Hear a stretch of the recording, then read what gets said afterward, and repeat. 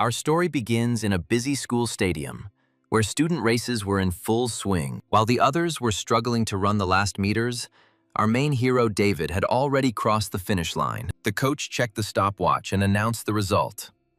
David's time was 2 minutes 36 seconds and 79 hundredths, which was an impressive result. A group of girls in the stands began clapping, waving at him and shouting his name. Ignoring the noise, the protagonist took a bottle of water to cool down. At that moment, a shy student hesitantly stepped forward and, with trembling hands, handed him a pack of napkins. David was a little confused, but he accepted the napkins and thanked the girl, who hurried back to her friends, filled with delight. While the hero was wiping his face, an interface appeared in front of him, and David noticed that his glasses had increased slightly more than usual. He looked at the crowd of girls who were still shouting his name and said that this skill was leveling up too quickly. Suddenly, a sharp whistle cut through the air, and a tennis ball was flying towards David at great speed. But David didn't panic or even move.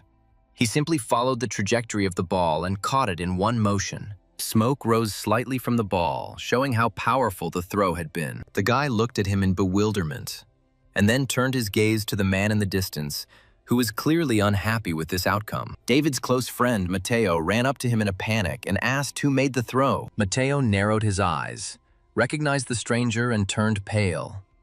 It was Peter, the infamous school tyrant. He asked David why he got involved with a man like Peter, and noted that it was probably because of the girls again. He then stated that David should have accepted someone's feelings a long time ago to stop constantly attracting trouble. However, the hero did not react in any way. He threw the smoking ball aside and simply walked away. Mateo ran after him, warning him not to provoke Peter, and then asked what David was planning to do next. David didn't even turn around and replied that he was going to work out, continuing to walk towards the gym. People told him that only martial arts could make a person truly strong. But he was different from the rest. David was not born into this world. He appeared here suddenly, a month ago, in a city that was similar to Earth but very different from it. And he did not arrive empty-handed. A strange, translucent panel followed him everywhere. She worked by one rule. Effort always brought reward. If he practiced any action long enough, the system would improve it. David constantly reminded himself that hard work was never wasted, but growth came at a price. Daily training required a huge amount of energy, so he had to eat almost constantly. His body was well developed and toned, but he reminded himself that he had not worked for appearances. Later that night, David walked the streets of his neighborhood, the city's fifth belt. And since this is a belt, it means there is both an inner and an outer side. The city was designed as a target. The outer districts remained poor while the inner districts prospered. With only 6 months left until David's graduation, he knew he had to decide whether to compete for a spot in the inner circle. But now his system needed fuel, so he filled the basket with nutritious food. The cashier announced the final amount, 210, and then David froze in place. He began silently putting the products back. The boy then went home, muttering to himself about the cost of eggs as he went, convinced that the world had gone mad. Suddenly, a dark silhouette rushed past him. David flinched and clutched the shopping bag tighter. A small black cat was sitting on the sidewalk, and then David relaxed, deciding that it was an ordinary stray cat. However, the animal suddenly tensed up and then dramatically collapsed onto its side and lay motionless. The hero squatted down to check the cat's condition, but upon taking a closer look, his expression changed. The animal's fur was dirty and matted, and its entire body was covered in wounds, as if it had recently lost a serious fight. As David looked at it, he heard a weak voice complaining that the world of stray cats was very cruel. David jumped back in shock, not believing his eyes. The talking cat was clearly not what he expected to see. Then his gaze fell on a golden ring attached to the animal's tail. Noticing its unusual pattern, the guy carefully touched the metal, studying it. At the same moment, the ring flashed with golden light. The system sent a message that divine power had been detected. And then the hero thought. He lived on a planet called Dissen, and the world here was called Zeusia. 287 years ago, God died. On that day, All of Dissen's humanity witnessed this wondrous spectacle with their own eyes. God particles fell upon the world in millions of stars. After the disappearance of the gods, people accepted the fact that humanity was left alone. But in this event, our protagonist saw an opportunity. David thought that one day he would be able to achieve the level of a deity through his own efforts. Returning to his apartment, he decided to first feed the poor, wounded animal. David placed a bowl of dry food on the floor, but the cat looked at her and then demonstratively turned away, clearly expressing displeasure. The hero was clearly unhappy that an ordinary homeless cat was refusing food, although he should have pounced on it. However, David remembered hearing the cat speak and realized something. This creature could well have been something more than just an ordinary cat. If it had intelligence, dry food was clearly not suitable. Then David stood up and headed to the kitchen, while the cat watched him closely. Once inside, he began cooking, David quickly wielding a knife, chopping green onions. He then threw the ingredients into the wok. For him, cooking was just another way to level up. Soon, the apartment was filled with the aroma of a freshly cooked meal. David placed a bowl of rice with pork and green pepper in front of the cat. The animal's reaction was immediate. Its previous arrogance disappeared as soon as it smelled the food. The cat began to eat quickly, and David realized that his guess was correct. In front of him was a man who had turned into an animal. Then his gaze moved to the golden ring on the tail, and he assumed that it was the cause of what happened. Suddenly, the hero felt changes in his own body. He blinked, amazed at how quickly everything happened. The development continued, and the new ability was already ready for use. David immediately activated it. Suddenly, the room was illuminated by a golden light. The energy gathered into a small flame, after which it was absorbed into the skin. The hero felt a strange new power settle within him, an ability that gave a passive effect, an additional life. If he died, he could be resurrected within 7 days. The recovery time was 3 months. David was amazed at how useful this ability turned out to be. He then checked for an active skill, but it was still locked. To open it, it would have required a lot more divinity, which he did not have. His gaze fell on the black cat again, and for a moment the boy considered drawing even more divinity from it. However, after noticing numerous wounds and cuts on the animal's body, he abandoned this idea. David decided that taking any more power would be too much. His expression softened. He gently stroked the cat's head and decided to look for another way. The cat finished his portion and meowed softly, but David still couldn't stop thinking about the gold ring on his tail. Then he decided to go outside to find information about divinity, and at the same time see what this creature would do in his absence. Then the hero left the apartment and closed the door behind him, and the cat looked at the closed door for a long time. Gradually, the relaxed expression disappeared from his face, giving way to a wary look. At the same time, a camera installed by the hero under the ceiling in the corner filmed all the animal's actions. Meanwhile, David walked through the streets of the outer ring. The area was mired in poverty, and entry into the inner ring required a nearly impossible price to pay. Nevertheless, many continued to try in the hope of a better life. However, David himself was not bothered by this.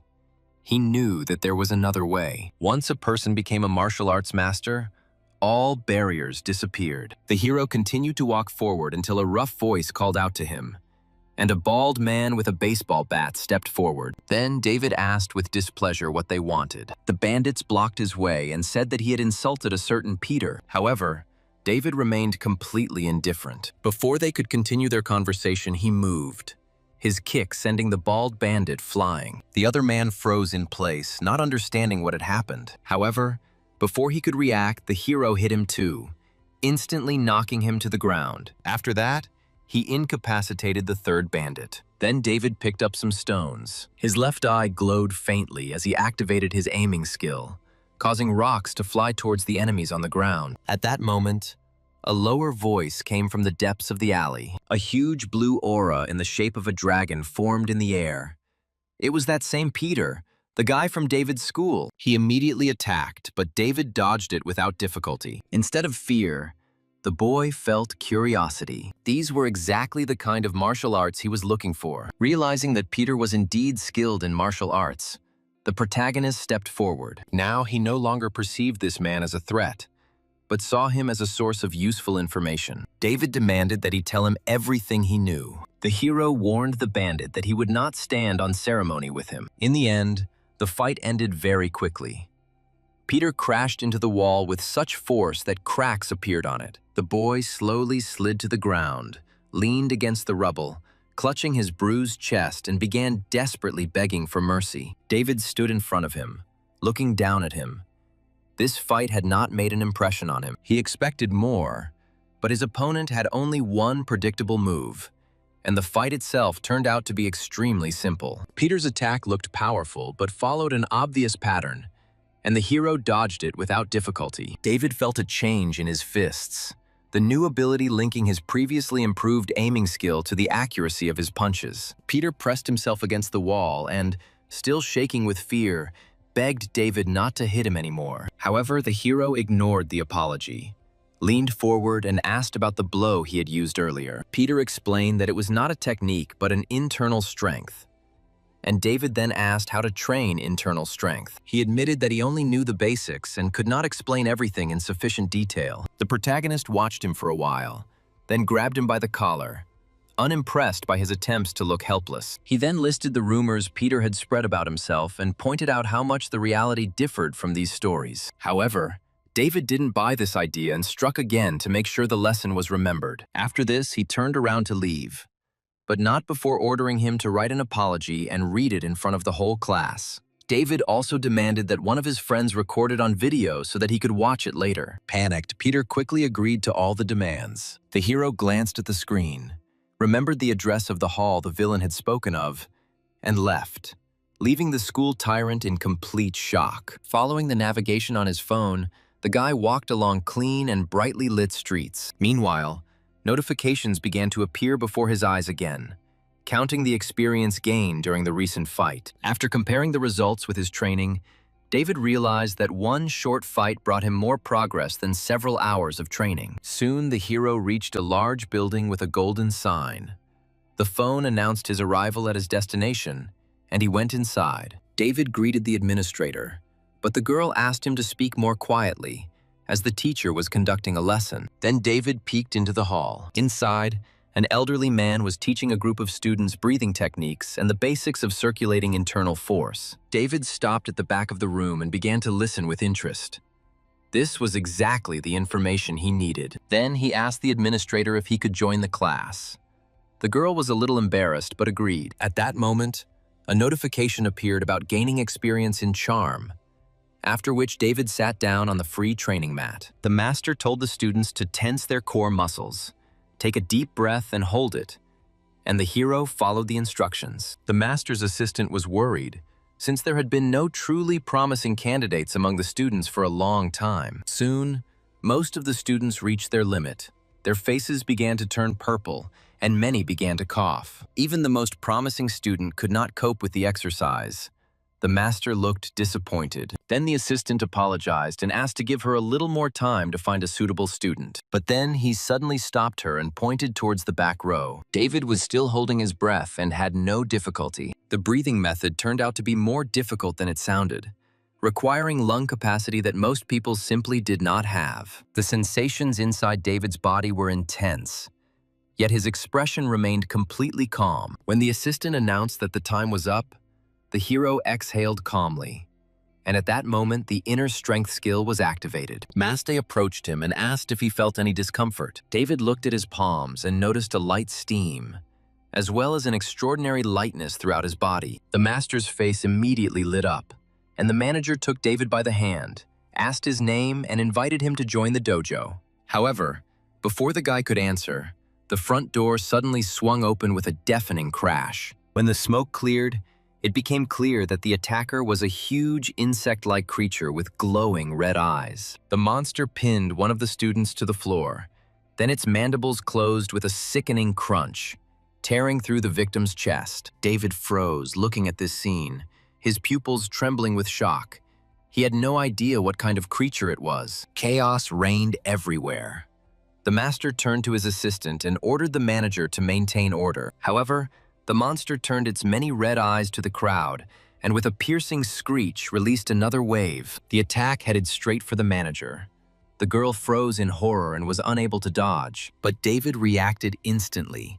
He rushed forward and pulled her out from under the blow. Together, they collapsed to the floor, the energy carving a deep furrow into the wall behind them. The manager looked up, her face flushed, and she quietly thanked her savior. However, David completely ignored him, all his attention focused on the raging monster. At that moment, he remembered Peter, who had told him that inner strength was energy collected from the entire body. David decided that now was the perfect opportunity to conduct an experiment. With a squeal, the creature rushed at him, but the hero met the attack head-on. His fist, shrouded in golden light, slammed into the monster's body with tremendous force. The impact felt like it was hitting a concrete wall. David thought that the creature was similar to a cockroach, capable of withstanding a load many times greater than its own weight. Then the guy realized that ordinary brute force might not work. Realizing this, he decided to concentrate all his power on one single point. Then the hero struck, and the creature's shell instantly split. Green blood sprayed in all directions, and the monster was thrown back.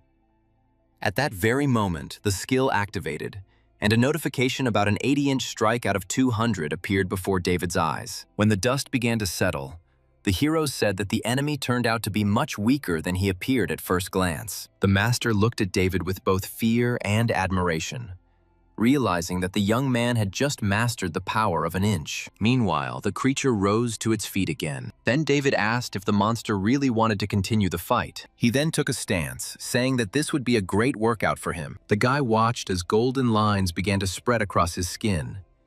He was sure that the result would remain the same. However, before the hero could attack, a fountain of blood suddenly shot into the air, and David froze in surprise. The next moment, a crimson flash flashed through the room, and the monster was already rushing to attack the hero. And then David realized that he had been too self-confident. However, this was followed by a blinding slash of blue energy. The blow instantly cut the monster into pieces before it had time to react. The boy blinked, looking at the chopped-up remains. But then the protagonist realized that the blue energy did not belong to him at all. Amidst the rubble stood a woman with silver hair, dressed in a tight-fitting tactical suit. She introduced herself as Lauren of the White Raven Squad and announced that all uninvolved persons were to leave the area immediately. David took a good look at the stranger. Defeating such a creature with one blow was truly an impressive achievement. The woman was clearly surprised by the destruction the boy was able to cause with his bare hands. A slight blush even flashed across her face.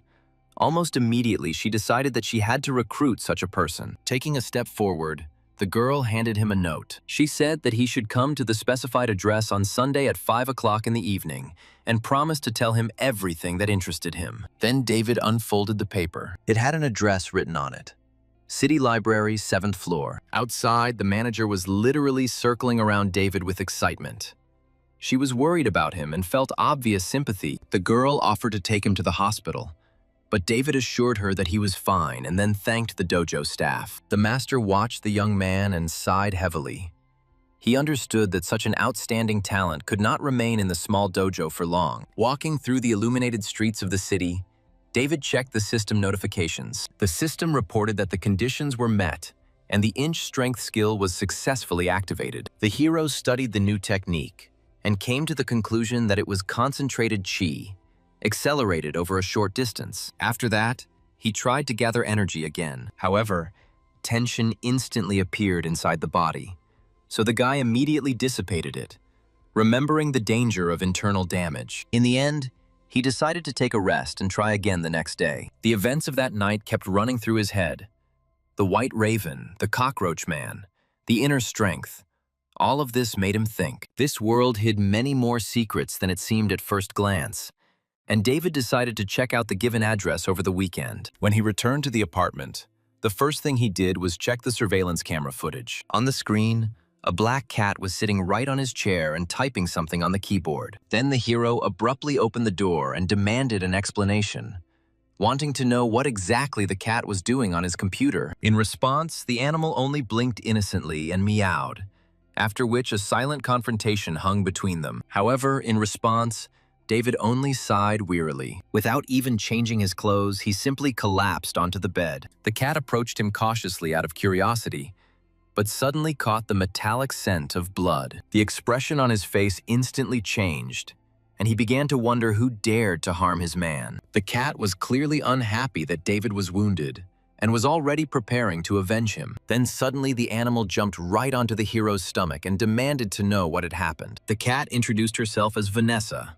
the leader of the dragon sect, and demanded an explanation of what had happened in order to restore justice. However, David was already half asleep.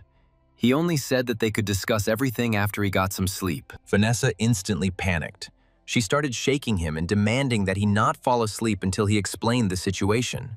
The next morning, sunlight entered the apartment. David sat at the table completely rested, the complete restoration of health having finally eliminated all fatigue. Sitting across from him, Vanessa clarified whether she had understood correctly that David had not been beaten, but instead had defeated the monster himself. The protagonist continued eating and confirmed that this is exactly how it happened. The cat admitted that she had never heard of such creatures appearing in the urban area before, and this thought greatly disturbed her. Then the guy reached out and gently stroked her head. With a warm smile, he thanked Vanessa for worrying about him so much. The cat instantly froze. Her face turned red, and she began to stutter in surprise. Vanessa then quickly pushed his hand away and declared that from now on he was to call her only mistress. However, before the cat could get indignant, the hero picked up the phone and asked what she was doing on his computer. The cat immediately tensed up and froze, suddenly realizing that she had trapped herself. David said that the item in his hands was called a cattail ring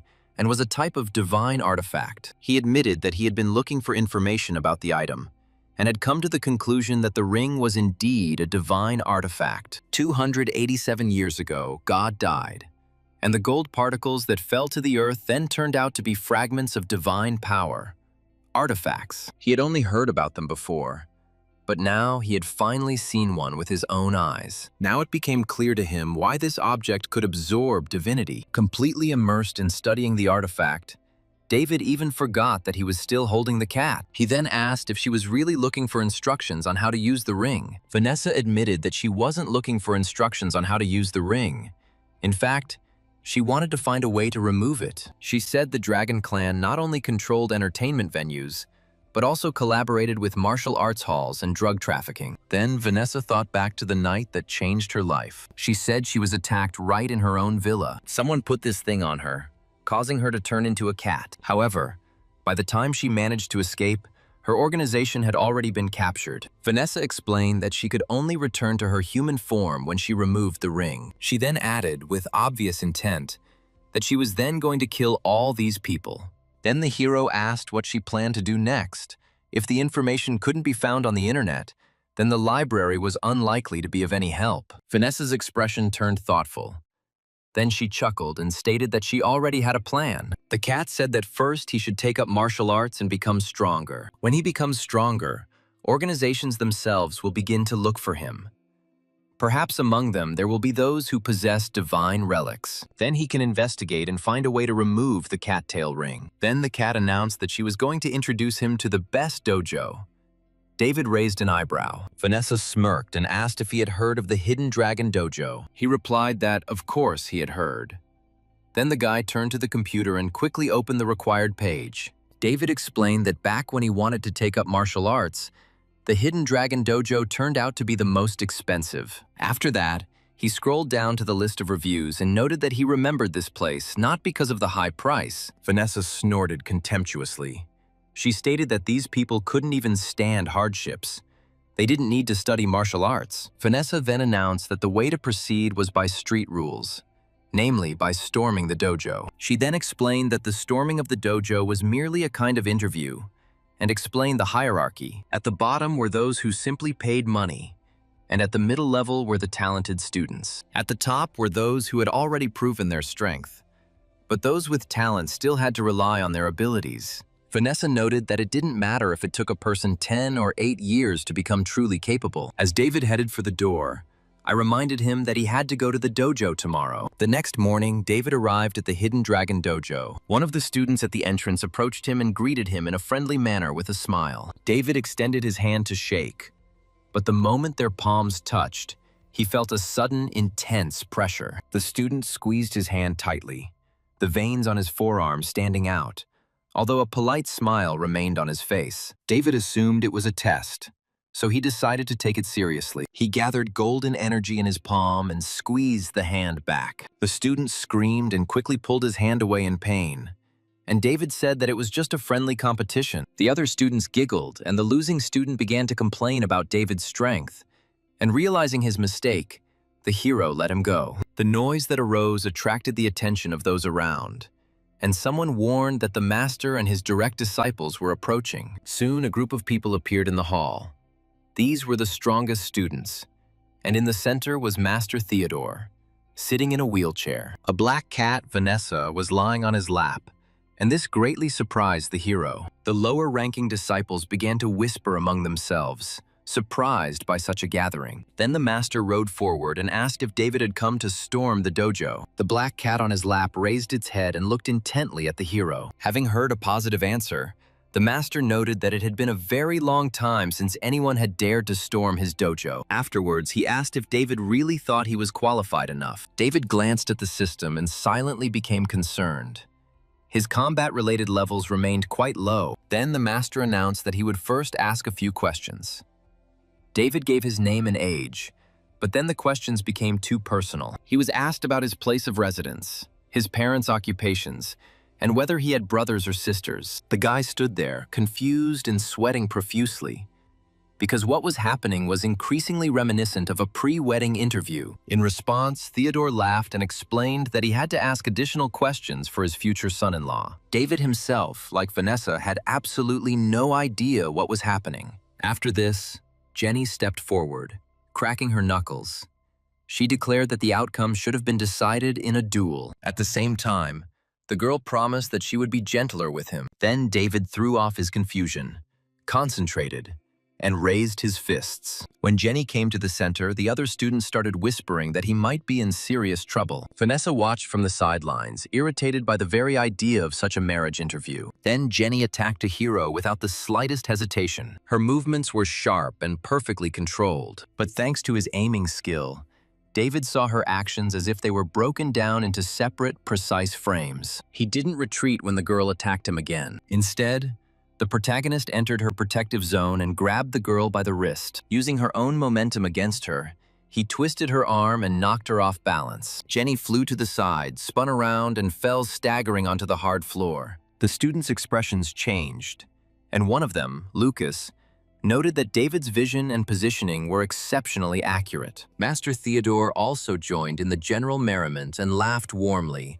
stroking the black cat lying on his lap. David asked the dojo master if his assault had been successful, at which point notifications with rewards for the battle appeared before his eyes. Theodore, with a satisfied expression on his face, confirmed that David was indeed worthy of becoming a direct disciple. After this, he reminded that now the time had come to change the form of address to everyone present. The protagonist responded to these words with respect and greeted the master, as well as his older brothers and sisters in training. Lucas laughed out loud and declared that from now on, David was their 7th little brother. Meanwhile, Jenny introduced herself as his 6th older sister and warned him not to get too proud of one victory. The boy thanked her and noted that before his arrival, she was the youngest among the direct students. Soon, a student approached him and politely offered to help the young gentleman with all the formalities. Theodore explained that personal students should not be treated with disdain. The hero asked if this title could be changed,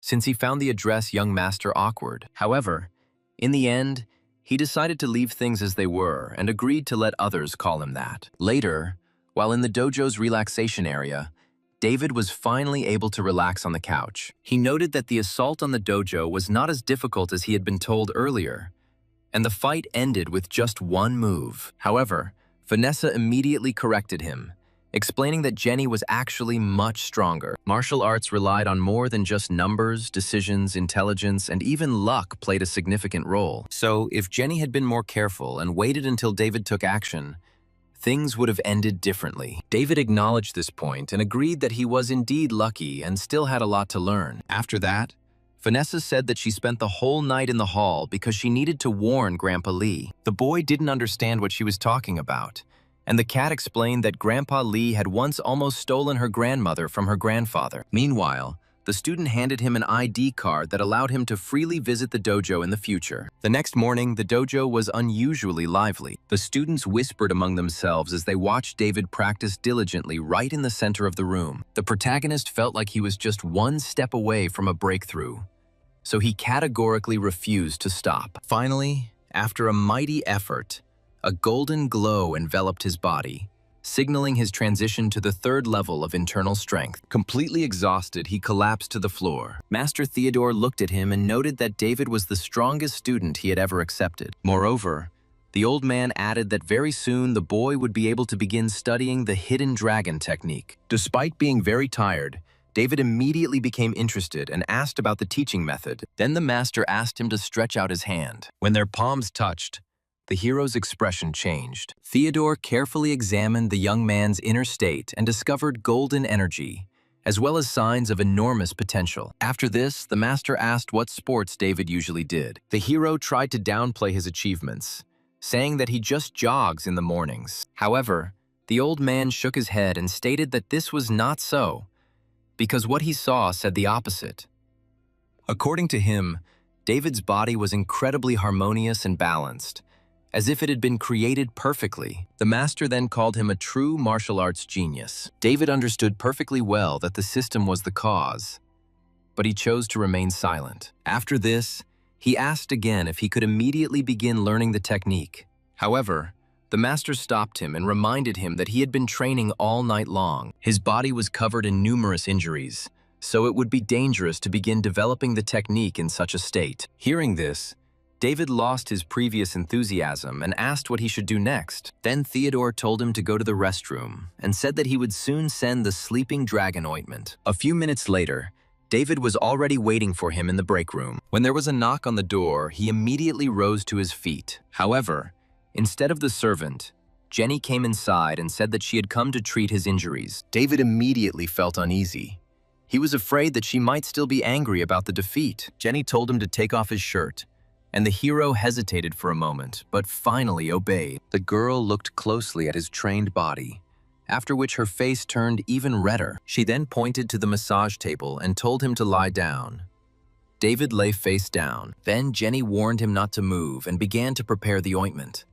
But the guy himself continued to be nervous. Soon the girl applied cream to his back and began to massage it with noticeable effort, causing David to wince slightly. She then put even more weight on him and asked why he was so unresponsive. David couldn't help but notice that this girl was clearly putting a lot of effort into pressing her fingers into him. The hero replied that everything was fine with him as long as she was comfortable. Hearing these words, the girl fell silent for a moment. She then admitted that she had acted out of irritation after her defeat and had deliberately tried to tease him a little. After this, Jenny timidly asked if he was angry with her, but David calmed her down and assured her that he was not angry at all.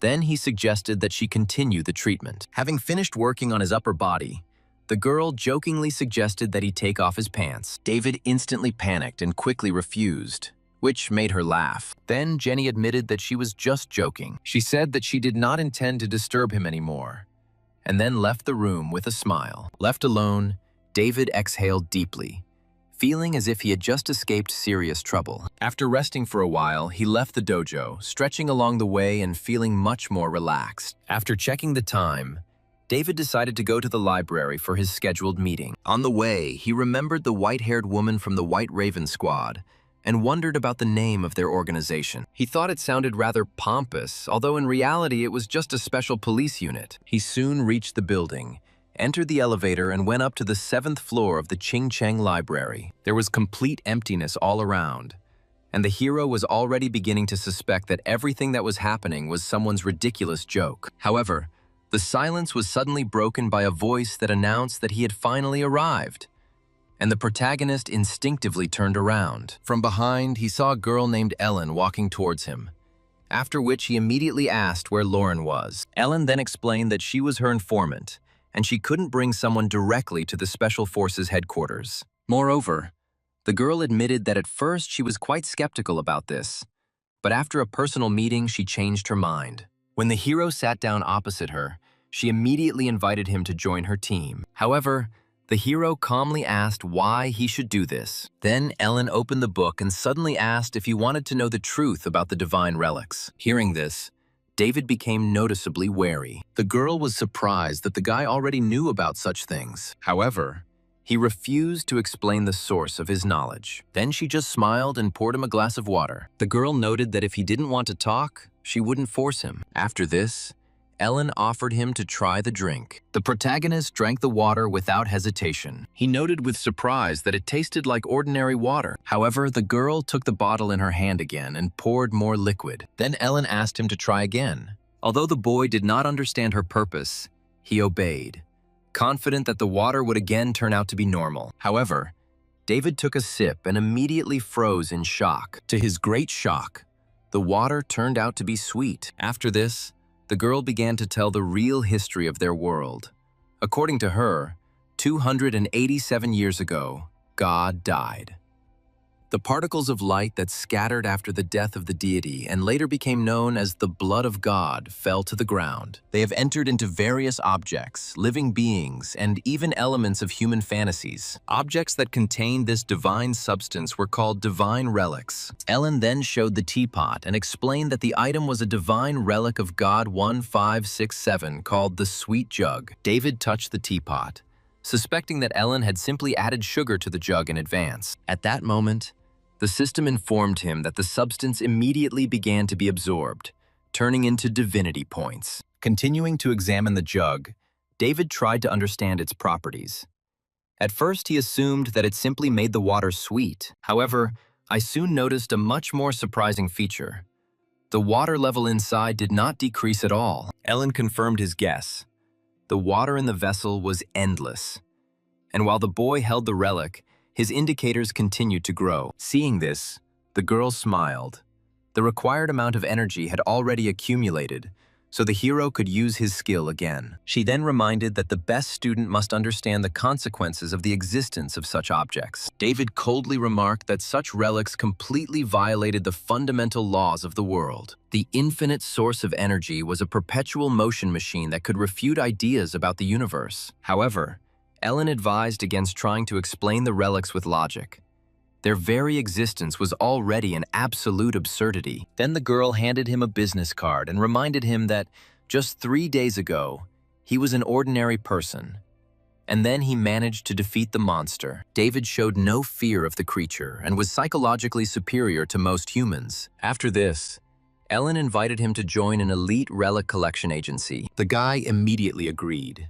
He shook her hand enthusiastically and declared that he was ready to carry out any orders. Working for an organization that dealt with divine relics seemed like a real dream to him. In his mind, the hero was already imagining how many powerful artifacts he would encounter in the future. Even his passive skill was incredibly powerful, and his active one was supposed to be even more dangerous. Excited by the prospects, David imagined the wealth and power that could await him. Seeing his reaction, Ellen only sighed heavily, realizing that the guy had been idealizing reality too much. Then she took the documents out of her bag and handed him the contract. The hero quickly glanced at the papers and noted that it was an employment contract with an additional clause on strict confidentiality. The girl then explained that all divine relics were divided into ranks A, B, C, and D, depending on the level of threat.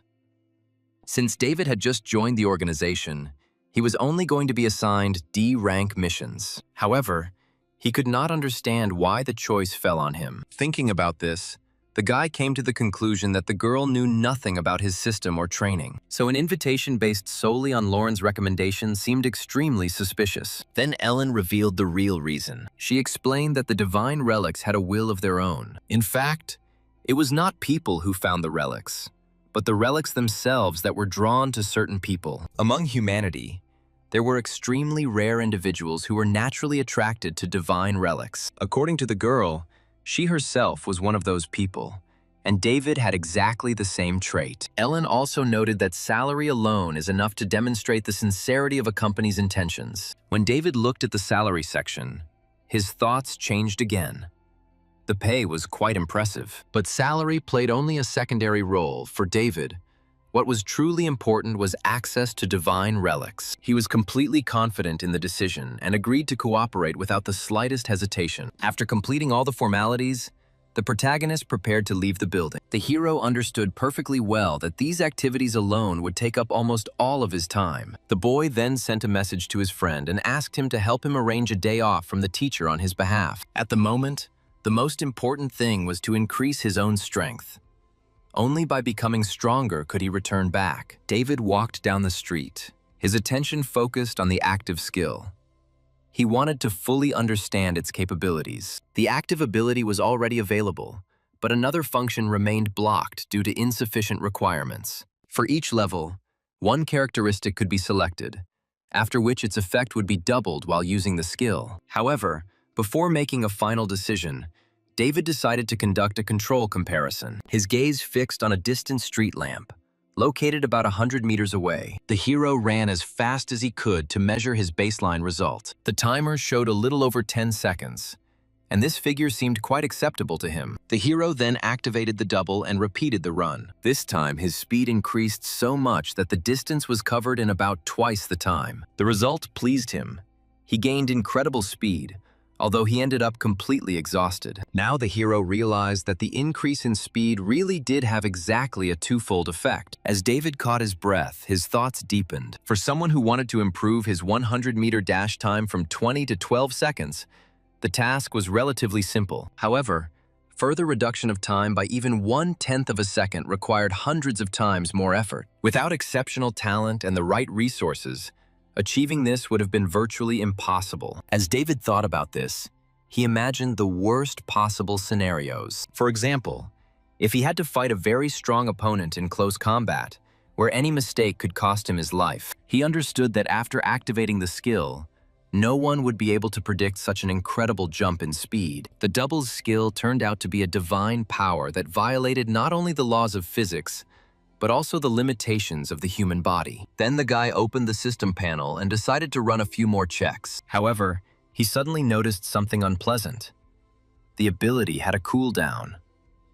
The skill lasted about 20 seconds during its entire use, so now he had to carefully calculate each battle. Disappointed, the hero went home. It was already evening. His whole body was aching from training, and his eyes were literally closing from fatigue. He decided to take a hot bath first, and then get a good night's sleep before his martial arts class tomorrow. The next morning, he was awakened by the loud sound of his stomach growling. The guy grabbed the phone and was very surprised. David discovered that he had slept for a whole 6 hours. Only then did he realize that he had fallen asleep right in the entryway. At that moment, an angry message from Jenny came on the phone. The girl was wondering why her younger brother hadn't shown up for training yet. Seeing this, the hero panicked and immediately ran out of the house. Soon he burst into the dojo. The hero opened the door, already preparing himself for the moral scolding that was about to be given to him. Inside, Jenny was helping one of the students when she noticed David and immediately approached him. The girl said that he arrived just in time. She then suggested holding a training sparring session to demonstrate the correct use of force. The other students immediately began discussing the outcome of the duel. Most believed that the newcomer would not be able to win. The hero himself understood perfectly well the true reason for the call. Under the pretext of a demonstration, Jenny simply wanted to regain her lost pride. However, the guy was completely satisfied with this, because he also wanted to test her true capabilities. The fight began instantly. The girl was the first to attack, but the main character took advantage of the moment. Thanks to his incredible speed, he caught his opponent off guard. David immediately grabbed her hand and threw it on the floor without hesitation. He slammed his opponent's head into the stone floor with great force. Jenny collapsed to the ground and froze in shock. She couldn't understand how she lost, although she fought with all her strength. Meanwhile, David calmly adjusted his clothes and thanked her for the fight, immediately after which the system began issuing rewards. The hero received points for combat experience, physical fitness, accuracy, force control, and other characteristics. While those around him silently watched him go, the guy headed for the exit, studying the new indicators. Then he realized that the system no longer considered him an outsider. After activating the double skill, he was no longer inferior to Jenny. Reflecting on the past battle, David came to the conclusion that his new ability was much more powerful than he had imagined. Suddenly, Lucas called out to him, the fifth elder brother offering to practice the sleeping dragon technique together.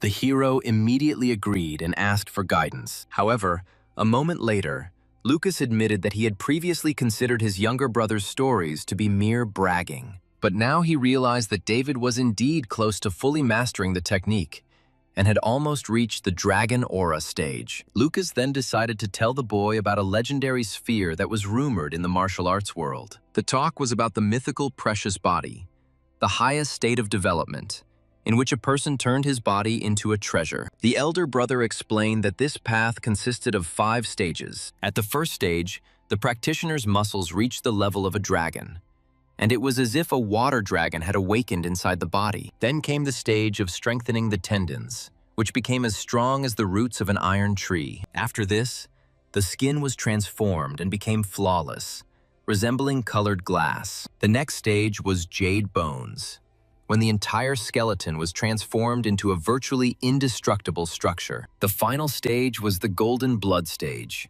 where the blood began to boil like hot lava, and the body emitted enormous power. After finishing the story, Lucas noted that all this was considered just a beautiful legend. No one could reach such a level. However, David was determined that the failures of others did not mean that success was impossible for him. Suddenly, the silence was broken by a deafening roar. The window shattered with a crash, and a man literally flew into the room. The protagonist stared at what was happening, stunned. Even Lucas turned noticeably pale and immediately called the new arrival his older brother. Glass shards immediately fell to the floor, and Marvin stood calmly in the middle of the room, as if nothing unusual had happened. Then Lucas rushed to introduce them. He explained that in front of David stood the strongest fighter in the dojo, Marvin.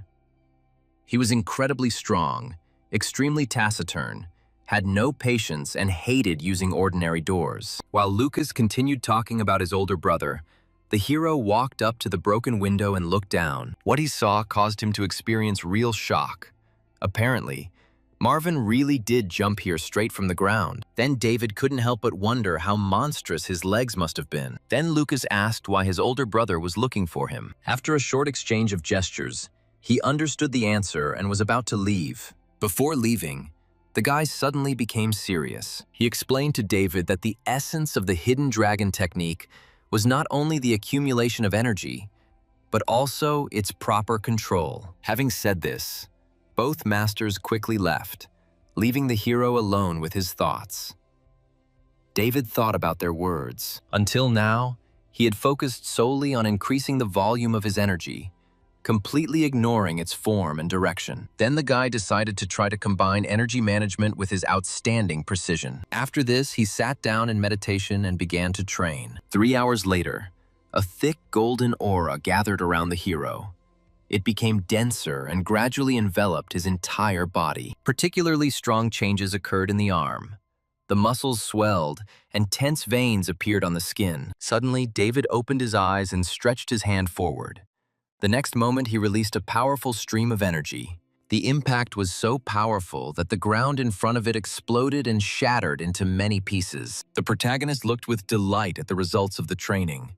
The new technique turned out to be much more effective than an ordinary stone. At that moment, applause was heard from the side. Master Theodore and Dory were watching the training. The teacher had already known about his outstanding abilities, but now he realized that David's talent for energy management was also at an incredible level. Pleased with the results, the master took out a special pill and handed it to his disciple. Without further ado, David accepted the gift. Then the hero swallowed the medicine without hesitation. Immediately after this, the mentor opened his heavenly eye and told the boy to look closely into his eyes. As soon as David fulfilled the request, everything around him changed. His body froze, and he suddenly found himself in a completely different space. The guy was confused and didn't understand what had happened or where he had ended up. Then that same pill appeared from the mysterious lake. Soon, a golden dragon began to emerge from it, its body covered in numerous wounds, and its former glory noticeably faded. When he fully appeared before the hero, their gazes met. Pain and suffering were visible in the dragon's eyes. David's eyes gradually changed color, and his body began to merge with the huge golden dragon. Soon, the hero's skin became covered with thick golden scales. Then the guy grabbed his head in severe pain. The energy inside him raged with incredible force, as if trying to break out. It was the power transmitted by the golden dragon through the pill. The protagonist took a deep breath and tried to calm his rebellious aura. He assumed a meditative stance and began to gradually bring his energy into order. But the enormous pressure only made the task more difficult. The guy's face turned red from the tension, but he continued to concentrate on controlling the internal flows of power. Soon, David plunged into his inner space. All extraneous thoughts disappeared, and his consciousness became unusually clear. The golden dragon itself had already completely healed and no longer bore traces of its previous wounds. The creature calmly watched the hero. As the boy continued cultivating, a bright golden light began to emanate from the dragon's claws. Gradually, it gathered into a shining sphere of energy, at which point the consciousness of David and the dragon were completely synchronized. Suddenly, a system notification sounded, and the hero received the visualization skill of the first level. When the main character opened his eyes again, they were already his usual color. He looked around. Meanwhile, Theodore laughed loudly and admitted that he was worried about his student, fearing that his energy would be completely exhausted. Then the old man praised the boy. He managed to master dragon energy on the first try, and such talent was extremely rare. David asked about the nature of this power, and Theodore explained that dragon energy was a special form of emotion. Rage can greatly increase the impact of a blow, and the desire to survive gave a person almost limitless strength. Using emotions to enhance power was called dynamic chi, and complete control over them was called static chi. After listening to the explanation, the hero thought about it and came up with the idea of combining both states at the same time. Inspired by the discovery, the guy asked to tell him more about the training. However, Theodore only smiled and hinted that the student had almost understood the essence of the technique. Instead of a direct answer, he suggested that he figure out its basis on his own. So David closed his eyes and began to think. After some time, it dawned on him that the essence of the technique was the complete absence of interference and absolute concentration. Having immersed himself in this state, the hero suddenly realized that he perfectly remembered everything he had ever seen or studied. Even complex tasks from his past life, which had previously seemed insurmountable to him, were now solved without difficulty. Having realized this, the boy happily told the master that he had become much smarter. But he soon noticed other changes. Ordinary situations could no longer shake his emotional state, and his imagination became much stronger. Now he could imagine the enormous dragon in great detail, down to every scale and hair on its mane. Then the protagonist finally realized that this was the true essence of the visualization technique. Theodore nodded approvingly, confirming his guess, after which the mentor called Dory, who was standing nearby. He explained that talk alone is not enough, and that the power of new technology can only be felt in real combat. Dory quickly finished her bread and stepped forward, while Theodore continued to praise her, calling her the best student in the dojo. Watching her, the hero immediately realized that, despite her outward fragility and calm, the girl possessed amazing power. Then the boy involuntarily wondered who was stronger, Dory or the sixth sister, and soon they both took up fighting stances. Without wasting any time, David rushed forward and was the first to attack. However, the result was unexpected. One blow from Dory threw him far back. Watching this, Theodore noted with satisfaction that the student's attacks were too predictable. Meanwhile, the protagonist quickly began to analyze the situation, while Dory herself only calmly brushed the dust off her hands. Then the guy's look became serious. He decided to no longer rely on brute force and use all available techniques. Immediately after this, David rushed into battle again. This time, both fighters exchanged a series of rapid attacks. The hero understood perfectly well that in a real fight, only the result mattered. The winner was the one who remained on his feet. However, just one mistake cost David dearly. A powerful kick sent him across the court. Despite this, the protagonist quickly rose to his feet and wiped the blood from his lip. The fight continued with incredible intensity. From early morning until dawn the next day, both fighters exchanged blows and techniques. Eventually, David managed to land a heavy blow. It hit Dory right in the chest. The girl staggered and stepped back, experiencing severe pain. The hero himself looked at his own fist, trying to understand what exactly he felt at the moment of impact. Luckily, Master Theodore came to Dory's aid in time and stopped the training. After examining both students, he announced that classes were over for the day. The girl looked extremely dissatisfied, but the mentor noted that further fighting would no longer be beneficial. After Dory left, David wondered why the fourth sister hardly ever spoke. In response, the master sighed heavily and explained that she had experienced difficult events in the past. The mentor then asked the student how he was feeling and how effective the training was. The hero honestly admitted that he had never experienced such fatigue before, but at the same time, he was incredibly pleased with the results. Later, the main character slowly walked home along a deserted street. As soon as he crossed the threshold, he immediately called Vanessa and said that he had brought fried chicken. But there was no answer. Instantly alert, David began to examine the apartment. Soon, his attention was drawn to strange sounds coming from the bathroom. Coming closer, he noticed only one pair of shoes at the entrance and became completely confused. Remembering that Vanessa had previously mentioned her enemies, the hero imagined the worst-case scenario. Panicking, he swung the door open. It turned out that the cat was just taking a bath. Seeing the guy burst in, she screamed and immediately splashed water at him, trying to drive him away. However, the protagonist quickly realized his mistake.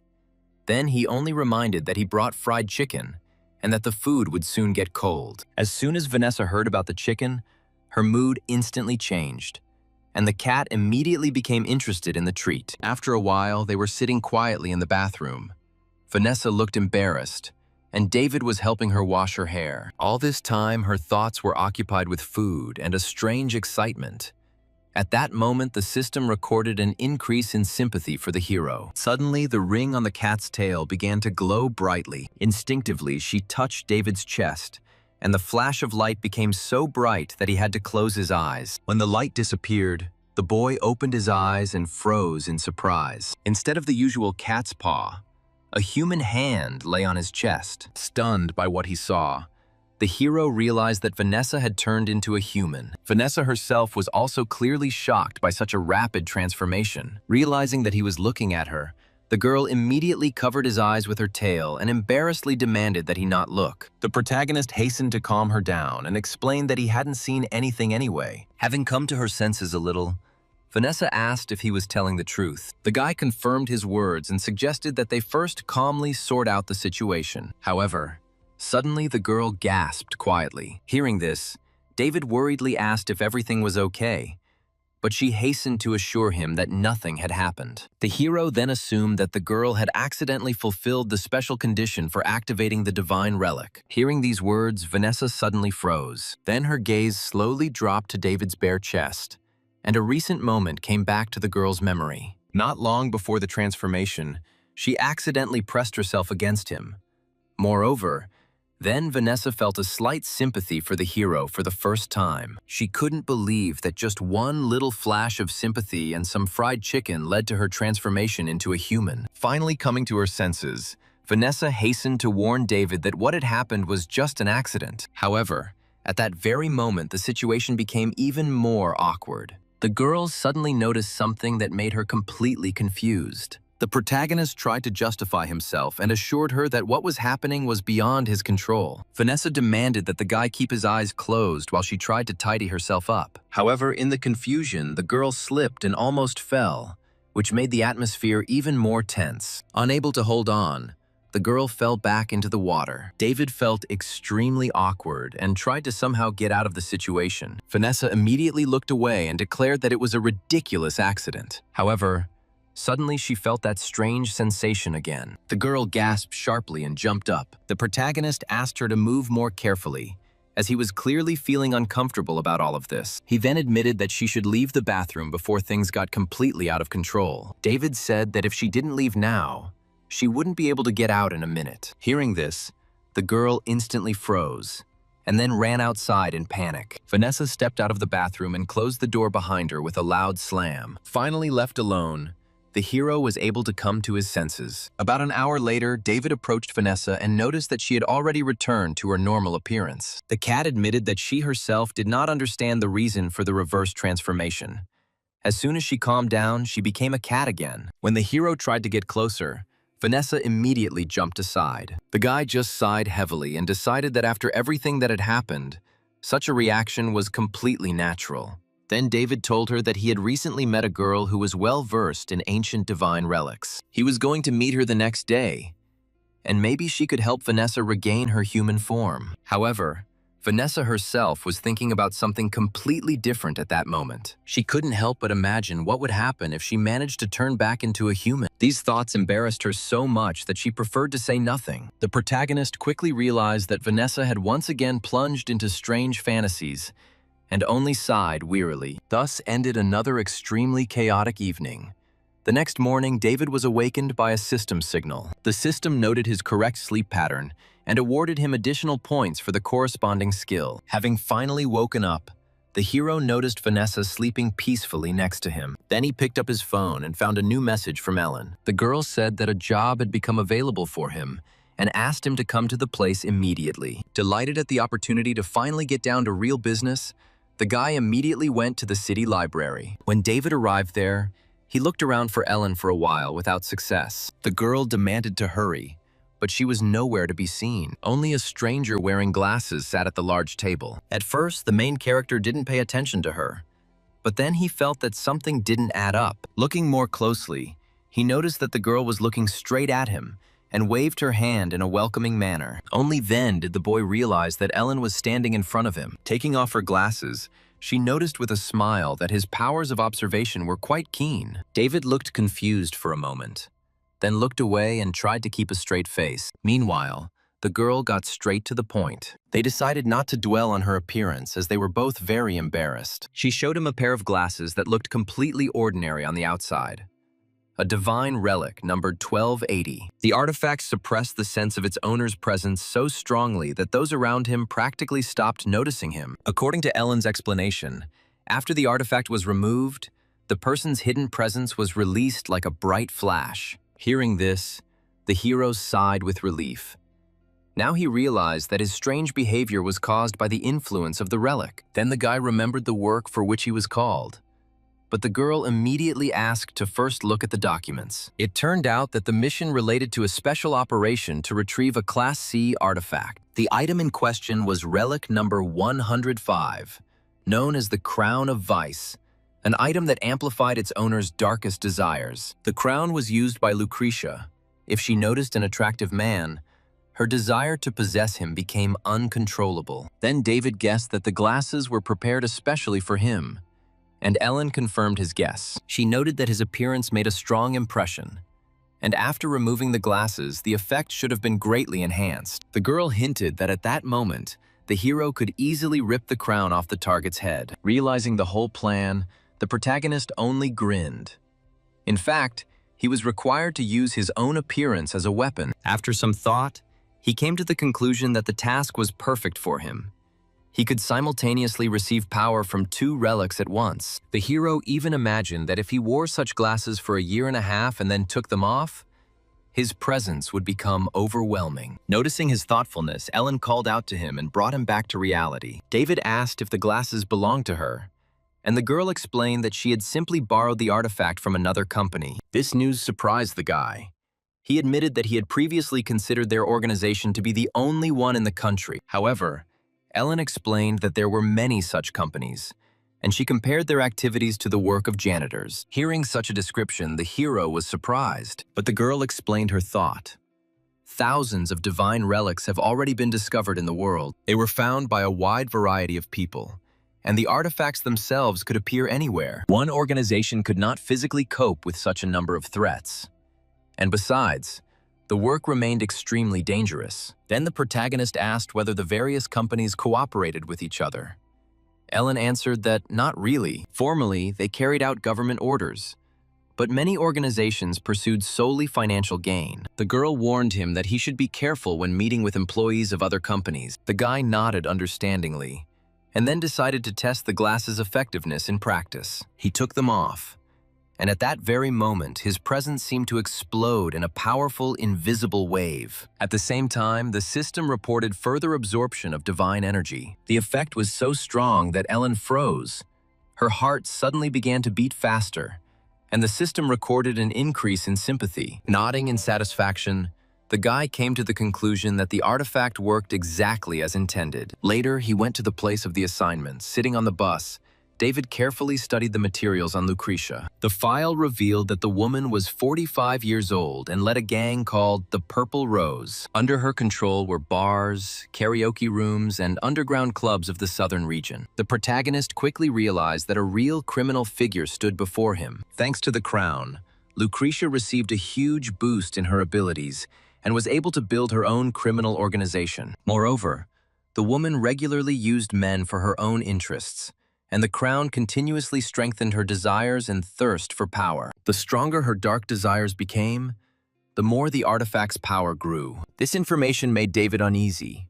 He understood that if no one stopped Lucretius, the power of the crown would grow infinitely. Therefore, the hero focused on the task at hand.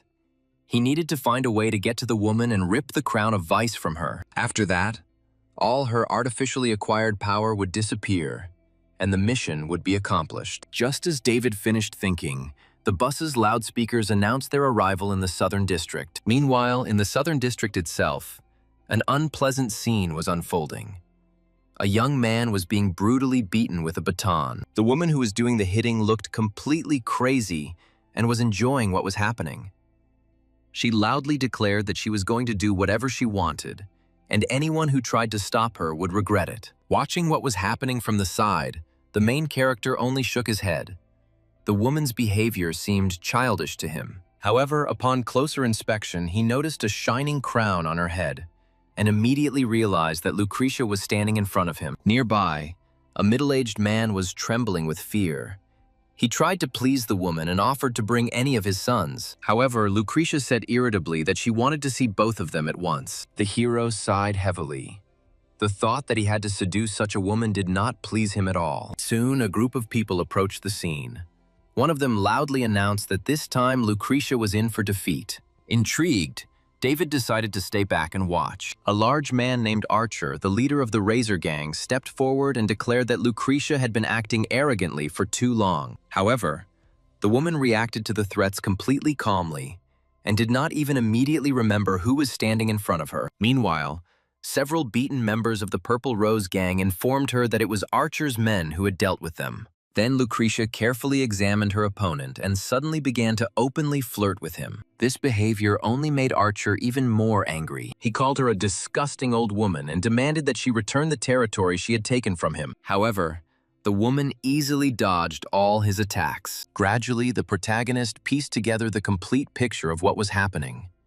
This area once belonged to the Razor Gang. However, then Lucretia and her people captured it, which is why a real war broke out between the factions. Soon, both groups rushed into battle. One of the bandits hit the young man on the head with a brick. Seeing this, Lucretia instantly became furious. It turned out that the victim was important to her. Then the woman demanded that what was happening stop immediately. Archer realized that he had finally pissed off his opponent and immediately took advantage of the moment. He rushed forward and delivered a powerful blow. Even David was impressed by this attack. The blow threw Lucretia back, but she did not receive any serious harm. Moreover, an even crazier smile appeared on her face. She declared that so be it, she would play with Archer. After this, the woman launched a counterattack, and both leaders engaged in a fast-paced duel. Their speed was so high that the resulting dust and smoke almost completely obscured what was happening. Watching the fight, the hero noted that Archer was a dangerous opponent, using his palm like a blade. However, Lucretia only received a small scratch. Although Archer was superior to her in pure strength, the owner of the Crown of Vice was distinguished by incredible vitality. The fight continued for some time until Archer finally received a heavy blow, although the fight could have dragged on for a long time. But it was at this moment that the system reported that the absorption of divine energy was 100% complete. The system immediately offered several enhancement options.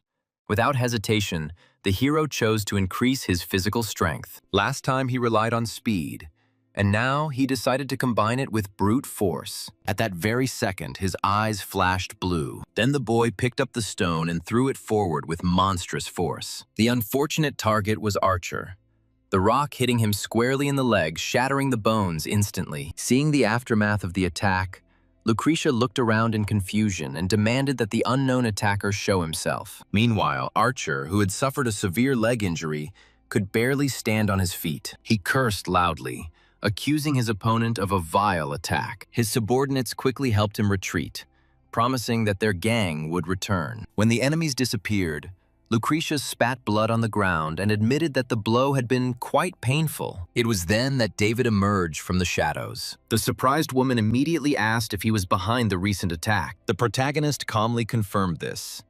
And then Lucretia became wary and assumed that the guy was armed. In response, he evasively said that he did indeed have a trump card, but he had no intention of using it against her yet. Observing his opponent, the hero quickly realized that she relied solely on the power of the artifact, so he decided to beat her in a fair fight, without resorting to his backup plan with glasses. But the woman clearly didn't believe that such a young opponent could pose a serious threat. However, David ignored her taunts, taking a deep breath and focusing his energy. Seeing this, Lucretia instantly lost all confidence. At that moment, a powerful aura flared up around his body, reminiscent of the silhouette of a huge dragon. Now Lucretia seriously wondered how dangerous this guy could be. When the woman demanded to know his name, the hero thought for a moment. He then introduced himself with a fictitious nickname, Set. At that moment, the system activated a special state, and a golden light flashed in the protagonist's eyes. Afterwards, he took off at incredible speed. The first kick sent Lucretia flying backwards,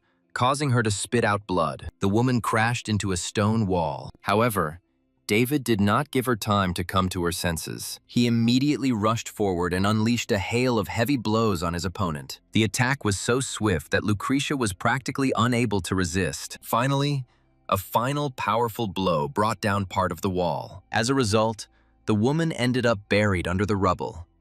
And only then did the protagonist allow himself to catch his breath. Looking at his swollen hand, he admitted that the fight had been much harder than expected. Lucretia's subordinates watched the scene in complete horror. They could not believe that someone had managed to defeat their leader so easily. However, it didn't end there. Suddenly, a hand appeared from under a pile of stones.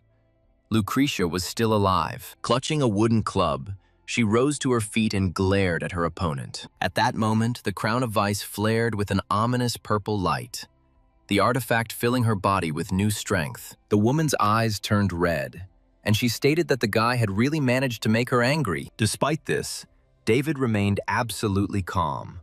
On the contrary, what was happening only further fueled his fighting spirit. Without wasting any time, Lucretia rushed forward, swinging her club.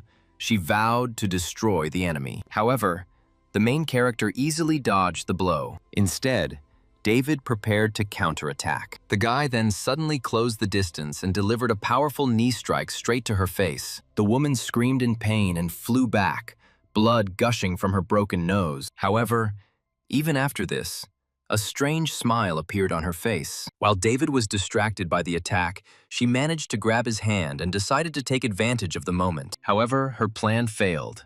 The hero instantly reacted and put his fingers to her forehead to give her a flick. At that moment, his eyes glowed blue again. David delivered another sharp blow, causing his opponent to release her weapon and stagger back. Lucretia grabbed her face and screamed in pain, but the protagonist only grinned. He remembered his mentor's rule very well. In a real fight, only the result mattered. While the woman was still trying to come to her senses, David continued the attack, leaving her no chance to seize the initiative. Seeing that Lucretia had completely lost the ability to resist, David slowly approached her. The hero then clasped his hands together, raised them above his head, and brought down a powerful blow from above. From this blow, her precious crown flew off her head and to the side. The woman herself instantly lost consciousness and collapsed into a huge crater, remaining motionless. The crown rolled off her head right under the feet of the main character. Lucretia's subordinates, standing nearby, were so frightened that they could not even move. However, the main character did not pay any attention to them. He calmly picked up the glowing artifact. After this, the system reported that divine item number 1105, the crown of the villainous, had been discovered. The guy immediately took a photo of the crown and sent it to Ellen as proof. After that, he thought for a moment and decided that all that remained was to hope that Lucretia would not suffocate under the rubble. David came to the conclusion that she deserved punishment for abusing the artifact's power and all the suffering she caused people. Meanwhile, the system continued to absorb divine energy, the indicators rapidly increasing, reaching 42%. He tried to take a closer look at the evidence, but at that moment, an unknown man approached him. The stranger called out to him and demanded that he immediately hand over the item he was holding in his hands. Upon hearing the voice, the guy immediately turned around. The white-haired man stated that David had no right to touch the artifact. Meanwhile, the absorption process had already reached 73%. The hero clutched the crown tighter and asked what would happen if he refused to give it up. The stranger's face instantly changed, and he himself said that such a refusal could cost his life. At the same time, the built-in analysis system assessed David. His physical strength level was approximately between 1.7 and 1.9. Despite this, the man quickly came to the conclusion that his opponent was still not strong enough. He stepped forward and said that he was giving him one last chance. But what happened next took him by surprise. David suddenly struck him in the groin, but to the hero's surprise, his opponent didn't even wince. Moreover, he only laughed and noted that such dirty tricks were too obvious, and he had long been prepared for something like this. The guy immediately turned around and started running. Normal people usually don't prepare specifically for such attacks. David concluded that the man was most likely an employee of some other artifact collecting organization. Moreover, his body seemed incredibly strong, as if it were made of metal parts. Before David had time to fully understand what was happening, the pursuer literally broke through the concrete wall and continued the chase. He almost grabbed the hero, but he managed to jump back at the last moment. After this, the guy continued to run, his anxiety only increasing with each passing second. The enemy's strength seemed bottomless, and any protracted battle practically guaranteed defeat. The system soon showed a new absorption level of 81%. As the hero looked at the screen, he was overcome by a bad feeling. He instinctively raised his hands and only miraculously blocked the sudden blow. The force of the attack was so great that he was thrown through several stone walls in a row. Gritting his teeth in pain, David realized that he could no longer escape in the usual way. It seemed the situation had become hopeless. However, at this point, the system reported the readiness of a new skill, Shadow Flame, which required 500 units of divine energy to activate. Meanwhile, the man continued to threaten, stating that if he voluntarily surrendered the artifact, he would only suffer a broken arm. But before he could finish his threat, a hand suddenly emerged from the clouds of dust and clamped a tight grip over his mouth. The man's eyes instantly filled with genuine horror, his body trembling as he realized that he was in the presence of a gifted person. Then, the main character slowly rose from under a pile of broken stone and asked if they were talking about him. The frightened enemies suddenly broke free and jumped back.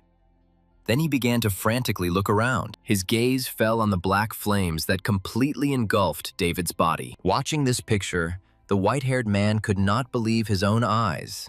He had foolishly gotten involved with the gifted one. The system informed David that the Shadow Flame skill had reached level 1, and that more divine energy was required for the next upgrade. Hearing the white-haired man's words about some gifted person, the hero wondered why he, upon seeing the black flame, immediately associated him with this organization. While the guy was trying to figure out the situation, his opponent decided to take advantage of the moment and quietly escape. However, the hero immediately noticed this. As soon as he thought about attacking, the Shadow Flame rushed forward and rushed straight towards the man. David himself was also amazed by what was happening. He only thought about the attack, and the ability already carried out the order on its own. Meanwhile, the enemy continued to run away, but the flames relentlessly pursued him. At some point, the hero's eyes widened in surprise. The black flames suddenly rushed forward and penetrated straight through the man's nose into his body. Then something truly creepy began. The white-haired man's body gradually began to deform, His eyes rolled back and his bones began to crack and break one after another. The main character froze in place, watching this terrible picture. A few seconds later, the enemy was already lying motionless on the ground, showing no signs of life. At that moment, the system began to issue rewards one after another. David received a huge amount of combat experience. When the stream of notifications ended, only 2 words remained on the screen: Shadow Flame. After this, David came closer and carefully examined the body of the defeated enemy. What he saw surprised him. The man's entire body was covered in expensive, extremely durable artificial leather. If the flames had not destroyed the enemy from within, it would have been almost impossible to defeat him using conventional methods. To test his guess, the hero carefully studied the properties of the ability. To his surprise, the ordinary stone, which seemed much stronger than human skin, instantly turned into nothing. Soon, the first rays of the morning sun illuminated the street. At the same moment, the black flame noticeably weakened. Raising his head, the boy remembered the skill description. The ability directly used the surrounding darkness. Therefore, the more shadows there were around, the stronger the flame became, and the more of it could be created. However, it was not possible to enjoy the new power for long.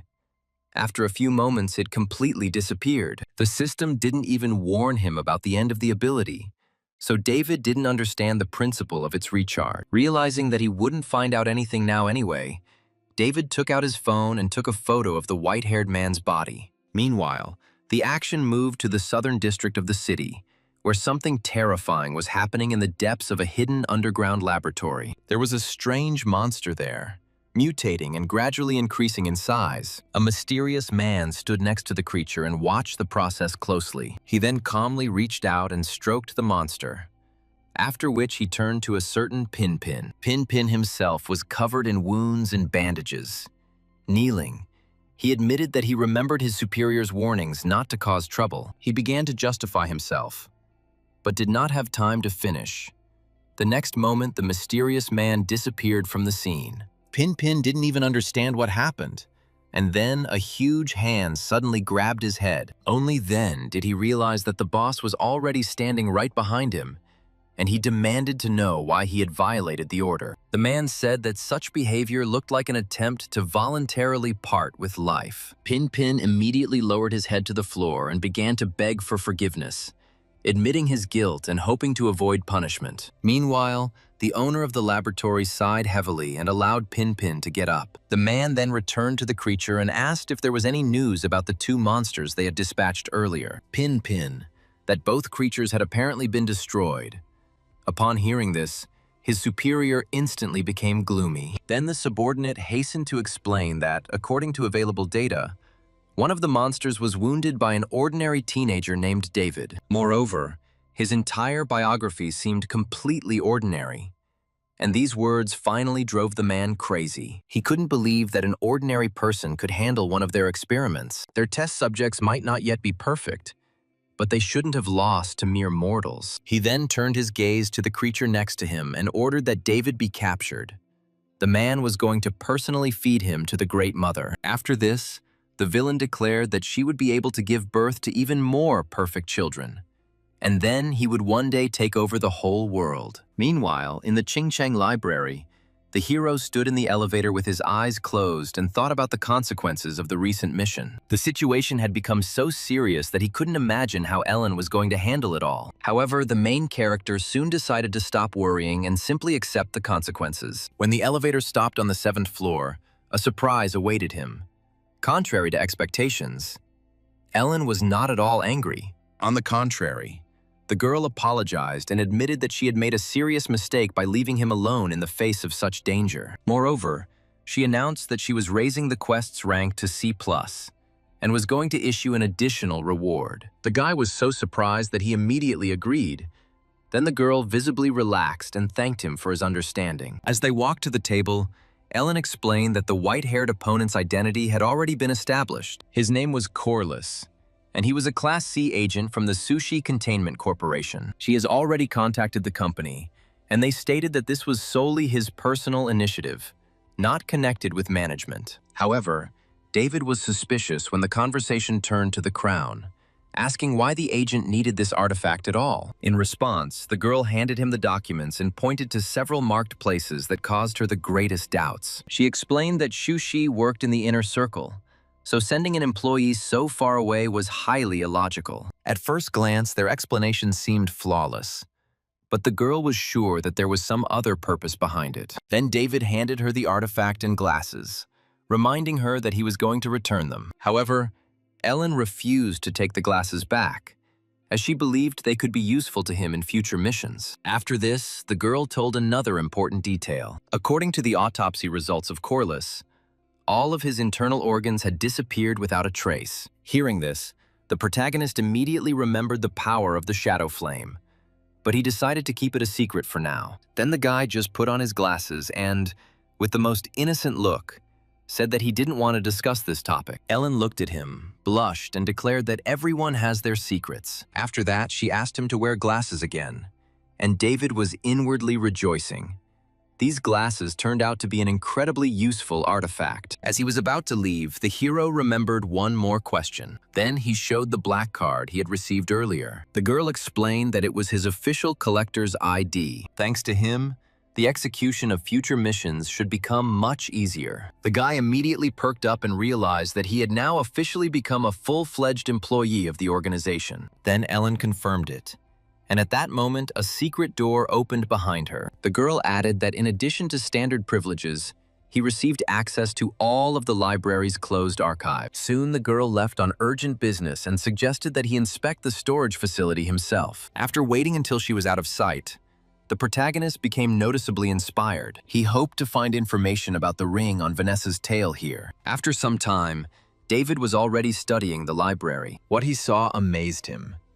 This place looked more like a separate world, and glass display cases contained many ancient relics, each with its own characteristics. David walked over to one of the display cases and pulled out a container containing an artifact called God 018, a relic known as the Goddess of Death. He then applied his black card, but the system immediately reported insufficient access level. Not wanting to give up, the hero switched to another container, but the result was the same. After that, he began checking one artifact after another, but each time he received the same notification about insufficient rights. He was irritated that he had been promised full access to the archives, but in reality, most of the data remained closed. Then he wondered if the ring with the cat's tail was a particularly secret relic. However, luck soon smiled upon him, and among the many records, David finally discovered the required artifact number 1391. With some trepidation, he placed the card on the terminal, and this time the system reported that the document had been successfully unlocked. The guy almost screamed with joy as data about the artifact immediately appeared in front of him. His danger level was designated as Class B, which was significantly higher than his own security clearance. According to the description, the ring merely allowed a person to transform into a cat. David couldn't understand why such a harmless object was considered as dangerous as relics capable of destroying entire neighborhoods. It turned out that after a month of use, the owner of the ring could freely change appearance between a human and a cat. The documents mentioned that many years ago, a doctor, upon seeing the ring, became very excited. He subsequently created the cult of the external god, and this name immediately attracted the hero's attention. Wanting to understand the matter in more detail, he began to search for additional information. The archives revealed that after the death of the ancient gods, giant rifts appeared all over the world. While exploring them, people found artifacts capable of communicating with the so-called outer gods. Gradually, sects began to form around these creatures, whose members sought to obtain power and blessings. People who were awarded such gifts were called gifted, and now the protagonist finally understood the meaning of this term. As he continued reading, he learned a story from 200 years ago. Then, the cult of the Holy Lion tried to establish contact with the ancient goddess Bastet, but for a long time did not receive an answer. Everything changed when one of the followers received artifact number 1391 and turned into a cat. But the most unexpected thing was something else. It was not the sect or even the person who received the blessing, but the ring itself, after which the artifact acquired even more mysterious properties. As the synchronization increased, the owner began to gain the power of Bastet, and in the later stages could gradually transform into her incarnation. David learned that the cult of the Holy Lion was ready to kill any owner of the ring to return the relic. Realizing this, the guy felt a chill run down his spine.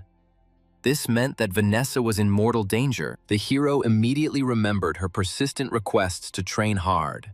Now everything became clear. The girl understood the threat perfectly well and tried to make him stronger as quickly as possible, since otherwise they both could die. Lost in thought, the protagonist unexpectedly discovered another important section of the document. It contained the conditions for merging with the ring, according to the report.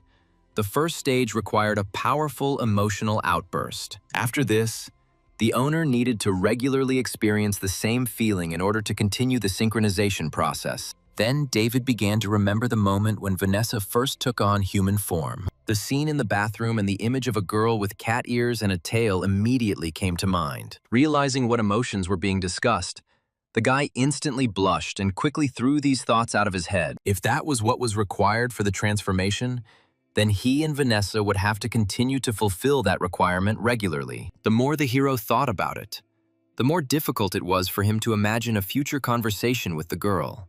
Luckily, he soon got to the section on side effects, which clearly stated that the artifact had no negative consequences. On the contrary, the ring only endowed its owner with enormous power and divine abilities. A few moments later, David's phone vibrated with a new notification. The bank reported that 231,511 yuan had been deposited into its account, leaving a total balance of over 235,000. At first, he thought he had been unexpectedly paid early, but then he realized it was compensation from Ellen. The sum turned out to be so large that the hero immediately imagined mountains of delicious food. Now, he no longer had to save. 5 days later, the protagonist's house had changed noticeably. The dining table was filled with expensive seafood and delicacies. The cat devoured the treats with great pleasure and asked why they had been living so luxuriously lately. The hero admitted that he had indeed recently received a large sum of money, but most of it had already disappeared. He then said that he had been studying the combat armor technique with the master for the last few days, and the preparation required enormous expenditures. During training, I had to take expensive medications and take therapeutic baths after classes. One training cycle cost at least 40,000 yuan, and I completed 5 training cycles in a few days. As a result, 20 expensive prescriptions practically emptied his wallet. Vanessa was surprised and reminded him that he should still have more than 30,000 yuan left. Then the guy silently pointed to the table piled high with expensive food. The girl immediately understood everything and did not ask any more questions, but warned him that the money should be spent carefully. In addition to medicine, he also had to buy weapons, hidden blades, and expensive clothes for visiting elite establishments. Vanessa pointed to the lavish dinner and said that such an expense should be allowed at most once a month. David agreed, but immediately realized that he had almost no money left, and the next payment was still a long way off. Ellen would hardly be able to quickly find a new task for him. If he didn't urgently find a part-time job, the situation would become unpleasant. Then the guy opened a correspondence and wrote to his older brother Lucas that he was completely broke and looking for any job. The answer came very quickly. Lucas said that he had come to the right place and suggested meeting the next day at school. While the hero was texting, suspiciously active sounds were suddenly heard from the table. Looking up, he discovered that Vanessa had already eaten all the food and had not left him a single piece. The next morning, David arrived at Hidden Dragon School for another training session. He closed his eyes and concentrated. Then he suddenly delivered a powerful blow with his palm. At this moment, the system reported the opening of a new skill, Soft Power Level 1. Lucas watched the proceedings closely and noted that in just 5 days, his student had made incredible progress. Soon, a girl ran up to David and asked him to take part in a test of strength and show his skills to the other students. Before the boy could answer, Lucas rushed to intervene. He stated that this was a great opportunity to test the results of his training, and at the same time, demonstrate them to others. Then the hero agreed and stepped forward. He greeted those present and said that he would try his hand. However, his students greeted him with ridicule, some claiming that the newcomer had not yet learned to control his own strength. Not wanting to drag out the performance, the protagonist walked up to the punching bag and delivered a direct blow.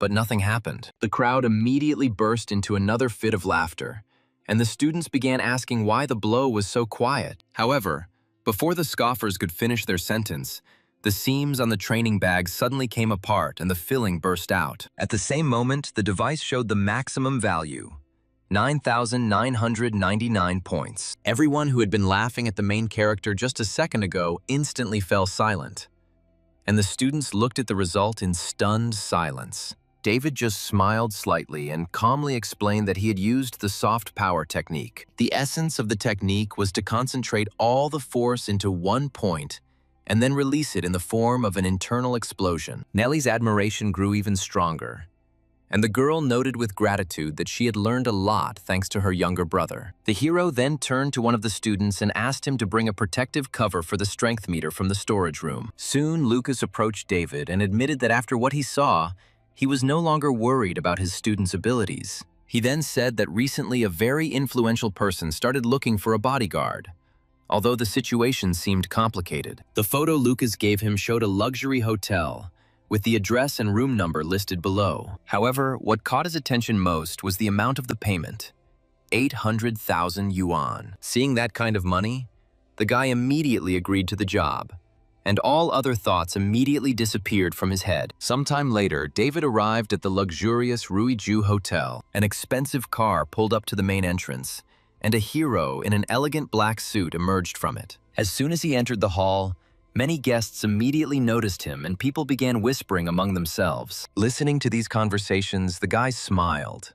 He remembered the words of his sisters that people always judge others by their appearance. Before the trip, Jenny tried to convince him to change his clothes. The girl explained that if you wear cheap clothes, people will immediately start looking down on you. She then showed off a bright red suit designed by a famous designer and suggested that he wear it. However, the main character refused. He found the outfit too flashy. Suddenly, Dory appeared nearby. The girl held another suit in her hands, a strict black set with patterns in the form of bamboo leaves. In the end, David chose Dory's clothes, and judging by the reactions of those around him, the decision turned out to be a good one. Several girls nearby were admiringly discussing his appearance and even thought about getting to know him. Meanwhile, one of the men stated that he had never seen this guy among the core students of Hidden Dragon School before. He recalled that Master Theodore had promised to accept only 7 students, and the last one was supposed to become a real genius. The man mockingly remarked that the new student looked more like a scientist than a fighter. However,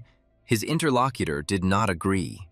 He observed the hero's gait and noted that each of his steps was perfectly calculated. In his opinion, such control over the body indicated an extremely high level of skill. However, the blonde did not want to listen to the explanation and continued to doubt the abilities of the young fighter. Meanwhile, David was already standing at the reception desk. The hotel employee clarified whether David was indeed the security specialist invited for the evening. The protagonist introduced himself as a student at Hidden Dragon School and greeted the staff member. After this, the worker unfolded a detailed plan of the building and began to explain the details of the task. He reported that 6 security guards were invited to guard the event, each of whom was assigned their own area. The guy was assigned an area near the main stage.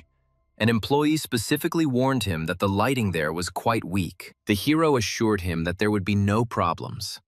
With so many strong masters, it was unlikely that anyone would dare to cause trouble. Observing the employee's nervousness, David immediately realized that something was wrong with this event. The call for reinforcements seemed like a normal thing in itself, but hiring 6 craftsmen at once seemed like a warning sign. The hero carefully examined the hall and noticed not only professional security guards, but also an excessive number of surveillance cameras. All of this clearly went beyond the scope of standard hotel security. The more the boy thought about it, the less he understood what could require such extensive protective measures. At that moment, a man approached him and asked if he really was a student of the Hidden Dragon School. The protagonist turned around and asked who the man was. The stranger introduced himself as Axel from the Amber School and explained that he had no intention of causing trouble. He just wanted to test the strength of his fellow master a little. David never turned down a challenge, so he immediately agreed. Then Lee suggested conducting a traditional test through a handshake between masters, which allows one to assess the hidden strength of an opponent. The hero quickly realized that his interlocutor simply doubted his abilities due to his young age. However, this suited him perfectly, since he himself wanted to understand the limits of his own capabilities. Peter was watching what was happening nearby, and was surprised when he noticed what was happening. At that moment, a girl approached him and asked if he knew that handsome guy and who, in his opinion, would win. Before the man could answer, a young man with purple hair appeared next to him and said that he would bet on the newcomer. The girl was surprised and reminded him that Axel was very strong, and that Peter himself had once lost a similar test to him. Meanwhile, spectators had already gathered around the participants. One of them noticed that the handsome guy had not moved at all. However, the purple-haired man explained that ordinary people simply could not see what was happening. The young man's body had undergone countless training, and his energy was unusually pure and stable. Then he looked at Peter and said that after the fight he would like to meet this talented young master. Peter himself never ceased to be amazed at the student's progress. It seemed incredible to him that he had managed to grow so much in just a few days. At this time, Axel remained absolutely confident in himself. He decided that in front of him stood an ordinary newbie without any inner energy. However, David, having sensed his opponent's strength, quickly realized that he had indeed trained long and hard. Nevertheless, the hero was confident of his victory, and with a slight smile, he said that the enemies still lacked a lot. Almost immediately, Axel felt terrible pain. The protagonist's grip strength began to rapidly increase, as if his hand was gradually being squeezed by a giant vice. The man could not understand where this young man got such power from. Cold sweat ran down his palms. He began to tremble and realized that he could not stand it for much longer. However, he was not going to give up and strained all his strength to the limit. The next moment, the bones in his hand and fingers could not withstand the load and cracked. Hearing an unpleasant crunch, David immediately let go of his opponent's hand. He asked worriedly if he had broken anything. Axel forced a laugh and assured her that everything was fine. Then he admitted that the young man had proven to be an extremely dangerous opponent. Now he realized that David truly deserved the title of a disciple of the legendary Hidden Dragon School. However, almost immediately the man said that he was in a hurry, suggested meeting for tea sometime, and headed for the emergency exit. Left alone, Axel finally grabbed his swollen arm, his face contorted in pain and tears welling up in his eyes. Having fallen to the floor, the man finally admitted that this guy was a real monster. Meanwhile, David was still standing at the door, wondering if Axel was really okay. At that moment, Peter approached him and called out to the hero.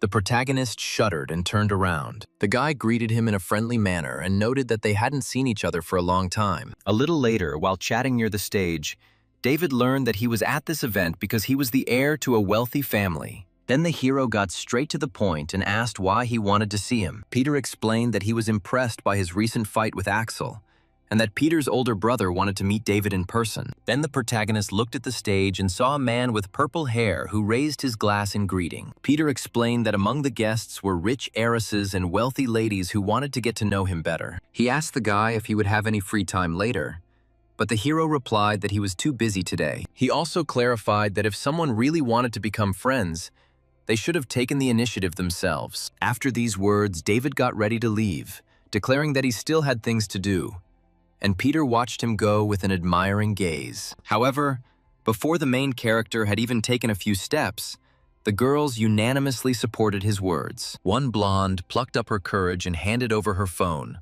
wanting his contact information. The others immediately began asking for the same thing. While a real struggle for the guy's attention was raging around him, he noticed a suspicious man off to the side. The stranger was acting too strangely and was heading towards the service area, and the hero already wanted to stop him. However, the blonde grabbed his hand tightly and continued to persuade him to exchange numbers. Eventually, David gave in and asked for her phone number. Meanwhile, a suspicious person quietly activated some device using a remote control. Almost immediately, the main character felt a strange electrical impulse. At first, he thought that the phone was faulty. However, he quickly realized that the problem was much more serious. The next moment, the entire hall was plunged into pitch darkness, and the guests began to discuss what was happening in confusion. Many tried to turn on phones or flashlights, but none of the devices worked. David quickly realized that his smartphone had recently been fully charged. If absolutely all the phones, lights, and equipment did not work,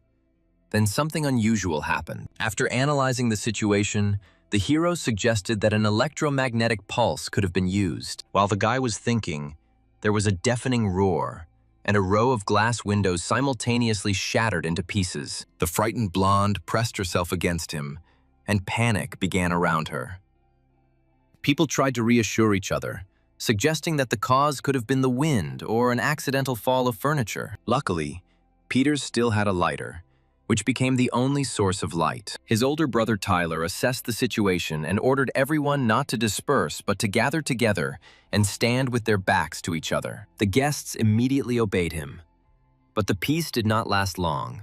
Suddenly, a heartbreaking scream was heard nearby. While the people were distracted by the sound, the man standing at the very end of the group suddenly disappeared. A few seconds later, those present saw blood on the floor. Realizing this, the guests completely panicked, and someone shouted that it was real blood. After this, the crowd rushed in terror in different directions. Seeing the chaos starting, Tyler loudly tried to stop people and ordered no one to run away. Before the young master could finish speaking, a swift blow flashed through the air. A thin, bloody scratch appeared on his cheek, and then suddenly the unknown creature rushed forward again, straight at him, with frightening speed. Frightened, the boy gathered all his strength and delivered a heavy blow. The hit was accurate, and the monster was thrown back. However, the creature had no intention of retreating.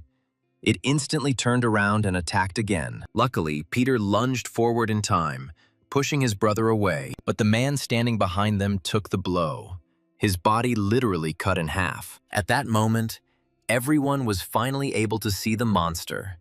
It resembled a giant insect. Realizing the full danger, the guy ordered everyone to run away immediately. But the monster moved too fast, and ordinary people could not even follow its movements. Then, at the most dangerous moment, David calmly stepped forward. The hero, without hesitation, delivered a powerful kick, sending the creature flying, and the monster crashed into the wall with a roar. The protagonist looked closely at the enemy, trying to understand what kind of creature it was. After his blow, the monster was deeply imprinted into the stone, and green blood gushed from its mouth. Then the guy remembered that he had encountered a similar creature before. Moreover, he realized that his recent training had been of great benefit.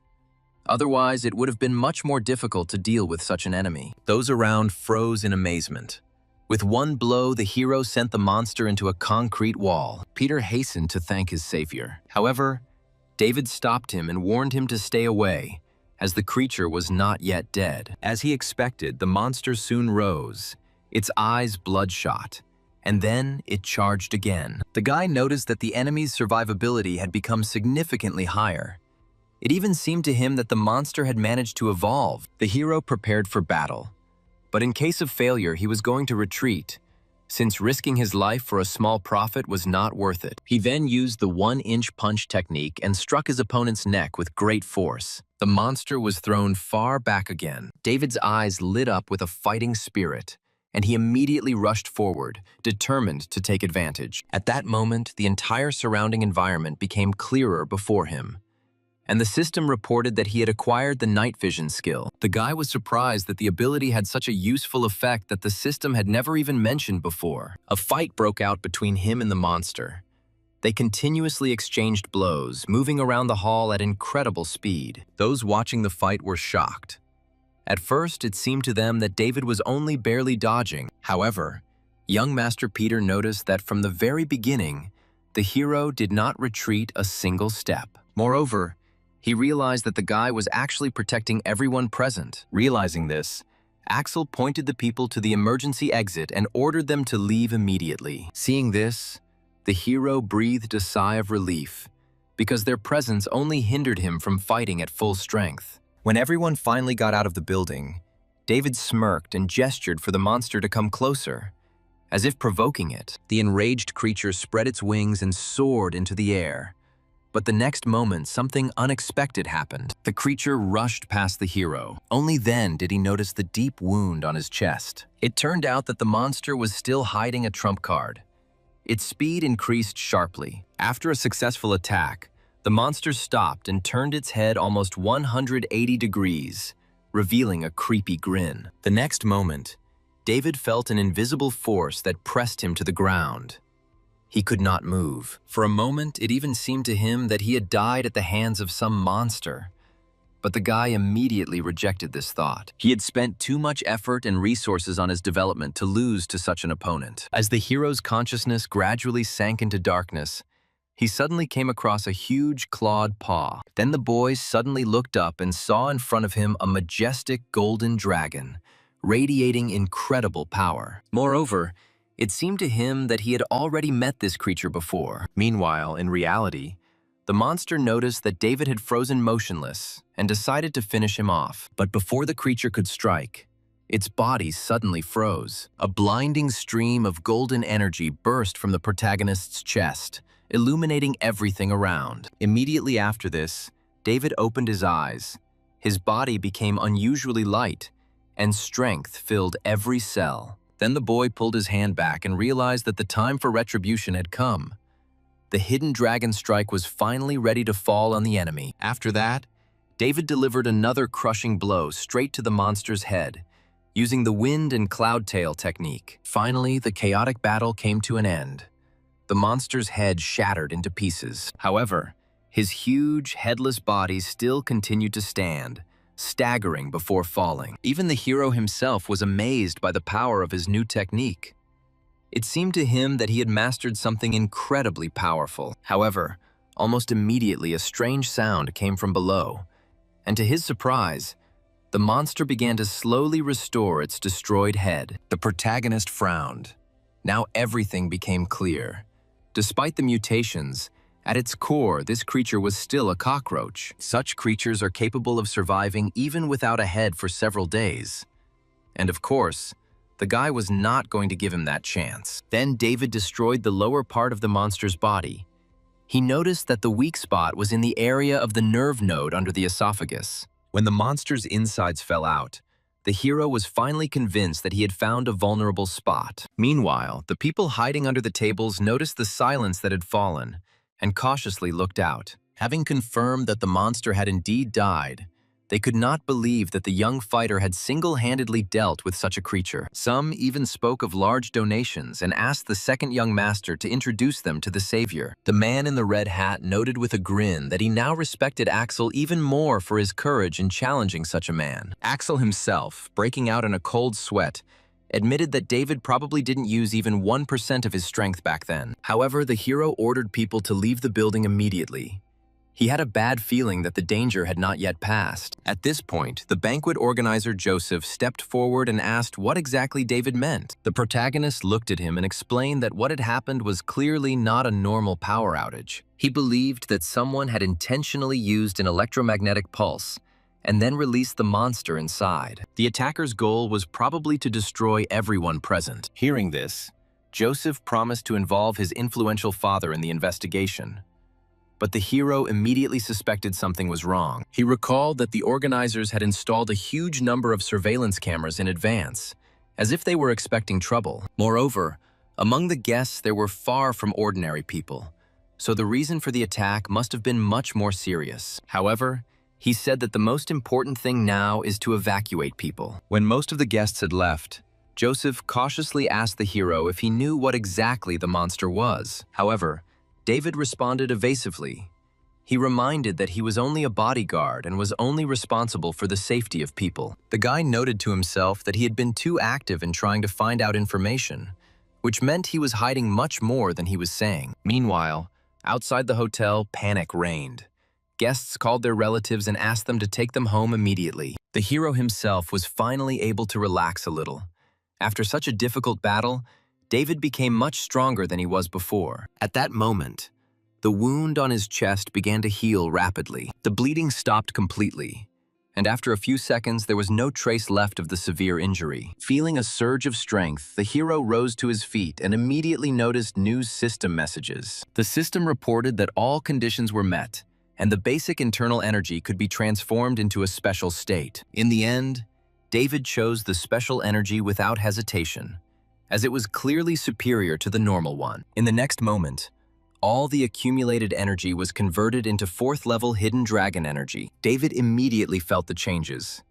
His entire body seemed to be freed from invisible restrictions, and the flow of power became incredibly smooth. Realizing the value of the moment, the boy sat down in a meditation pose and began to perfect his techniques. Despite the panic around him, he focused entirely on training. Meanwhile, paramedics finally arrived at the hotel. Tyler rushed to explain the situation to them, but suddenly froze mid-sentence. A huge, ghostly golden dragon appeared around the seated David and wrapped itself around his body, a sight that shocked everyone. That same evening, the hero returned to the martial arts school, where Jenny carefully treated his wounds with medicine. The guy thanked the girl for her help, but she just waved it off and noted that it was just her usual concern for her friend. Theodore joined the conversation and noted that completing tasks was always associated with risk, and such incidents happened frequently. The old man admitted that he himself did not know all the details, but assumed that the creature was connected to the border zone. The protagonist remembered the notes he had read earlier and couldn't help but wonder what exactly was hidden inside those cracks. However, the master advised him not to bother his head with unnecessary thoughts. The guy should already be glad that he remained alive. Then David admitted that it wasn't just a matter of new technique. He felt like he was beginning to understand the very essence of the hidden dragon style. Hearing this, the master suddenly jumped up from his wheelchair and hurried to check his condition. The old man grabbed the student by the hand. However, the next moment, a powerful force threw him back. The shocked master exclaimed that it was as if a real dragon had appeared inside the student. The boy himself did not understand anything. Theodore explained that in order for a true dragon to be born, it is necessary to grow what is called a dragon pillar inside the body. This was not an illusion, but a real Tao dragon, the spiritual embodiment of inner strength. In other words, the student was no longer simply training, but was literally growing a dragon inside his own body. The mentor then declared that the boy had received the key to overcoming human limits. These words surprised not only David, but also Shelley. Then the master explained that the human body has a natural limit to development. When the skin, muscles, bones, tendons, and blood reach perfection, further growth becomes impossible by normal means. After this, it is necessary to make a breakthrough and raise the quality of life itself to a new level. This transformation was only the first step. Outwardly, the person remained the same, but his essence had already ceased to be human. The Taoists called such beings immortal sages of the mortal world, while other people called them living gods. Listening to the story, David couldn't help but think that the master's leg injury was probably that very accident. Noticing his mood, the old man calmed the student. He stated that he had already taken the most important step and significantly reduced the risk of failure. At this point, Jenny wondered why, despite having such enormous power, Theodore had still aged so much. The master's face distorted with hatred. Then he confessed that the dragon he had been raising for many years had been killed. After a short pause, Theodore decided not to hide anything. Then he said that in his youth he lived in the northern city and considered himself invincible thanks to martial arts. Together with Marvin, they constantly challenged others. But their overconfidence earned them many enemies. Since their rivals couldn't beat them fairly, they targeted Marvin's wife and children. Upon learning of this, the master became enraged and began a bloody revenge. Anyone who tried to stop him was defeated. For a whole month, it seemed to him that he was truly invincible. But soon, fate dealt a counterattack. One fateful day, the strongest master seriously wounded Theodore, depriving him of both legs. Then his inner dragon died, and with it, his faith in his own strength collapsed.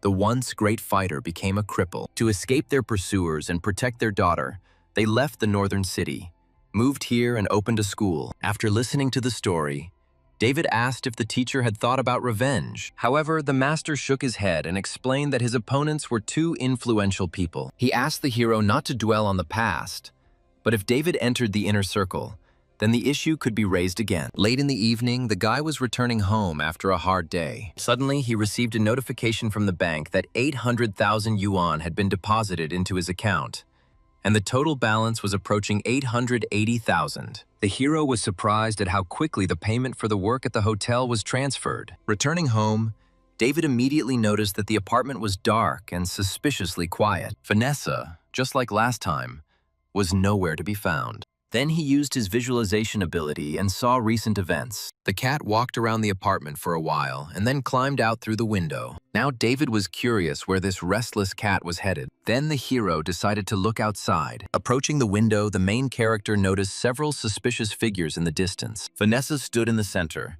and two strangers clearly had her cornered. Realizing this, the guy immediately became alarmed. Meanwhile, the cat sat on the ruined brick wall and asked the uninvited guests why they had returned. In response, the masked man stated that the infinite dragon had finally answered their prayers. He stated that Vanessa had an outstanding talent, and therefore could receive his blessing. Then, he said, they would be able to restore their sect. However, before he could finish speaking, David suddenly appeared and interrupted him, saying that the cat clearly did not want to take part in this. Vanessa was surprised by the hero's appearance, and he assumed that these people were members of her sect. Hearing this, the masked man looked at the cat with irritation and reminded her that the Kant Corporation might have found out about David. These words visibly alarmed Vanessa, and the protagonist also became wary and stated that he had no intention of ignoring such hints. Then the stranger hastened to explain that he had spoken only hypothetically. If the cult leader continues to live with David and the Kant Company finds out about it,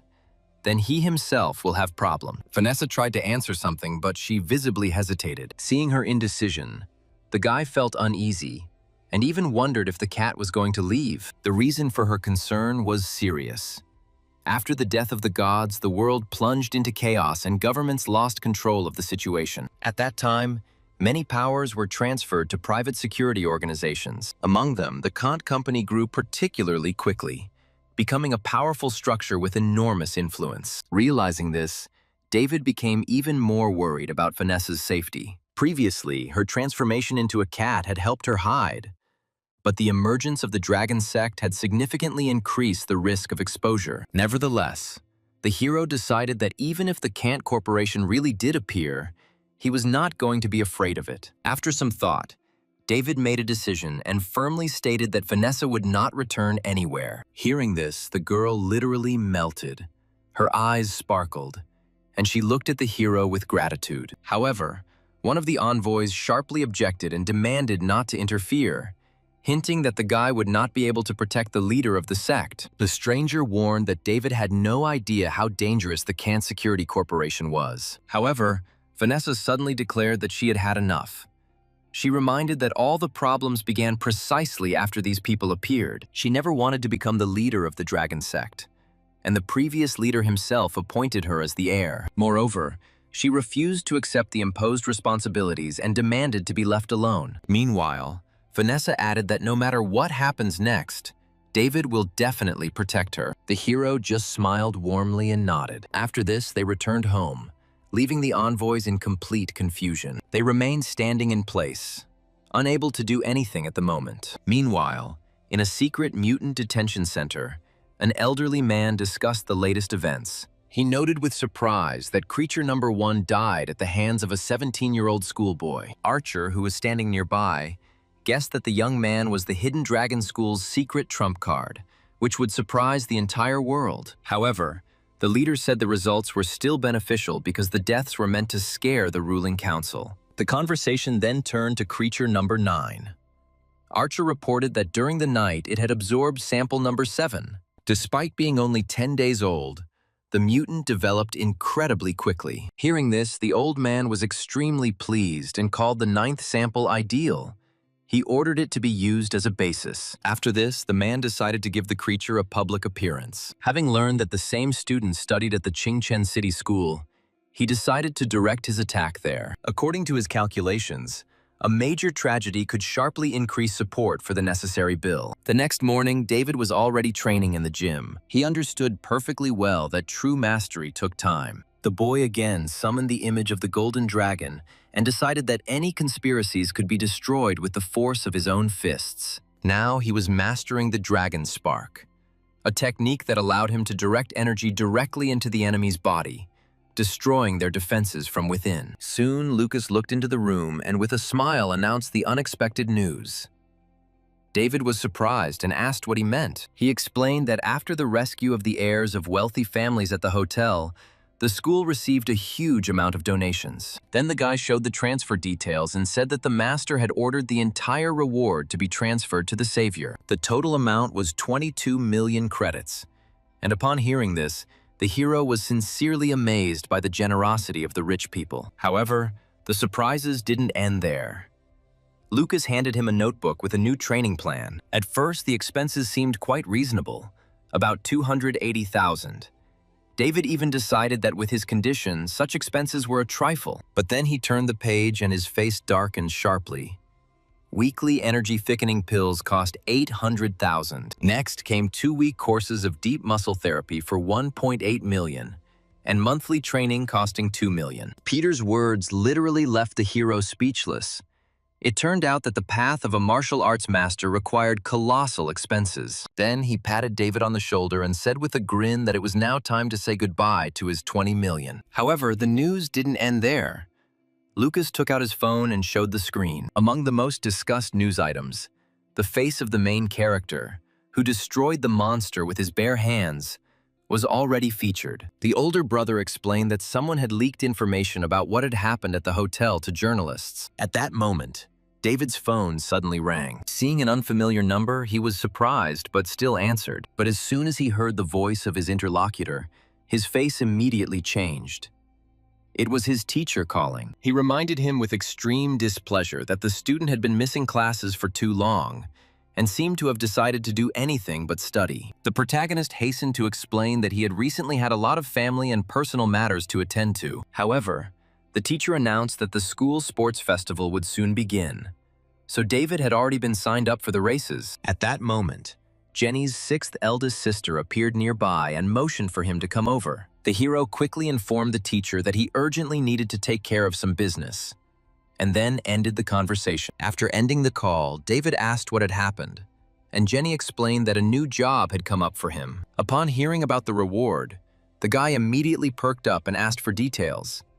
Then Jenny explained that the client was looking for a sparring partner. Moreover, this man was also involved in martial arts and wanted to meet him after the recent news. They promised to pay 500,000 credits for one training fight, and the main character was sincerely amazed. Sometime later, he arrived in the Northern District, the inner part of the city, where the most influential officials lived. Rumor had it that local residents earned more in a few minutes than ordinary families on the outskirts earned in a whole year. As the car pulled up to the huge, luxurious mansion, David was involuntarily amazed by its size. Everything around looked so expensive and majestic that even he was briefly speechless. Getting out of the car, the guy thought again about how easily rich people part with their money. However, another surprise was soon in store for him. The familiar brothers, Peter and Tyler, were standing near the entrance.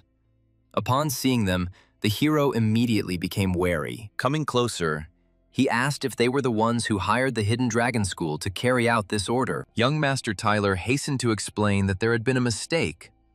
Someone had simply asked them to arrange this meeting. After these words, David's face darkened, and Peter began to justify himself and stated that he had nothing to do with what was happening. Tyler nervously explained that someone had approached his father for help in arranging a meeting. They then headed inside the mansion, and on the way, Tyler told them that the man waiting for them was connected to one of the government agencies. However, he does not know the specific department, and his father also ordered the family to comply with any of David's demands. Hearing this, the guy became completely confused.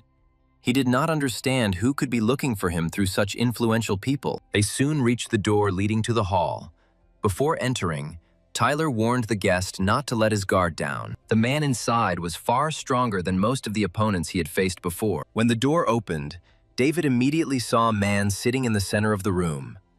It was a large man named Polo. The stranger greeted the guest with an arrogant smile and declared that he had long wanted to meet him in person. The hero carefully examined his interlocutor and immediately realized that he was facing an extremely dangerous person. His arms were covered with numerous scars, and there were bullet holes on his shoulders and hands, and his knuckles were battered. Having put all the details together, the guy came to the conclusion that in front of him stood a real fighter, accustomed to killing. The next second, Polo declared that he saw no point in wasting time on empty talk and suddenly rushed forward, beginning the attack. Without wasting a second, David immediately counterattacked, delivering a powerful counterpunch. The opponent's fists collided head-on, and the blow sent a powerful shockwave in all directions. Polo grinned smugly, confident that his young opponent's arm was already shattered. However, the hero remained unharmed.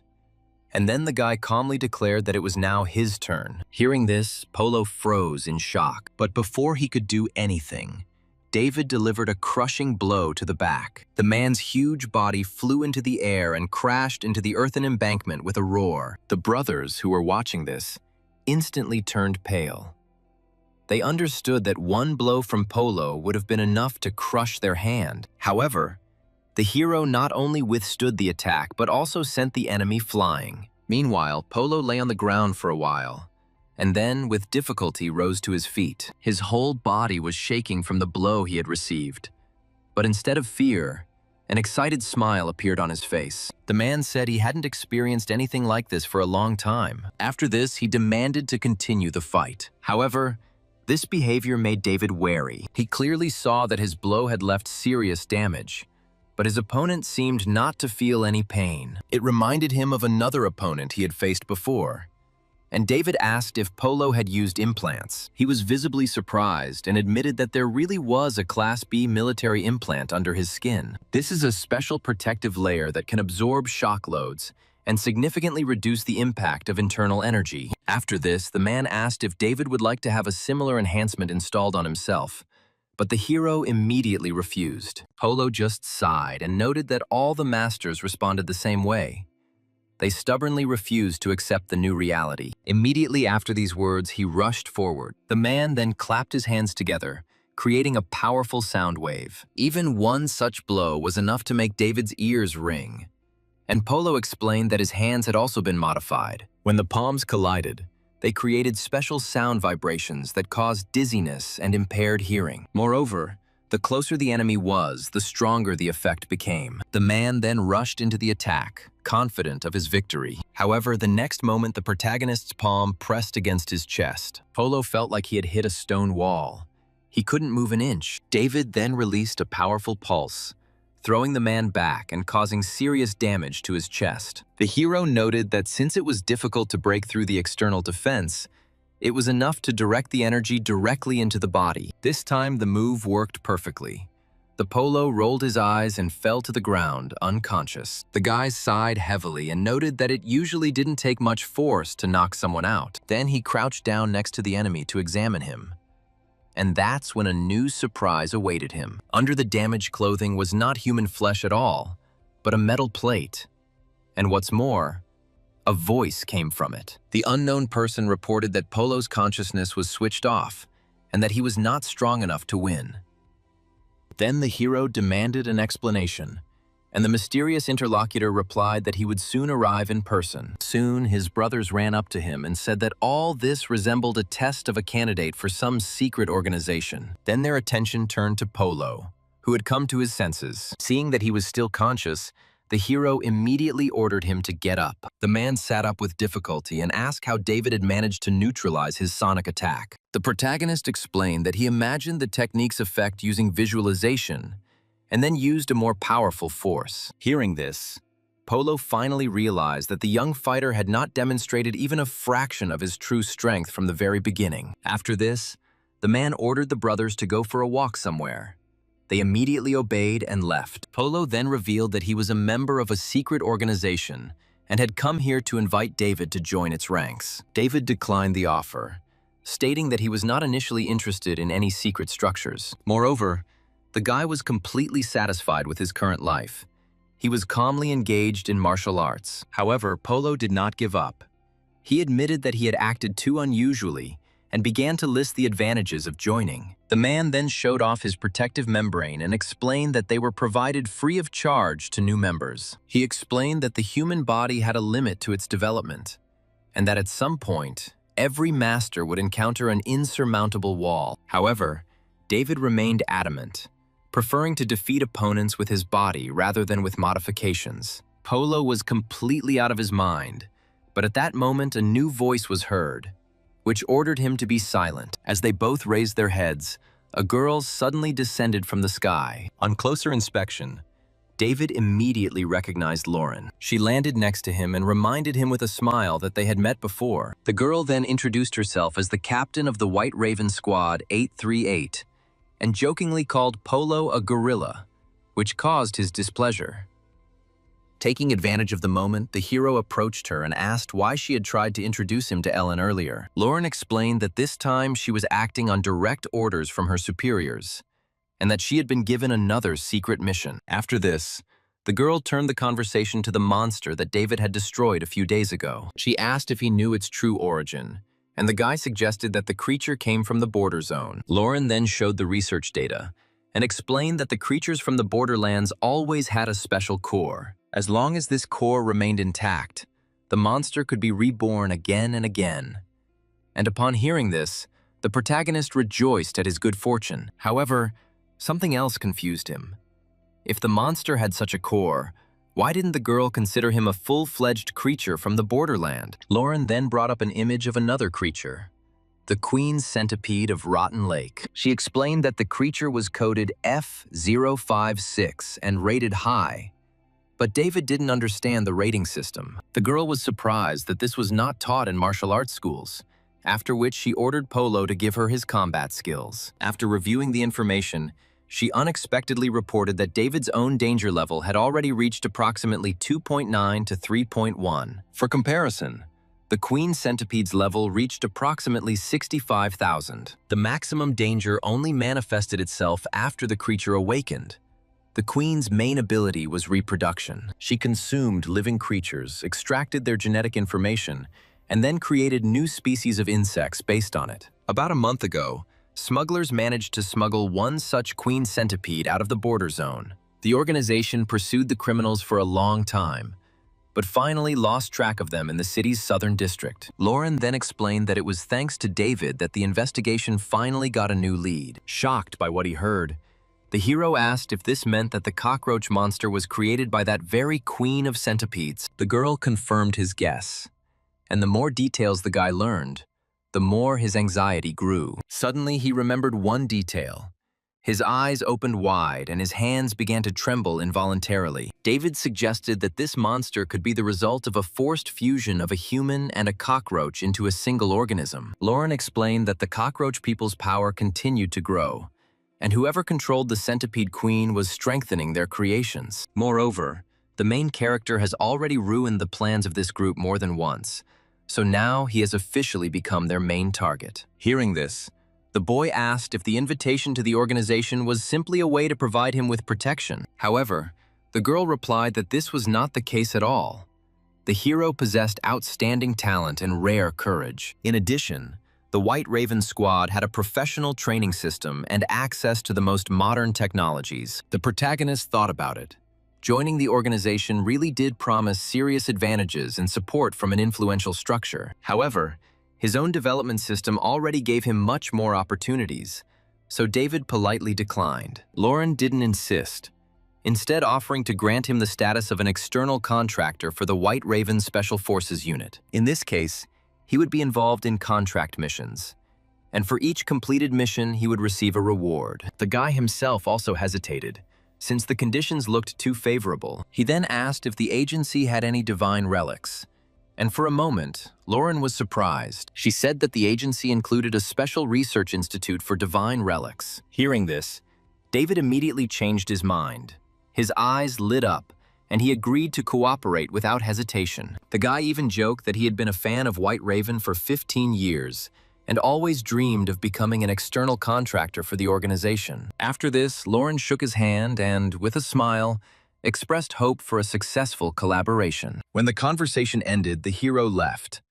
Then Polo asked the captain if all this was really necessary. In his opinion, talented fighters were rare, but still not a unique phenomenon. But the girl objected. She stated that David was a much more unusual person than he seemed at first glance. Then Lauren reminded him of his meeting with Ellen.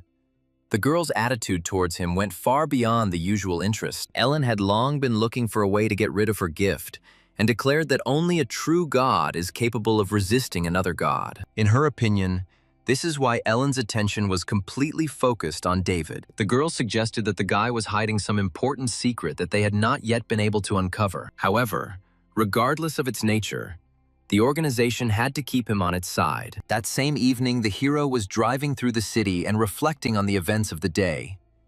At some point, his phone received a new message. It turned out to be from Ellen, who suggested meeting him at the library when he had some free time. David immediately agreed and asked the driver to take him to the library. After some time, he went up to the 7th floor, where the girl was already waiting for him. She immediately invited him to sit down. Having barely settled into place, the guy drank a glass of water in one gulp, after which he grimaced with displeasure. He clearly didn't like the taste of the drink and was surprised by his interlocutor's strange preferences. Ellen just smiled and explained that the tea was made from water created by that very divine relic. Ellen then turned the conversation to White Raven and suggested that her representatives had already tried to recruit him. The hero did not hide anything and told about his meeting with Lauren, as well as his initial refusal. Hearing this, Ellen remarked that he had done the right thing, that in this world, crows were traditionally considered a bad omen. However, the White Raven, on the contrary, was perceived as a symbol of rebirth and hope,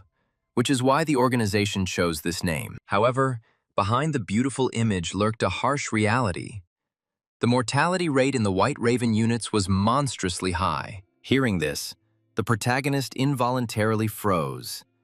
Now he understood how dangerous it was to work for this structure. Remembering something important, the hero inquired about the agency's true origins. Ellen explained that after the start of the new era, the organization was created to combat unusual threats. His powers were so great that even serious crimes committed by members of the organization were practically not subject to trial. David was surprised and wondered if the government was afraid that such a structure would get out of control. However, his interlocutor assured him that the agency was run by only 13 people, and almost all of them were in the palace. Then the protagonist realized that the agency was actually the embodiment of state power. After that, Ellen took the phone away and only reminded him to be careful. When the guy was surprised by the lack of a new task and asked about the divine artifact, the girl refused. Then she irritably suggested that he take on the task of cleaning the library. Hearing this, the hero immediately declared that he had urgent business to attend to and hurried away. However, at that moment, the phone rang and the teacher's name appeared on the screen. David instantly remembered his promise and hurried to the meeting. Meanwhile, we find ourselves in the southern city. There, in the dark emergency stairwell, a gray-haired old man sat motionless. His subordinate reported that all the test subjects had already been taken away. The old man's face darkened, and he admitted that the White Raven's men had been too perceptive and had managed to track them down. He then asked Archer, who said that he, following orders, had taken the object to an area connected to the school. Then the old man ordered to use number 9 as bait to distract the White Raven and take out the queen. The creature was too large and noticeable, and the subordinate complained that the Kant Corporation was not helping them at all. In response, the old man irritably noted that large corporations always preferred to make a profit without risking themselves. However, the old man assured his subordinate that he had foreseen this possibility in advance and had prepared a backup plan. Meanwhile, crowds of school children had already gathered at the stadium,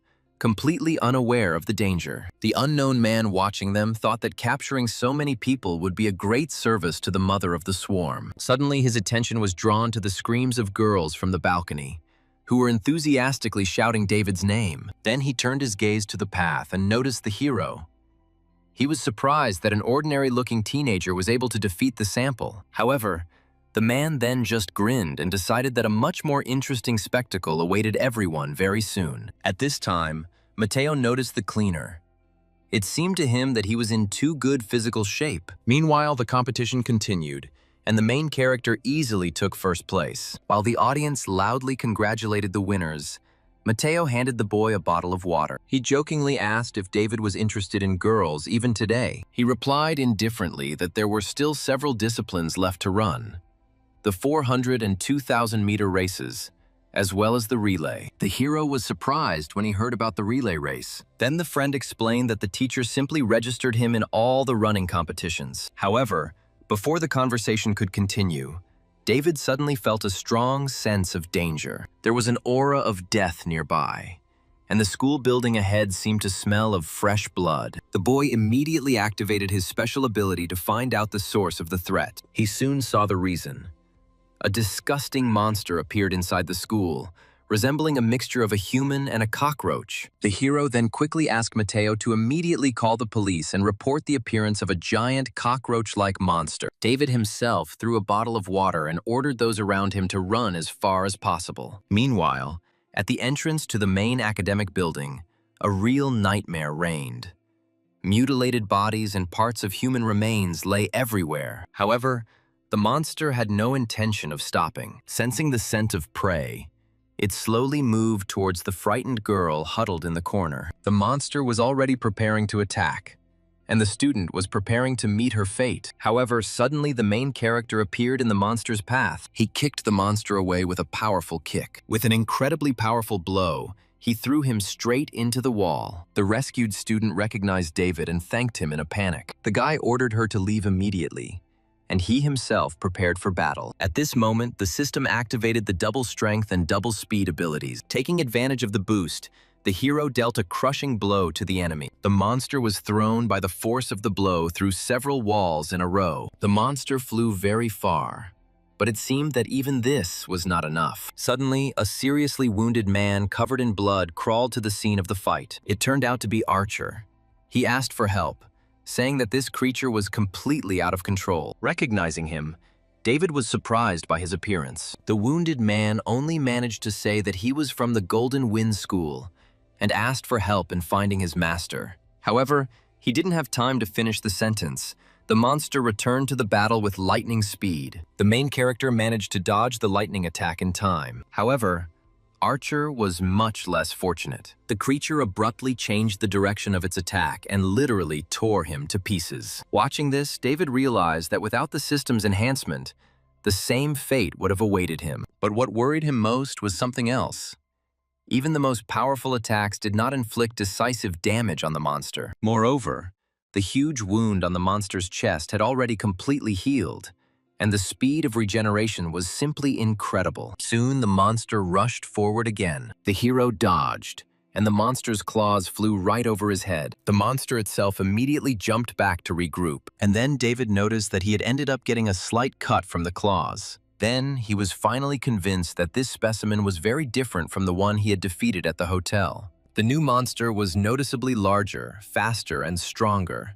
Its limbs covered in long spikes, and its antennae turned into weapons. It seemed like someone had deliberately enhanced him genetically. Realizing that there would be no easy victory, David grabbed a fire extinguisher and threw it at his opponent. The blow itself did no harm, but the monster cut the cylinder. After this, the room was filled with a thick white cloud of chemicals. Taking advantage of this moment, the protagonist rushed forward and delivered a series of powerful blows to the monster's body. He then pulled a long metal rod from the wall and threw it straight at the enemy's head. The projectile hit its target, knocking the monster back and leaving a deep wound from which green blood spurted. However, even this did not stop the monster. The next moment, wings opened behind his back, and hearing their buzzing, the guy took a step back. Then the monster suddenly disappeared from sight and began to circle around him at great speed. Then the hero realized that the enemy was trying to confuse him and wait for the right moment for a deadly attack. Moreover, the insect turned out to be much smarter than one might expect. Instead of following his movements, David focused on the sensations and began to anticipate the flight path. After a few seconds, he figured out the monster's target. The monster was going to attack from a blind spot behind his back. At that moment, the guy turned sharply and directed all his strength towards him. Energy flared up his arm, and then it was covered in golden dragon scales. Activating the hidden dragon technique, the protagonist launched a strike. But even this powerful attack only partially stopped the enemy. David knew that the loud explosions had probably attracted the attention of the White Raven squad, so his task now was to hold out. As the fighting continued, the building's windows began to burst one after another, and the walls literally fell apart. At that moment, Lauren activated her anti-gravity gear and the legendary dragon wings. Quickly assessing the situation, the girl came to the conclusion that in less than 5 minutes, the school had practically been reduced to ruins. According to her calculations, David's situation was becoming critical. At that moment, a powerful whirlwind of energy erupted from below. The crew then worriedly asked whether it was worth landing at all after the building collapsed. However, the captain remained calm. She activated her enhanced vision, quickly located the target, and ordered the landing to begin. The girl then reported that all the necessary data had already been downloaded into their equipment. She herself was the first to jump down, declaring that she would save David, and instructed the others to capture the spawn of the swarm mother alive. Polo was surprised that the captain used such powerful equipment made from dragon bone. Meanwhile, Lauren landed softly among the debris. She theorized that the recent energy explosion was caused by a giant mutant cockroach. Coming closer, the girl touched the hero's shoulder. The protagonist turned sharply and tried to attack her, but she easily stopped the blow and called him by name. Hearing a familiar voice, the guy immediately came to his senses, and he noted with relief that reinforcements had finally arrived. Immediately after this, David lost consciousness. However, Lauren managed to catch him. She laid him down carefully and gave him a fast-acting military painkiller. Despite his severe wounds, the hero warned her that the monster should not be underestimated. Red traces of infection were already spreading across his body, and the monster turned out to be extremely dangerous. However, the girl assured him that this time she did not come alone. Soon, Polo and Marvin surrounded the cockroach from both sides, and seeing this, the captain noticeably calmed down. Now the entire White Raven detachment was on site. However, another girl ordered them to stop talking, as the monster was already preparing to attack. The monster immediately attacked, flapping its wings and making a sharp hissing sound. Polo met the attack with his sword, thanking the girl for the warning. Then he dealt a powerful blow to the monster. At the same moment, Marvin struck from behind. Meanwhile, Lauren reminded her partners that they needed to attack precisely at weak points. To demonstrate this, the girl prepared to attack. The next moment, she released a rain of small blades. The blades sank into the monster's vulnerable spots. Glowing lines flashed across his body, followed by deep cracks. The next second, the monster's body was literally torn to pieces. Watching this from hiding, the protagonist couldn't help but admire the girl's skill. Each of her blows hit the target precisely, like the work of an experienced butcher, cutting up a carcass perfectly. However, soon a hissing sound came from the remains of the monster. Lauren ordered to stop the bleeding and not let the creature die. In her opinion, through it, one could get on the trail of the Queen of Centipedes herself. She then instructed Marissa to prepare a mission report and request a tracking device from her superiors. While the others were running errands, Polo approached David and made fun of his shabby appearance. The fighters said that after the captain's emergency message, the entire detachment immediately flew here from the southern city. Moreover, he hinted that Lauren's attitude towards David was far from ordinary. Then the guy asked if they had managed to find out anything in the southern region. Polo admitted that they had only surveyed a small part of the area and had not yet found any serious leads. After that, the main character talked about Archer. In his opinion, he looked suspicious. The local gang leader had somehow ended up at the school and even dressed up as a janitor. Lauren agreed that this information could be very important and decided to pass it on to management. But suddenly the girl noticed the danger and screamed for Marissa and Marvin to retreat immediately. It turned out that the mutant's body was rapidly recovering. At that moment, the squad members froze in shock. Within a few seconds, a completely renewed monster appeared in front of them. Polo decided that this was an incredible regeneration. However, the captain explained that the creature had simply shed its old shell, like a snake shedding its skin. When the monster tried to fly away, the fighters became alarmed, but Lauren stated that it would not be able to escape. At that moment, David suddenly pulled a knife out of her kit and asked to borrow it for a while. The hero then activated the double awakening ability. Using the increased speed, he threw the blade forward. The knife plunged with astonishing precision straight into the monster's chest, and a thick green liquid immediately gushed out of the wound. Lauren couldn't help but wince in disgust at the sight. Polo wondered if the guy had just thrown an armor-piercing shell with his bare hands. The hero modestly replied that everything worked out only thanks to Captain Lauren's excellent knife. The protagonist immediately remembered that he had recently used a similar attack, but back then it had done almost no harm to the monster. Then Lauren noticed his arm, covered in dark purple bruises. Such a throw could not have happened without consequences. Then she patted the young man on the shoulder and told him to get ready for departure. The guy sighed heavily, examining his hand. He understood that internal energy alone would not be enough for recovery. Meanwhile, the helicopter gained altitude and left the destroyed school. Along the way, David listened to Polo's report, which informed the captain that the squad had lost another fighter and suggested requesting reinforcements. However, Lauren refused, explaining that further losses would only worsen her unit's performance. As they flew, the system issued a series of notifications. After a tough battle, the hidden potential of his body was revealed even more. Despite the pain, the hero was satisfied with the result. The battle turned out to be extremely dangerous, but the reward fully justified the risk. Soon the guy decided to test his improved aiming skills.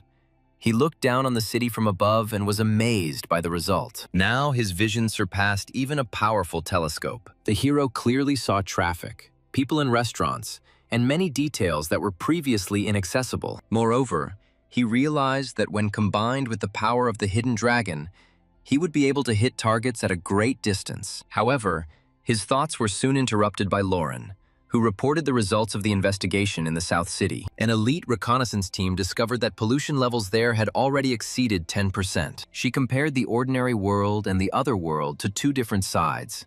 When they touched or intersected, pollution arose. In low contact, its level ranged from 1 to 5%. However, in the case of a serious collision of dimensions, the indicator could reach 10 or even 30%. In such places, the usual laws of physics were violated, and creatures from another world could penetrate reality. The guy suggested that this is how overlapping zones of worlds arise.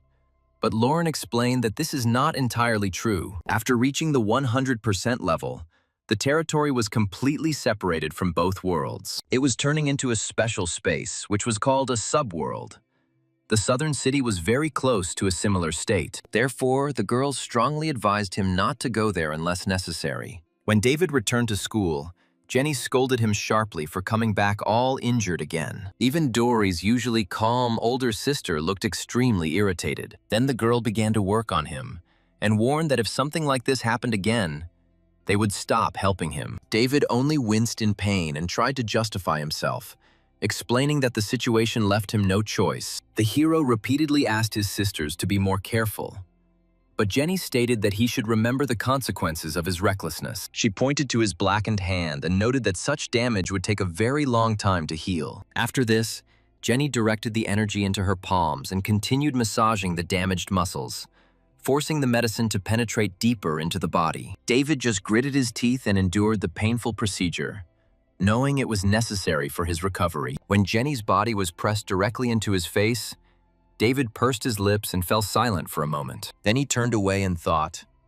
Compared to his other older sister, Dory's energy control was much better and more precise. The medicine penetrated gently under the skin, causing almost no pain, but on the contrary, providing a pleasant feeling of relaxation. However, at that moment, the door opened and Master Theodore entered the room. The protagonist greeted the mentor, and both girls immediately stopped their treatment and became visibly embarrassed. The old man came closer and checked the student's condition.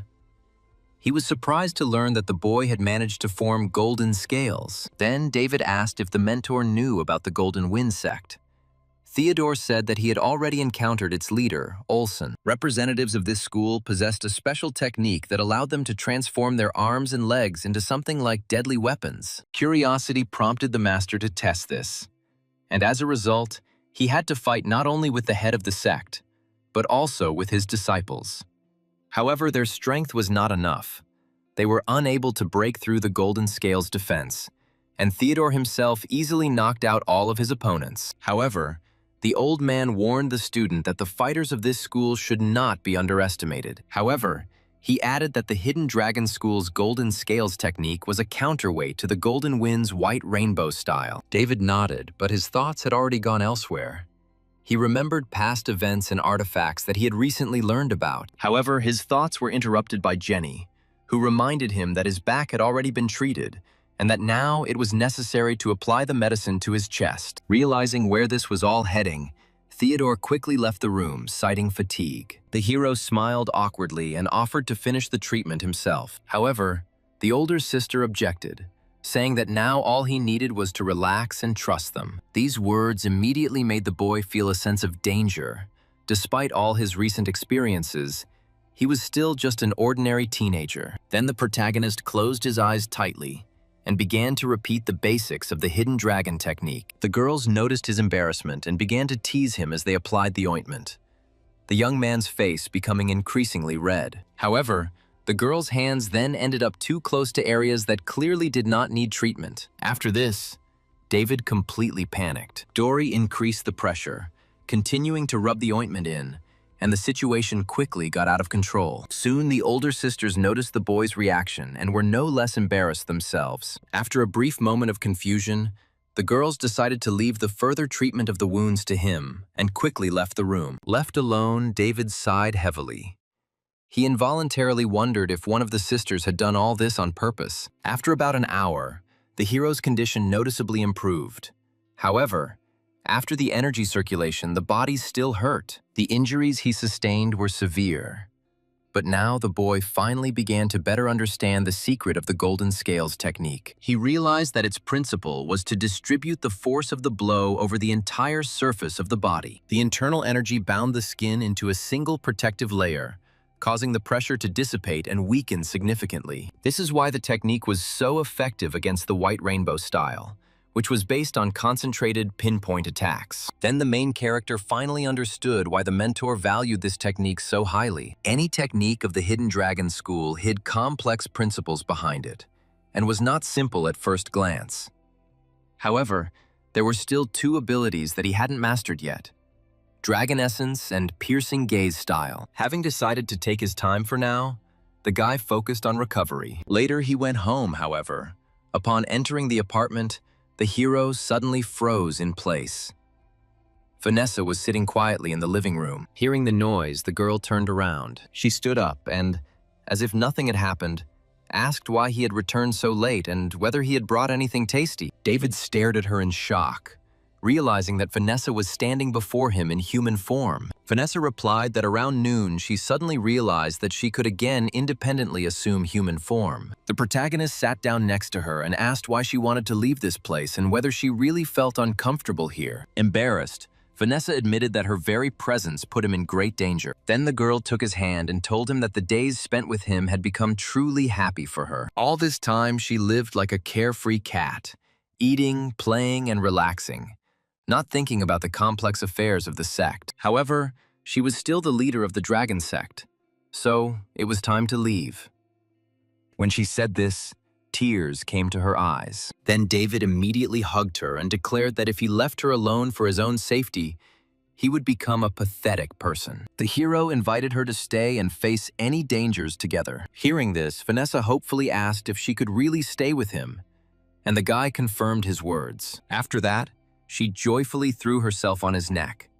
At that moment, the system began to give him notifications. The number of sympathy points has increased sharply, and the charisma skill has risen to level 7. The protagonist was surprised, because usually the attention of girls brought only small increases. Then he gently sat Vanessa down and said that he wanted to discuss a serious matter. After the explanations, it finally dawned on the girl that strong emotions were accelerating her fusion with the ring and bringing the transformation closer. Then the hero clarified that not just any feelings were suitable. She needs exactly those emotions that arose during their first union in the bathroom. Realizing this, Vanessa became embarrassed and wary. She immediately asked the hero what he was planning. David was quick to explain that the decision was entirely up to her. Then he suggested trying to speed up the process in order to gain additional strength. The girl asked why this was necessary. Then the guy reminded them that against an organization like Kant, they needed every advantage they could get. Moreover, all previous holders of similar powers received only a boost without any side effects. After some thought, Vanessa agreed, but first asked if the ring's information could be trusted. The hero replied that he saw no reason to deceive. Then the girl resolutely grabbed him by the collar and declared that it was worth checking everything right now. The protagonist was confused, and she hastened to clarify that she was thinking only about the strength needed to defeat enemies. However, Vanessa still didn't understand what exactly they needed to do. Then David suggested that she recreate that very scene in the bathroom. Although Vanessa was extremely embarrassed, she still agreed. Soon they filled the bathtub with water again. The guys then tried to recreate the circumstances of the previous merger. Overwhelmed with emotion, Vanessa grabbed the protagonist's hand with her claws. He winced in pain, but there was nothing he could do. Little by little, the girl calmed down.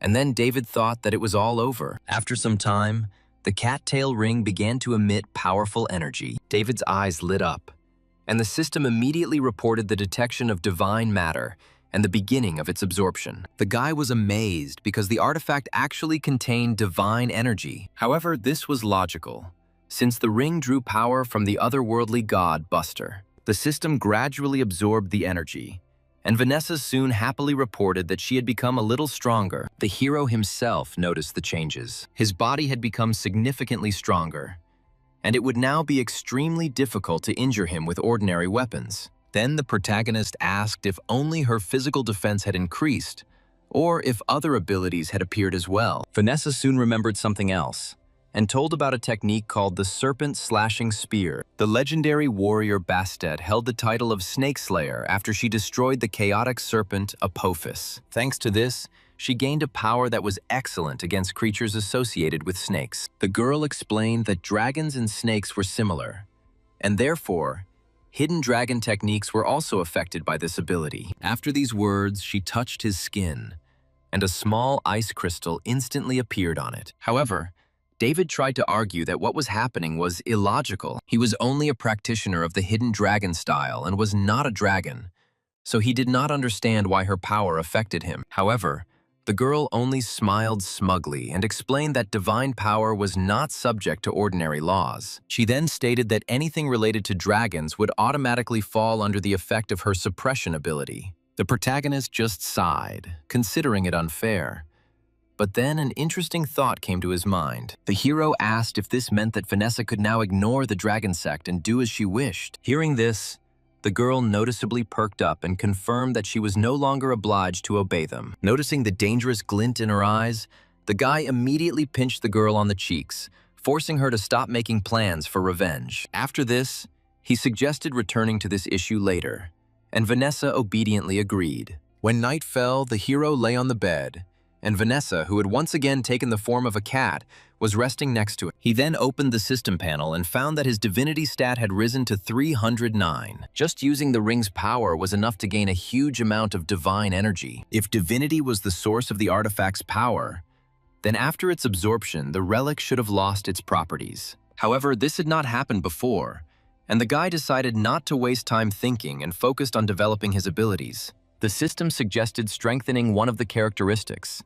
defense, reaction, computational abilities, concentration, or memory. After much deliberation, the guy chose physical protection. 3 days later, the hero was training hard at the Hidden Dragon School. He worked so hard that the veins appeared on his face. His arms were also in a state of extreme tension, and now the muscles in them were swollen to the limit. During the next blow, a stream of inner power burst out and rumbled, shattering the ground in front of him. David was pleased with the result. Although reaction speed seemed like a more attractive option, most of the school's techniques were directly dependent on the strength of the body. Then the guy decided to test a new combination of skills. He combined the Hidden Dragon style with the stat doubling effect. He concentrated the power in his hand to deliver another crushing blow. The result exceeded expectations.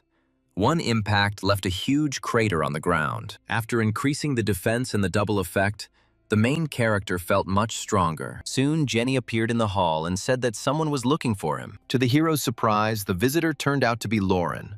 The girl immediately stated that she wanted to talk to him alone. The sixth eldest sister tried to find out the reason for the visit. However, Lauren refused to explain anything, saying that her time was very valuable. This only made Jenny even more angry, and she stated that she didn't like Lauren keeping secrets, but Lauren merely shut her mouth with her finger, smiling and saying that her information was only intended for David. Jenny was furious, but she couldn't do anything. Seeing her reaction, the protagonist realized that he could not avoid trouble and followed the guest into a separate room. Once they were alone, The guy asked what was so important that she had to come in person. Lauren calmly replied that she was only passing on someone else's message then. David immediately thought of Ellen. Lauren then activated her high-tech bracelet, causing a hologram to appear in front of them. The girl introduced Otogi Suzuka, the third heir of the Mikado clan, one of the 6 largest magnates of the Far East. She then revealed the item in his hand, the true divine relic, number 519,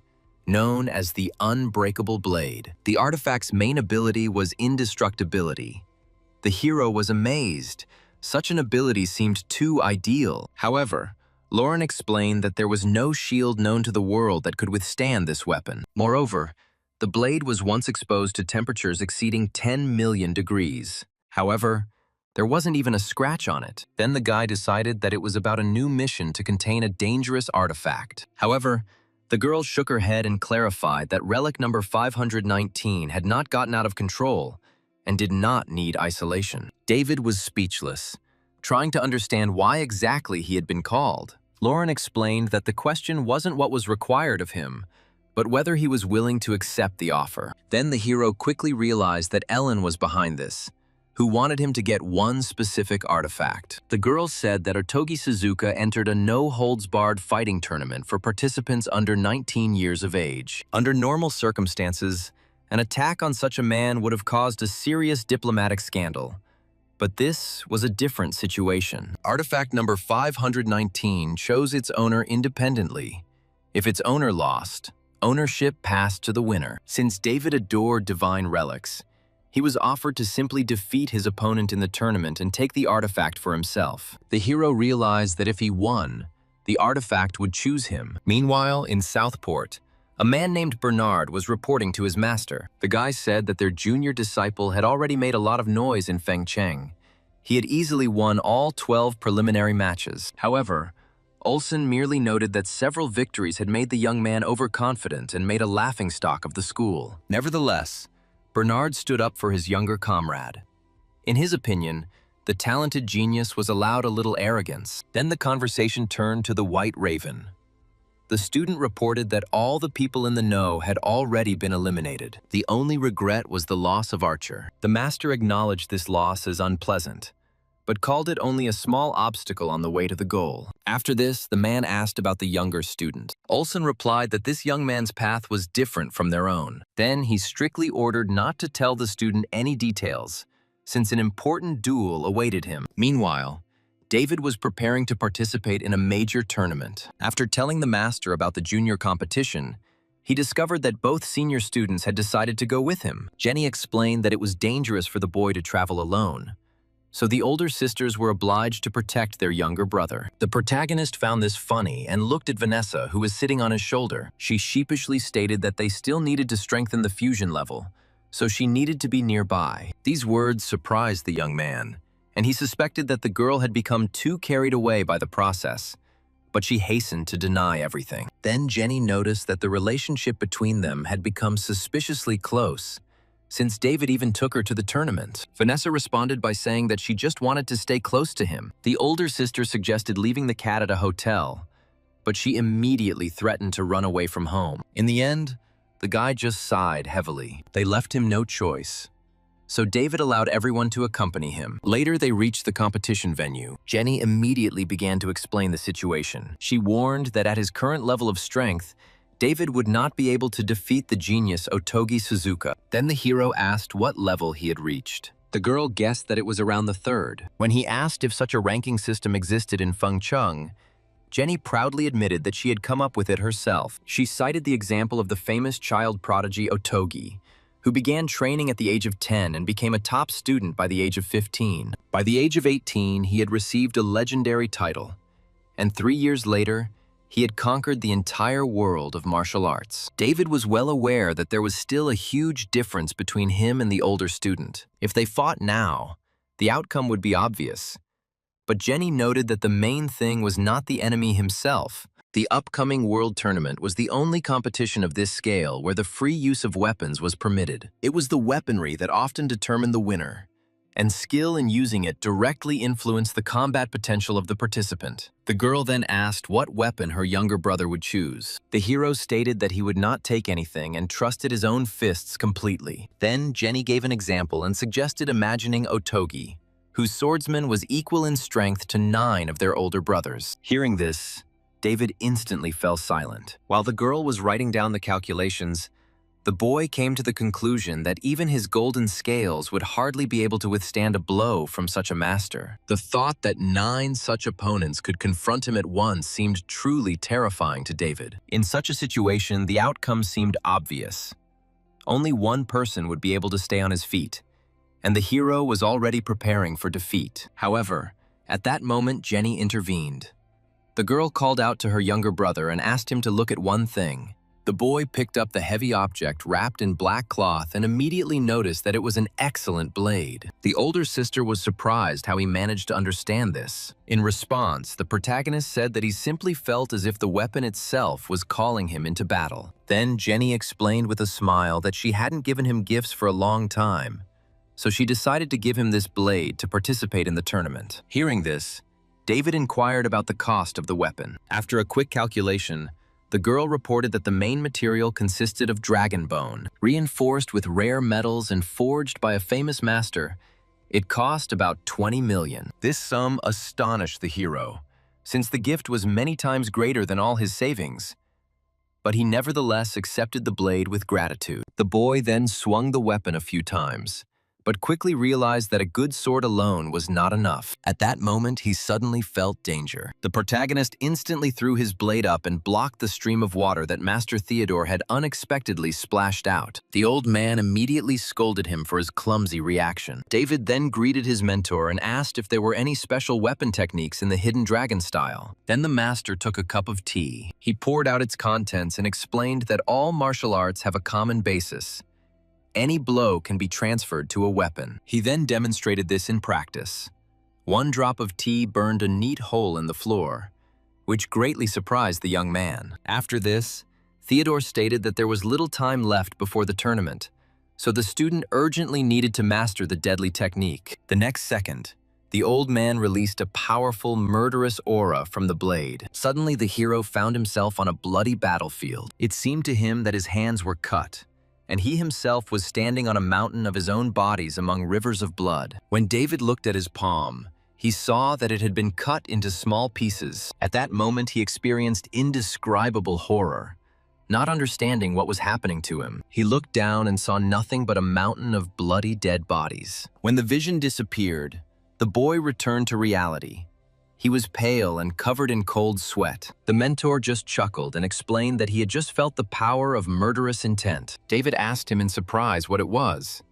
And then, Theodore told him about the path of Asura. This is a special technique that takes energy to the limit and allows one to influence an enemy with just one will. David didn't understand how this was possible, but the master reminded him that their school already violated the usual laws of logic. The old man then offered to teach him the intent of the Asura blade, a blow that would greatly increase the destructive power of the weapon. Then the hero asked if the mentor was going to personally become his opponent. However, Theodore turned his chair and pointed at Dory, who was to become his sparring partner. The old man told me to forget about complicated techniques and attack the girl with real intent to kill. The protagonist immediately rushed forward and delivered a powerful blow. However, Dory easily dodged his attack. Then she raised her hand and stopped the blade. The next moment, her palm was already at David's neck. In the end, the victory went to the girl. Despite the defeat, the guy did not give up and continued training. Watching him, Theodore praised his student. It turned out that he had a rare talent for wielding weapons. According to the master's calculations, it would take him no more than a week, and perhaps only 4 days to master the basics. However, the training was soon interrupted when they were told about guests from the Golden Wind School who had broken into the dojo grounds. At that moment, the envoy was unceremoniously pushed aside. After this, Bernard came inside and immediately demanded a duel to the death with David. He introduced himself as one of the main students of the Golden Wind School and stated that if he won, he would ask him one question. Hearing the name of his opponent, the boy remembered the list of tournament participants that he had previously received from Ellen. Moreover, he realized that this person was connected with the monster cockroach case and the Golden Wind School itself. Then Master Theodore calmly ordered his student to exchange a few blows with the guest. Seeing the protagonist's hesitation, the old man assured him that he was on the territory of his own dojo and need not worry. After this, David agreed to accept the challenge and prepared for the fight, while the other guy, Bob, thought about it. A sensational article appeared in the morning newspaper about a 17-year-old schoolboy who managed to single-handedly kill a monster. Bob had warned Bernard in advance that David was a very strong opponent and that he had to be fought with caution.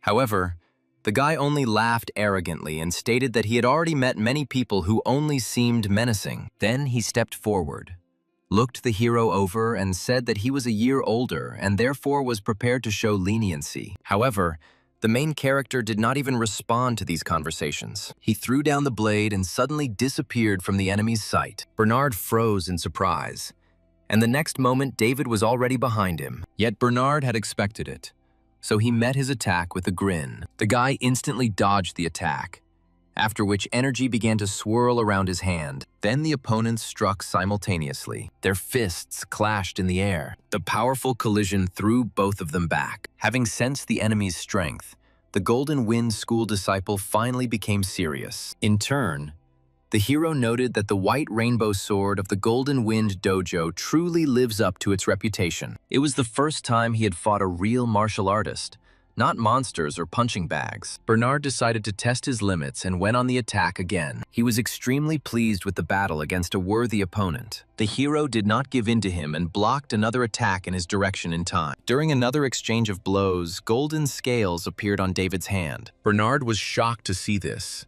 For a 17-year-old fighter, such skills seemed incredible. However, David asked him to talk less. Then the main character unleashed a series of swift blows on his opponent. Master Theodore and the senior students watched the duel from the sidelines. The girls were surprised to see how quickly their little brother had become stronger. The hero himself analyzed the enemy and came to the conclusion that the white rainbow technique significantly strengthened the owner's body. An ordinary person would not have withstood even a few such blows, but Bernard calmly took more than 10 and was almost unharmed. However, David soon noticed a weak spot in the enemy's defense. He activated Double Awakening and was about to deliver the decisive blow, but at that moment, someone loudly ordered to stop. Hearing this, the hero immediately jumped back. Olsen stepped forward and shielded his student, saying that it was just a normal sparring session and that it shouldn't have led to a fatal blow. However, the guy sharply responded that the representatives of the Golden Wind School themselves spoke of a duel to the death. Now they called it a friendly training session. In his opinion,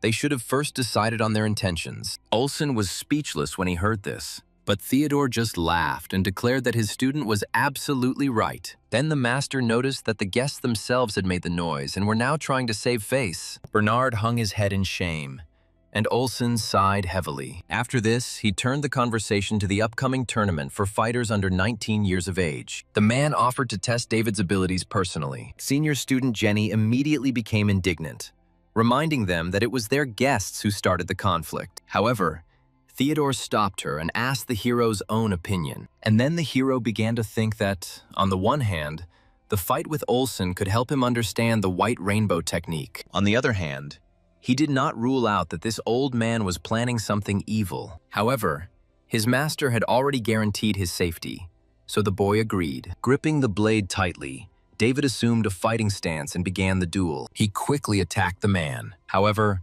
Olsen easily dodged, sizing up his opponent. The old man soon noticed that the hero's main drawback was his age and lack of experience. While the hero was trying to attack the enemy, he noticed that the boy had exposed his vulnerable spot. At that moment, he struck him in the shoulder. However, the guy instantly changed the trajectory of the attack and responded with a series of chopping movements. Moreover, he managed to leave a scratch on the enemy's face.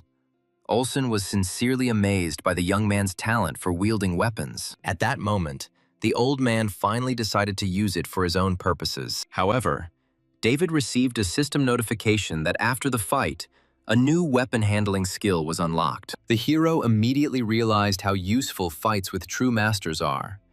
Just one battle allowed him to master a new ability, so he offered to continue the fight, but Olsen refused, saying that he had to take his student for treatment. Then the main character looked at Bernard and said that they would meet again at the tournament. He also warned his opponent not to underestimate him again. And the guy just gritted his teeth in anger and agreed. Jenny immediately scolded David for allowing them to save face. In response, the hero calmly said that he was only telling the truth. From the outside, it looked like the opponent had successfully blocked his blow. But in fact, he had suffered serious internal injuries. In the hero's opinion, the opponent's true strength was in no way inferior to his own. Hearing this, Theodore was pleased. He praised the student for his observation and ordered Dory to bring the heavy blade. The old master noted that the boy began to see the progress of the battle perfectly, so he decided to test its limits even further. When the girl handed over the weapon, Theodore gripped the handle tightly. Countless waves of murderous intent instantly erupted around. The protagonist immediately recognized the familiar pressure. It was once again the intent of Asura's blade. David then realized that to fully master this technique, he needed to accept the very concept of death. Asura's destructive will was like that of a ferocious dragon, and only those who were prepared to face death could master it. The warriors' blades clashed, causing sparks to fly in all directions. From the outside, it looked like they were simply standing opposite each other. But in reality, they were fighting in the spiritual world. At first, Jenny and Dory didn't understand what the teacher and little brother were doing. Then Lucas explained that they were fighting in the spirit world. To resist the murderous intent, an even stronger and purer will to destroy the enemy was required. Soon, Theodore's eyes flashed red. Seeing this, David realized that the boy had finally mastered Asura's intent. At the same time, the system began to issue notifications. During the training, the skills of weapon handling, visualization, strengthening the body, and the power of the hidden dragon grew. In addition, the Asura Blade Intent skill has reached level 1. Meanwhile, in another sect, Bernard was kneeling before Olsen and receiving a stern reprimand. The old man demanded to know why he had caused a conflict before the tournament and even dared to break into the Dragon King's dojo. The guy couldn't stand it and tearfully admitted that he couldn't forget the death of his older friend Archer. He had always treated him well, so the young man did not want to pretend that nothing had happened. He was tormented by questions about why he died at David's school and what really happened between them. Then Olsen promised to tell the whole truth. He said he would do this if the student won first place in the free martial arts tournament. Hearing this, Bernard finally calmed down and agreed. Meanwhile, the main character went to the bamboo grove to train with the blade. All his past opponents came to mind. The Cockroach Man, Bernard, and other enemies. Then the guy opened his eyes and started throwing punches. The first blow cut through the image of the cockroach monster. The second blow was aimed at Bernard, and the third at the white-haired man. The system bombarded him with notifications again. Through constant practice, the hero fully grasped the deep essence of Asura's intention. Moreover, his weapon skill rose to level 3. David was amazed. Even without a real fight, he gained a huge amount of experience.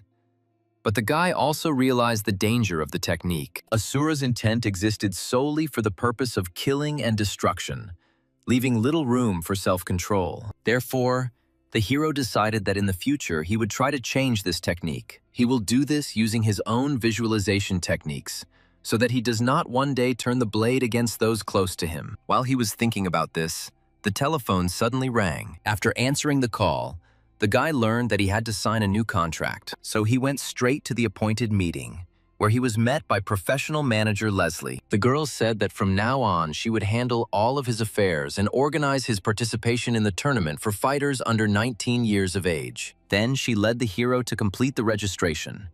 And on the way, the protagonist noticed a large wall with photographs. Leslie explained that the champions of all previous tournaments were housed there. While carefully examining the photographs, David suddenly noticed a familiar face. Suzuka Otogi, the winner of the previous tournament. The hero's expression immediately changed. The guy clarified the information about him. The girl confirmed that Suzuka was last year's champion, which is why he automatically received a place in the final. Suzuka Otogi was the third heir to the Mikado clan and the legitimate successor to the Subai martial arts school. Leslie confirmed that their family were direct descendants of the legendary god of war of the Far East, Sakanue Tamuramaro. It was in honor of his famous sword Soryu that the Subai school was created, famous for its incredibly fast series of strikes. According to Suzuki, at the highest level, a master could deliver 1,000 cutting attacks simultaneously. The protagonist immediately activated a mental visualization, wondering if such a speed existed in reality. Otogi's rapid movements began to replay in his mind, and seeing this, the hero was amazed. However, using the double speed skill, he imagined himself parrying those blows with his own sword. David then realized that with his dynamic vision and ability,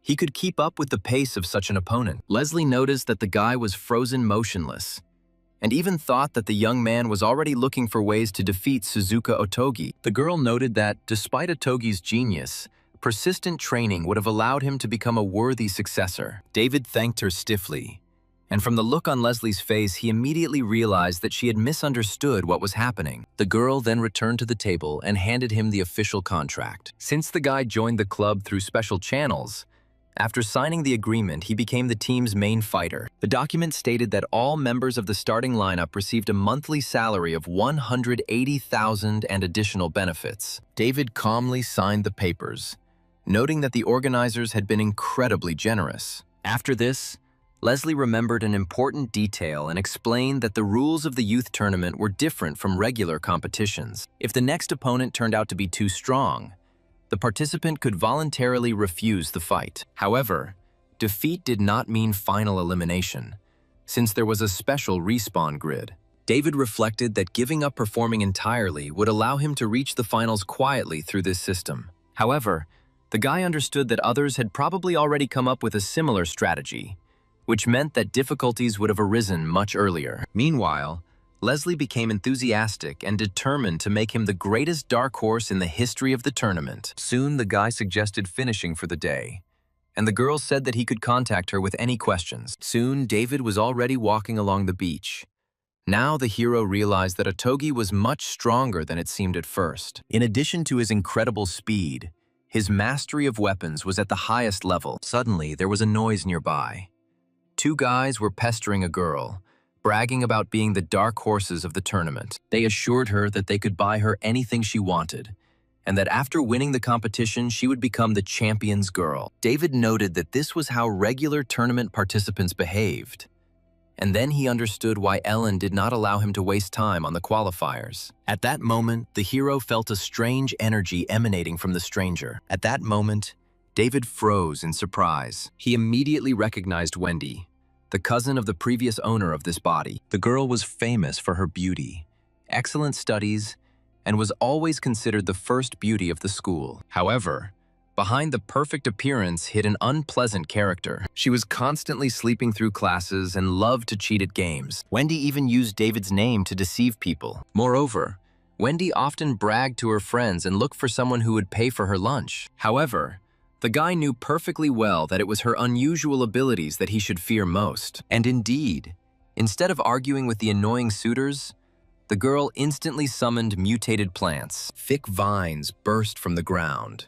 One wrapped around the first guy's arm, and another squeezed the second guy's neck with force. Then the vines suddenly pulled both boys towards each other, causing them to collide lips. Wendy cheerfully ordered them to smile for the photo. The girl admired the photo, saying that it was a wonderful moment in their lives, and advised them to stop making unhappy faces. Both suitors were so humiliated that they were ready to sink through the ground. Watching this, the girl finally burst out laughing. David could no longer contain his curiosity and asked what this strange plant was, at which moment the vine disappeared underground. Wendy was delighted to see him and began asking him why he was in Fengcheng, noticing that the guy seemed to have grown taller and even more attractive. She even jokingly suggested that he had had plastic surgery and poked him in the chest several times. However, the hero quickly stopped his cousin and again inquired about the mysterious creature.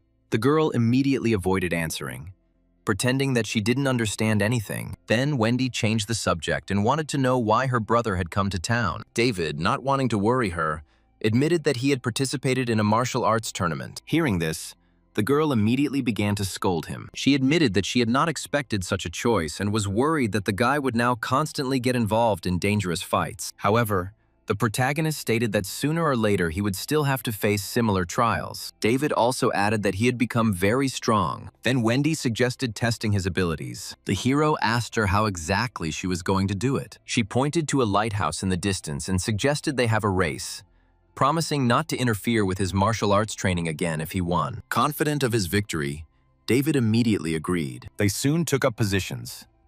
As soon as Wendy gave the signal, the hero activated the double speed skill and rushed forward. However, the cunning girl had prepared traps in advance. Branches and roots began to burst out of the ground, trying to stop him. The guy quickly realized that his relative was planning to win by dishonest means. In response, she only smiled contentedly, showing that this was only the beginning. The roots continuously attacked the young man, but he deftly dodged them, even though it was difficult for him. At that moment, one of the vines rushed straight at him, and David managed to dodge at the last moment. Wendy ran to the lighthouse, smiling as she said goodbye to her brother. At this moment, the hero decided to activate the visualization skill. With his analytical eye, he was able to spot a weak spot in their defense. He immediately ran forward, and seeing this, Wendy was glad, thinking that her brother had fallen into a trap. She had already decided that victory was in her pocket. At that moment, a huge branch suddenly grew right in front of David. Then the hero was forced to use real strength. He accelerated sharply and broke free from the encirclement, his power manifesting in the form of a giant dragon tearing apart countless tentacles. The girl was shocked by what she saw. By the time the guy reached the finish line, his clothes were covered in cuts and he was breathing heavily. Wendy praised his technique, but reminded him that the victory was still hers. The puzzled protagonist asked what these abilities were. His sister only replied with a laugh that it was magic, and then declared that she had been chosen by the Lord of the Crimson Skies. After this, the girl suddenly asked if he would still consider her an older sister if one day she stopped being herself. These words made David wary. The name of the Lord of the Crimson Skies seemed suspiciously similar to the name of an evil deity, and then the guy wondered if Wendy's abilities were connected to some divine artifact. Noticing his serious face, the girl lightly hit her brother and admitted that she was just making fun of him. She then complained that he came to Feng Cheng and didn't even treat her to dinner, so she eventually suggested that they eat right at his hotel. Meanwhile, it was already evening outside. Vanessa waited for David to return and began to suspect that he had gone on a date. And then suddenly her cat ears picked up sounds outside the door. Hearing footsteps, the girl opened the door and prepared to scold him, but froze in surprise. A drunk Wendy and David stood in front of her.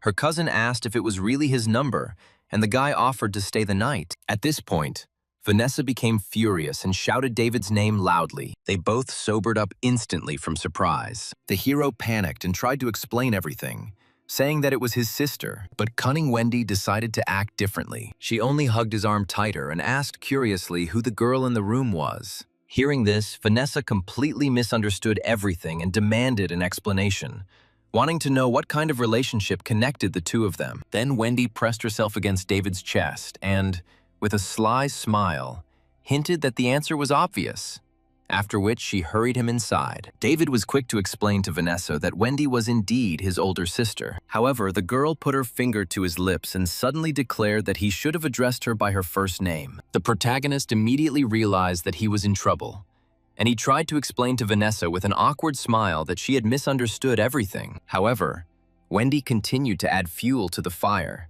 suggesting that everyone calm down and go inside. However, suddenly Vanessa grabbed the guy by the collar. She threatened that if he took another step towards her, he would never see her again. Realizing that the joke had gone too far, Wendy also became nervous. Then David gloomily warned his cousin that if she did not immediately explain everything properly, she could not return home. Hearing such a serious tone, the girl became frightened and hurried to hide in the bathroom. Vanessa soon learned the truth and admitted that she didn't expect that Wendy really was his older sister. The hero could only helplessly think that only she could spread such rumors without the slightest embarrassment. Vanessa then asked what university his sister attended, but the guy didn't know. Then the girl admitted that it was not a matter of curiosity. She noticed that Wendy had a very strange smell. At first, the protagonist misunderstood her words, deciding that she was talking about ordinary concerns about her appearance. But the cat girl quickly explained that she had felt exactly this kind of aura somewhere before. David then suggested that her scent might be related to plants or something similar. Vanessa soon remembered the source. Once, as the leader of the dragon cult, she met with the envoy of the Flower God Society. Despite the differences between the organizations, she proposed an alliance. After being refused, the woman took out an ordinary plant in a pot. She cast a mysterious spell and turned it into a true divine artifact. Thus, the most ordinary plant turned into a real treasure. At first, no one believed her, and everyone demanded confirmation. However, all the instruments confirmed this. The plant had turned into an artifact. Later, the messenger left them, and they never heard from her again. However, Wendy's scent completely matched that woman's aura. Hearing this, David wondered if his cousin was related to the Lord of 10,000 Flowers. Perhaps this is where the secret of her abilities lay. Suddenly, he felt a powerful aura and heard heavy footsteps approaching. Realizing that the uninvited guest clearly did not come in peace, the hero ordered Vanessa to call Wendy so that they could leave the hotel immediately. However, the girl suddenly turned into a cat, explaining that her time of transformation had expired. The guy just sighed heavily. His plans for the evening were ruined, and he now had to deal with the danger himself. The main character ran to the bathroom and warned his sister about the danger. The steps of the unknown person were already heard on the stairs. When there was no response, the guy decided that he would have to violate her personal space for the sake of safety. He was ready to get hit on the head for barging in on her at such a personal moment. However, he opened the door anyway. David shouted to his sister that it was going to be dangerous here now, so he and Vanessa needed to run. However, to his surprise, there was no one inside. Having activated the visualization technique, David decided to see what had happened. He quickly discovered that Wendy had long since escaped through the window, having disappeared immediately after entering the bathroom. At that moment, the front door of the hotel room was knocked down with a bang. The hero instantly turned around and turned cold. Meanwhile, at Fengcheng University, Grace was already waiting for Wendy, who had returned. The mentor immediately asked if the girl had visited her relatives again. Hearing this, Wendy became wary and asked what problem she had with this. Grace demanded to know why the chosen one of the Lord of 10,000 Flowers continued to cling to mortal attachments. Wendy stated that they were bearers of power, not gods who looked down on humans. She was still an ordinary person. The girl then proudly told that her younger brother had recently started studying martial arts and had quite good potential. However, Grace only laughed. She believed that martial arts were for mortals and could not lead to divinity. The mentor reminded that human life is too short. Then she suggested that Brother Wendy also believe in the Lord of 10,000 Flowers. In her opinion, only the blessing of a true deity could allow him to one day stand beside his sister on the path to divinity. Wendy was unhappy and immediately warned Grace not to even think about making plans for her little brother. At that very moment, strange plants began to grow around the girl, forming a huge shield behind her back. She said openly that she would not allow anyone to touch David, and Grace was surprised by such a reaction. It was the first time she saw the usually carefree student so serious. Her deadly aura even gave her a special charm. However, the mentor understood that the warning came too late. Meanwhile, the main character hurriedly ran into the living room, calling Vanessa. Suddenly, a red flash flashed before his eyes. The guy instantly dodged the surprise attack. He then caught the flying vine, and the system reported the detection of the divine substance and the beginning of energy absorption. The hero was amazed, because the attacking item turned out to be a plant. Pulling the vine hard, David realized that the enemy belonged to the cult of the flower god. Soon, Tennessee, the chosen one of this organization, appeared before him. The girl stated that he already understood everything, and then suggested that he join the cult. She invited David to accept the Lord of 10,000 Flowers and find the true warmth of a loving mother. However, the hero was more interested in the system's messages, as the energy absorption was quickly approaching completion. Understanding the situation, the guy did not refuse right away and decided to stall for time, for which he began to provoke his interlocutor. Tennessee stated that only the master could lead humanity to survival, and there was simply no other choice. Meanwhile, the absorption scale had almost reached its limit. Then, David asked with interest what benefits joining the cult provided. At the same time, he began to gather the power of the shadow flame, intending to subjugate the girl and find out information about his sister. However, Tennessee suddenly noticed a black aura and immediately realized that the chosen one was also in front of her. She began to convince him that the blessing was a very rare gift. By joining the cult, he would gain the ability to control plants and even change his own body. The hero noted mockingly that the success of such rituals was certainly far from ideal. The girl became angry and wanted to answer. However, at that moment, she received an order through a hidden earpiece to focus on the task. It was then that the system reported that it had completely completed absorbing divine energy and suggested upgrading the shadow flame. The guy immediately agreed.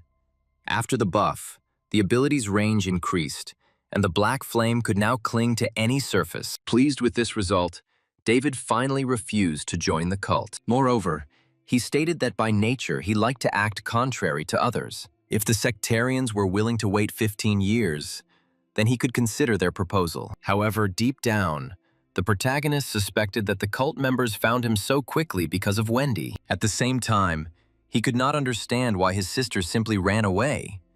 However, there was no time left to think. Suddenly, Tennessee released her power, and giant plant tentacles burst out of the floor. The girl admitted that her main goal was to get him back, and if he did not agree to cooperate, she was going to use force. Then the guy quickly grabbed Vanessa and retreated to the window. Realizing that his recruitment had been planned in advance, he decided to escape immediately. Having broken the glass, the hero prepared to jump. The next moment, he was already flying down, holding a stunned Vanessa in his arms. Seeing this, Tennessee screamed in horror, reminding them that they were on the 32nd floor. However, David concentrated fully and used Shadow Flame, attaching himself to the smooth surface of the building. The black aura held him securely on the glass. But at the same time, the hero noted that it was extremely difficult to control such power. Slowly descending, the guy put all his strength into it.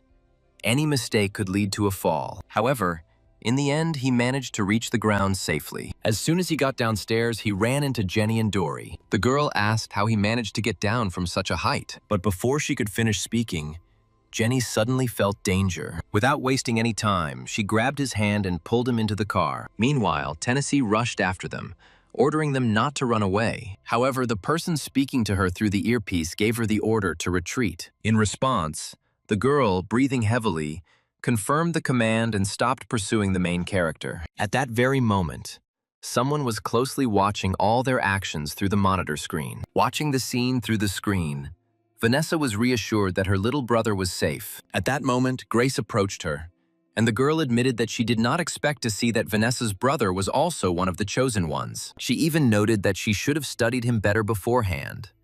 But now, she became extremely interested in what deity the guy worshipped. At the same time, she asked her not to worry, because as far as she could tell, the deity had no intention of harming David. Vanessa looked at her interlocutor and asked what would happen if one day this deity began to threaten her brother. Then Grace hugged her around the waist. She assured with a smile that in that case, the entire society of the flower god would take her side without hesitation. It will destroy any enemy, even the Lord of the Endless Crimson Flame himself. Meanwhile, David, Jenny, Dory, and Vanessa drove away in the car. On the way, his older sister at school asked him what happened at the hotel and who was following him. The protagonist calmly explained that he was relaxing in his room when unknown individuals suddenly broke through the wall and attacked him. Jenny noted that the guy continued to lie shamelessly and then hit him, scolding him for his crazy jump from a great height. The hero immediately admitted his mistake, and Jenny noticed the strange sheet that Dory handed her. She immediately guessed that the attackers were connected with the Flower God Society. The guy confirmed this and said that the sectarians wanted to make him their honorary patron. Hearing this, the girl noticeably darkened. Then the main character realized that his older sisters knew in advance about a possible attack. However, Jenny was quick to explain that they were not fortune tellers. The master simply warned that as his power grew, more and more organizations would try to lure him to their side. So the students were assigned to keep an eye on him, although the girl quickly added that they did not keep an eye on him all the time. David admitted that his mentor's words made sense, especially after Ellen had tried to recruit him almost immediately. The boy then asked if the master had said anything else, since the Flower God Society clearly had no intention of backing down. Jenny blushed slightly and admitted that the teacher had advised him to move in with her. These words surprised the hero. He knew that his sister was very rich, but he did not even suspect that her main mansion was in Fengcheng. The boy noted with concern that the conflict with the Flower God Society could bring trouble to her family. However, the girl only smiled, declaring that the enemies would never dare to act against her family. Soon the car stopped near a huge ancient estate. Seeing the luxurious residence, the hero was speechless. Now he realized that Jenny's stories about untold riches were the pure truth. On the way inside, David asked Jenny why she lived in Qingcheng at all if her family was so powerful. The girl explained that before his death, her father called Qingcheng a land of prosperity and forced all his children to stay there. Moreover, since then, each of the siblings has met influential people and achieved significant success. The hero realized that Jenny's family had an outstanding background and that there were many extraordinary people hidden in the small town of Qingcheng. Remembering Ellen, Vanessa, and other powerful figures, the guy couldn't help but think. He became curious about what kind of creature he would become in the future. Meanwhile, Jenny brought him to the training hall, an entire building dedicated exclusively to training. All rooms had enhanced security, allowing full power to be used without the risk of destroying everything around. Touched, David grabbed her hand and sincerely thanked her for her concern, assuring her that it was more than enough. The girl's cheeks turned red in surprise. After this, she quickly wished him good night and ran away, promising to wake him up for breakfast in the morning. When they were left alone, Vanessa noted with a grin that the sixth eldest sister literally supported them. Meanwhile, it was already deep night outside, and dim moonlight quietly penetrated the room through the window. Vanessa noticed the heavy expression on David's face and asked why he looked so depressed. After a short silence, the hero shared his doubts.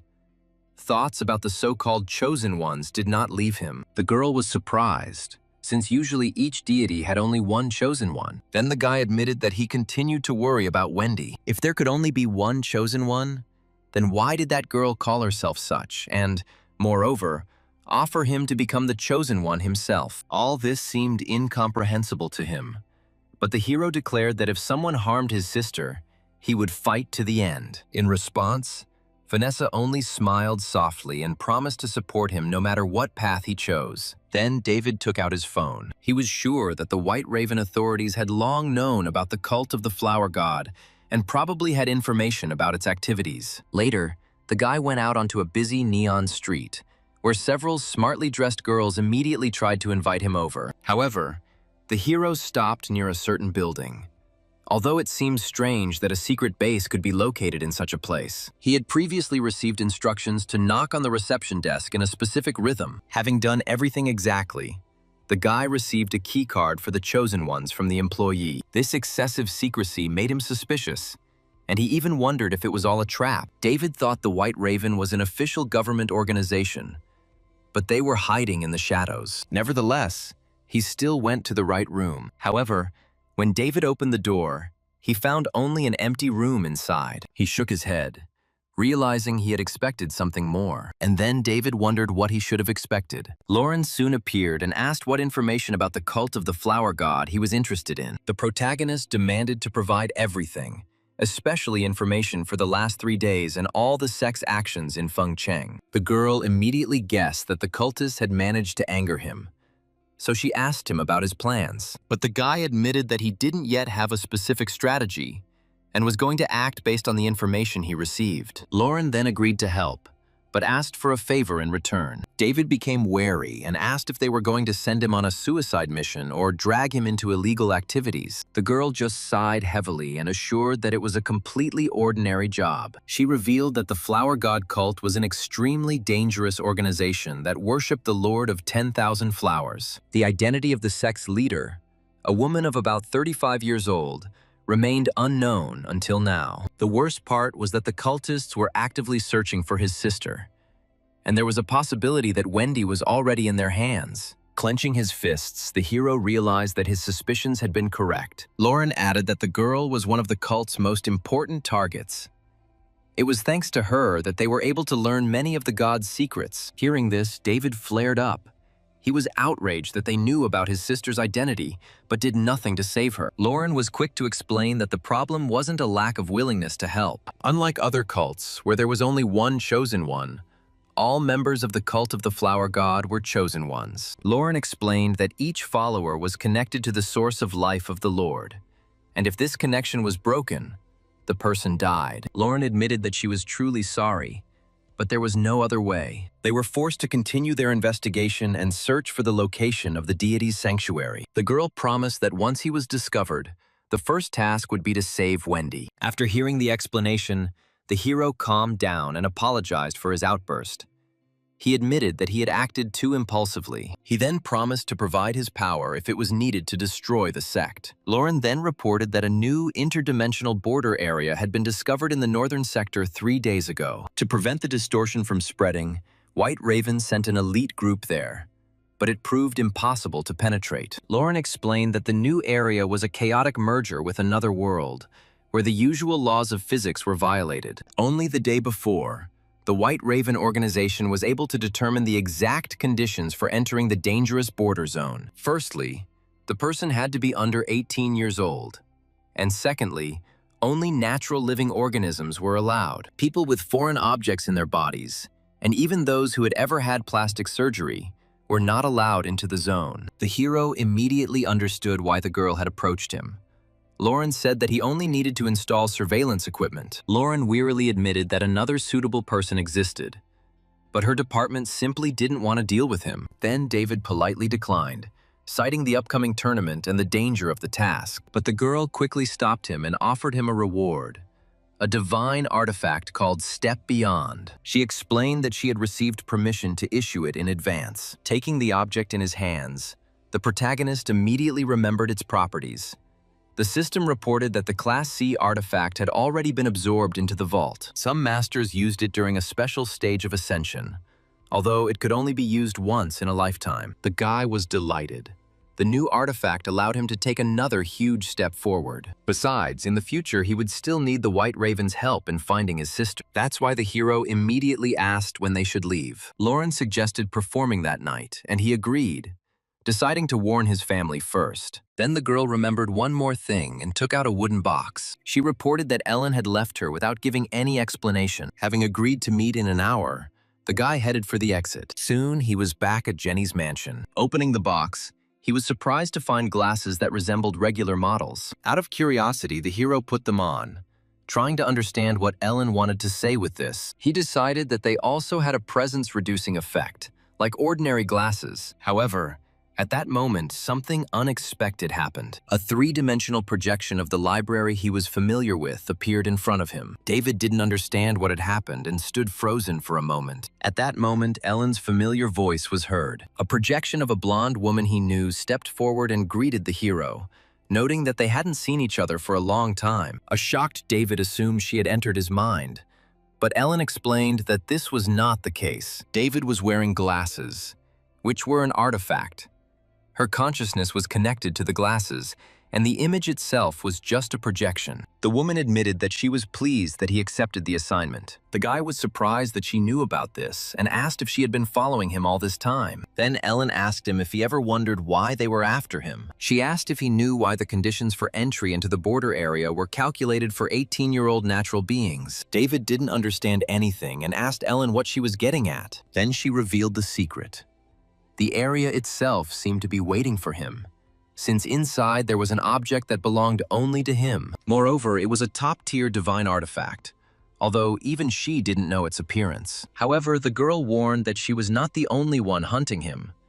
The protagonist realized that his interlocutor had another goal. Then Ellen explained the true purpose of the Step Beyond. Contrary to official data, the artifact served more than just to enhance training. It was needed to awaken innate talents, which became permanent passive abilities. She gave her own example, saying that her talent allowed her to sense divine artifacts without fail. These words greatly interested David.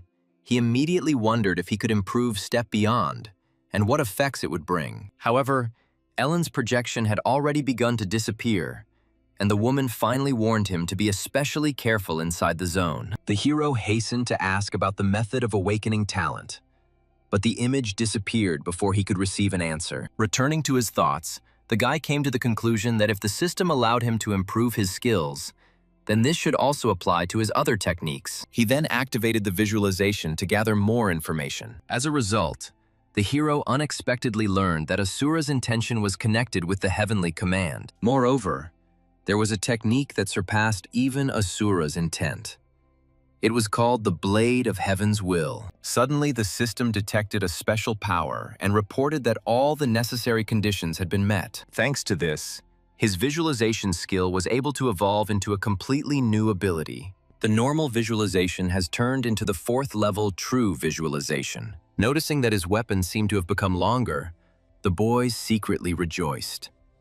But the joy quickly gave way to excruciating pain. Fragments of memories rushed into my head, and my consciousness plunged into endless darkness. A golden light enveloped the hero's body, and golden particles began to scatter around. With horror, he realized that he saw parts of his own body. David felt as if the new ability was literally tearing him apart. At first, David hoped to simply wake up. However, I soon realized that I was stuck in this space. He thought that even though the system was trying to split him apart, there had to be a way for him to put himself back together. Then the guy concentrated and tried to remember himself. He was an 18-year-old student of a martial arts school, although he had long since stopped attending classes. Moreover, the hero remembered that he had entered this world with a system. All this time I strived for only one thing: to never live a miserable life again. When the guy opened his eyes, he found himself in his own room. He was filled with joy because everything worked. At the same time,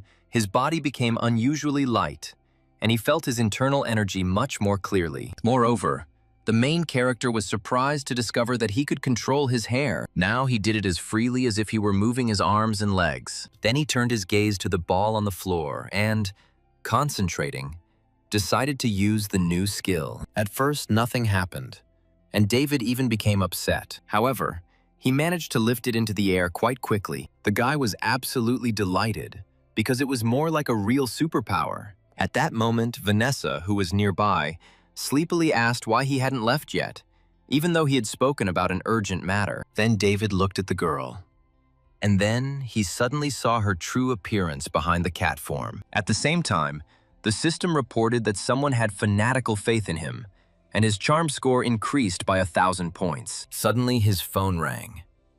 He was informed that it was time to leave and that they were already waiting for him outside. After saying goodbye to Vanessa and asking her to wait for him, the guy said that it was time for him to go. Finally, he did not forget to gently stroke the cat's head. David then took the heavy sword, backpack, and soon left the room. The girl watched him go, experiencing a strange feeling. Somehow, she had the feeling that this was not the David she knew. It seemed to her as if it was not a man who had just stood before her, but a real deity. The next day, the entire group set off by helicopter. On the way, Lauren gave the protagonist a smartwatch, which contained all the information about the R278 border zone. According to the data, a settlement of unknown creatures was already discovered there, and later, thunderclaps were recorded. After reviewing the information, David decided that things didn't look so bad, and then approached Lauren with an unusual request. He asked that in the event of his death, his body be returned to the city within 7 days. The girl was surprised and asked the reason, but the hero only replied that the 7-day period was extremely important. Although she didn't understand anything, she still promised to pass on the request to her superiors. In fact, the protagonist was counting on the double ability, which served as his last insurance. Soon the helicopter began to shake violently. David grabbed the handrail and decided that they had already arrived. However, Lauren stated that it was impossible to fly further. The anomalous gravity of the border zone would instantly pull the car down. It was then that the hero noticed a man below who seemed to have been specifically waiting for their appearance. He immediately reported this to Lauren, and the system meanwhile provided information about the stranger. He turned out to be an 18-year-old boy named Noah, who belonged to the Red Lotus School, but his origins remained unknown. The girl recalled that it was a fighter from the Vanguard unit, a special unit consisting exclusively of martial arts masters. Moreover, the guy was considered the strongest representative of his generation, and the step beyond was originally intended specifically for him. The protagonist frowned and asked if this man was afraid of causing a conflict between the units. However, the girl only chuckled, explaining that Noah was famous for his bad character, and they preferred not to mess with him. Then the hero immediately warned that he had no intention of getting involved in other people's squabbles, and that after arriving he would go off to complete the task. However, everything turned out to be not so simple. When the helicopter landed, Noah was already waiting below with his arms crossed and demanding a duel. Lauren tried to persuade him to put it off until he returned from the mission. However, the guy abruptly refused. Then he called the main character to him. He patted David on the shoulder, saying that he would never postpone the fight. However, he irritably pushed his hand away and stated that he was simply carrying out the assigned mission. Then the enemy declared that since the leadership had given the artifact to him, it meant they considered him stronger, and he was not going to put up with that. The irritated hero asked Lauren if Noah had any problems with his head. The girl only advised him to perceive him as sick. In the end, David dropped his backpack and agreed to fight, deciding to finish everything as quickly as possible. However, Noah was already seething with fighting spirit. He was ready to show David his true strength, but as soon as he got ready, the main character instantly closed the distance. With one blow, he sent his opponent flying. Then the guy calmly shook the dust off his clothes and asked if he could now calmly go about his business. The helicopter pilot was surprised by how weak the famous genius turned out to be, and the crew members were worried that Noah might get hurt. However, Lauren remained calm, as she was sure that he was prepared for the fight. After the humiliating first defeat, the young master became enraged, his palms slamming into the ground and his body engulfed in flames. Seeing this, the hero decided to test the enemy's strength directly. Their fists clashed, and David felt himself thrown back with surprise. David wondered how powerful it really was, and decided to test its strength in a head-on collision first. At that moment, his opponent rushed forward at great speed. Noah smugly declared that this was the true power of the volcanic body, and asked if the enemy was frightened. The force of the blow threw the protagonist back, but he still managed to stay on his feet. He just chuckled, as he hadn't used his abilities yet. Activating double acceleration and perception, he instantly realized that the enemy's strength was the result of using illegal drugs. The next moment, his silhouette disappeared. While Noah was looking around in confusion, the hero was already nearby and, touching his neck, asked if he was sick. The enemy counterattacked furiously, but the protagonist easily dodged and noted that all his movements were too primitive. Hearing this, Noah became furious and asked how David dared to humiliate him, but the hero replied that artificially enhanced internal energy is almost impossible to control. At that moment, Noah's face turned red, and a moment later he suddenly fell to his knees. His eyes sparkling with admiration, the boy declared that David's technique was incredible and asked him to teach him. At that moment, system notifications began to pour in before David's eyes. After a tough battle, his stats had increased. In addition, he had awakened a new skill, Blessing of Faith, whose effect allowed him to turn the target into a devoted follower. However, soon Noah seemed to come to his senses. He jumped up abruptly and remembered that the main character had an important mission. After this, the guy declared that he would no longer interfere and quickly left. And David realized that his faith did not disappear with his departure. Lauren looked at the young man with bewilderment and asked what had happened, but the hero only shrugged. The girl then took out his equipment and explained that after the recent battle, he might need energy restoration potions. The protagonist looked at the pile of things and thought that in case of danger, the best strategy was still to flee. At this moment, a new message came in from the border zone, that the area called Roaring Falls had grown significantly. Entry required a minimum age of 17, and then information about a divine artifact numbered God005 appeared. The protagonist immediately remembered the conversation with Ellen 2 weeks ago. He then asked why the highest divine artifacts were guarded so strictly. The girl explained that such objects violated the very laws of the world. If reality were a drawing, these artifacts would be errors that could distort the entire drawing. Then the hero noticed that even the most unusual things usually obeyed some rules. However, Ellen objected and suggested presenting an artifact that could return a person to the past and allow them to live their life anew. Some of these items were so valuable that people were willing to do anything to possess them. Moreover, Individual artifacts could not only change the world, but also completely destroy it. According to Arya's information, God 05's artifact, called the Mirror World, reflected reality. He created countless parallel worlds that gradually penetrated into the present. The hero suggested that people were trapped in a false reality and could only escape by discovering and destroying its flaw. After these words, Lauren asked what happened to those who ended up in such dimensions. David replied that otherwise they would stay there forever. Realizing the scale of the threat, Lauren immediately decided to call off the operation and inform her superiors about the need to reconsider the mission. However, the hero interrupted her and told her to simply put on a gas mask. He stated that he was going to complete the mission as quickly as possible. Besides, David remembered Ellen's words. It was as if this zone was waiting for him, which is why the guy wanted to personally find out the truth. While Lauren was calling out to him, the hero was already heading towards the portal. He decided that if he could get his hands on one of the most powerful divine artifacts, he would hit the jackpot. The young man then entered the teleportation site, and his body gradually dissolved into shining light. After the transition, the main character found himself in a completely unexpected place. Green meadows, clear streams, and picturesque landscapes stretched out before him.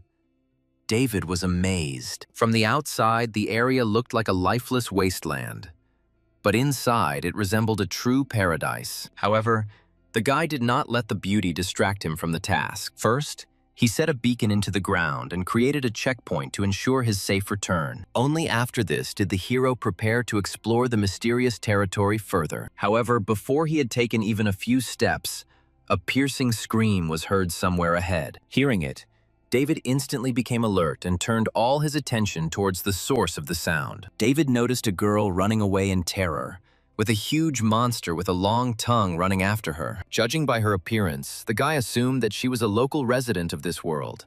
But the stranger was shouting something in her own language. The hero did not understand a word, but the situation made it obvious that the girl was in mortal danger. Then David released a dark aura, hoping not only to save her, but also to obtain important information about this place. The monster was instantly absorbed by his power and died. The system immediately reported that the target, which had special divine properties, had been destroyed. Moreover, the hero received 12 units of divine power. Delighted with the unexpected reward, the guy approached the girl and tried to talk to her. Seeing her wariness, he quickly realized that the language barrier was hindering communication. Then David took out a universal translator that looked like a micro earpiece. He then showed the stranger how to use it, and the girl carefully repeated his actions. After this, she immediately began to understand every word of her interlocutor.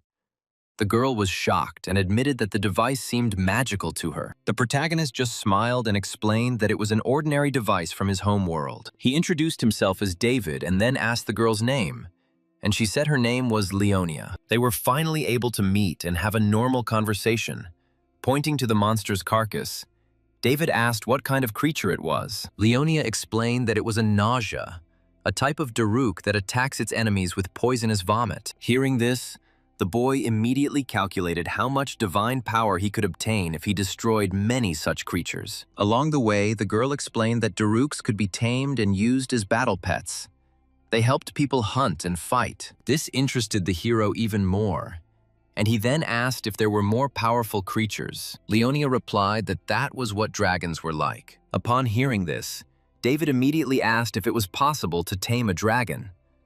But the girl hastened to explain that it was impossible. She told an ancient legend according to which all dragons were children of the god of dragons, and only a priestess could control them. These words made the protagonist think.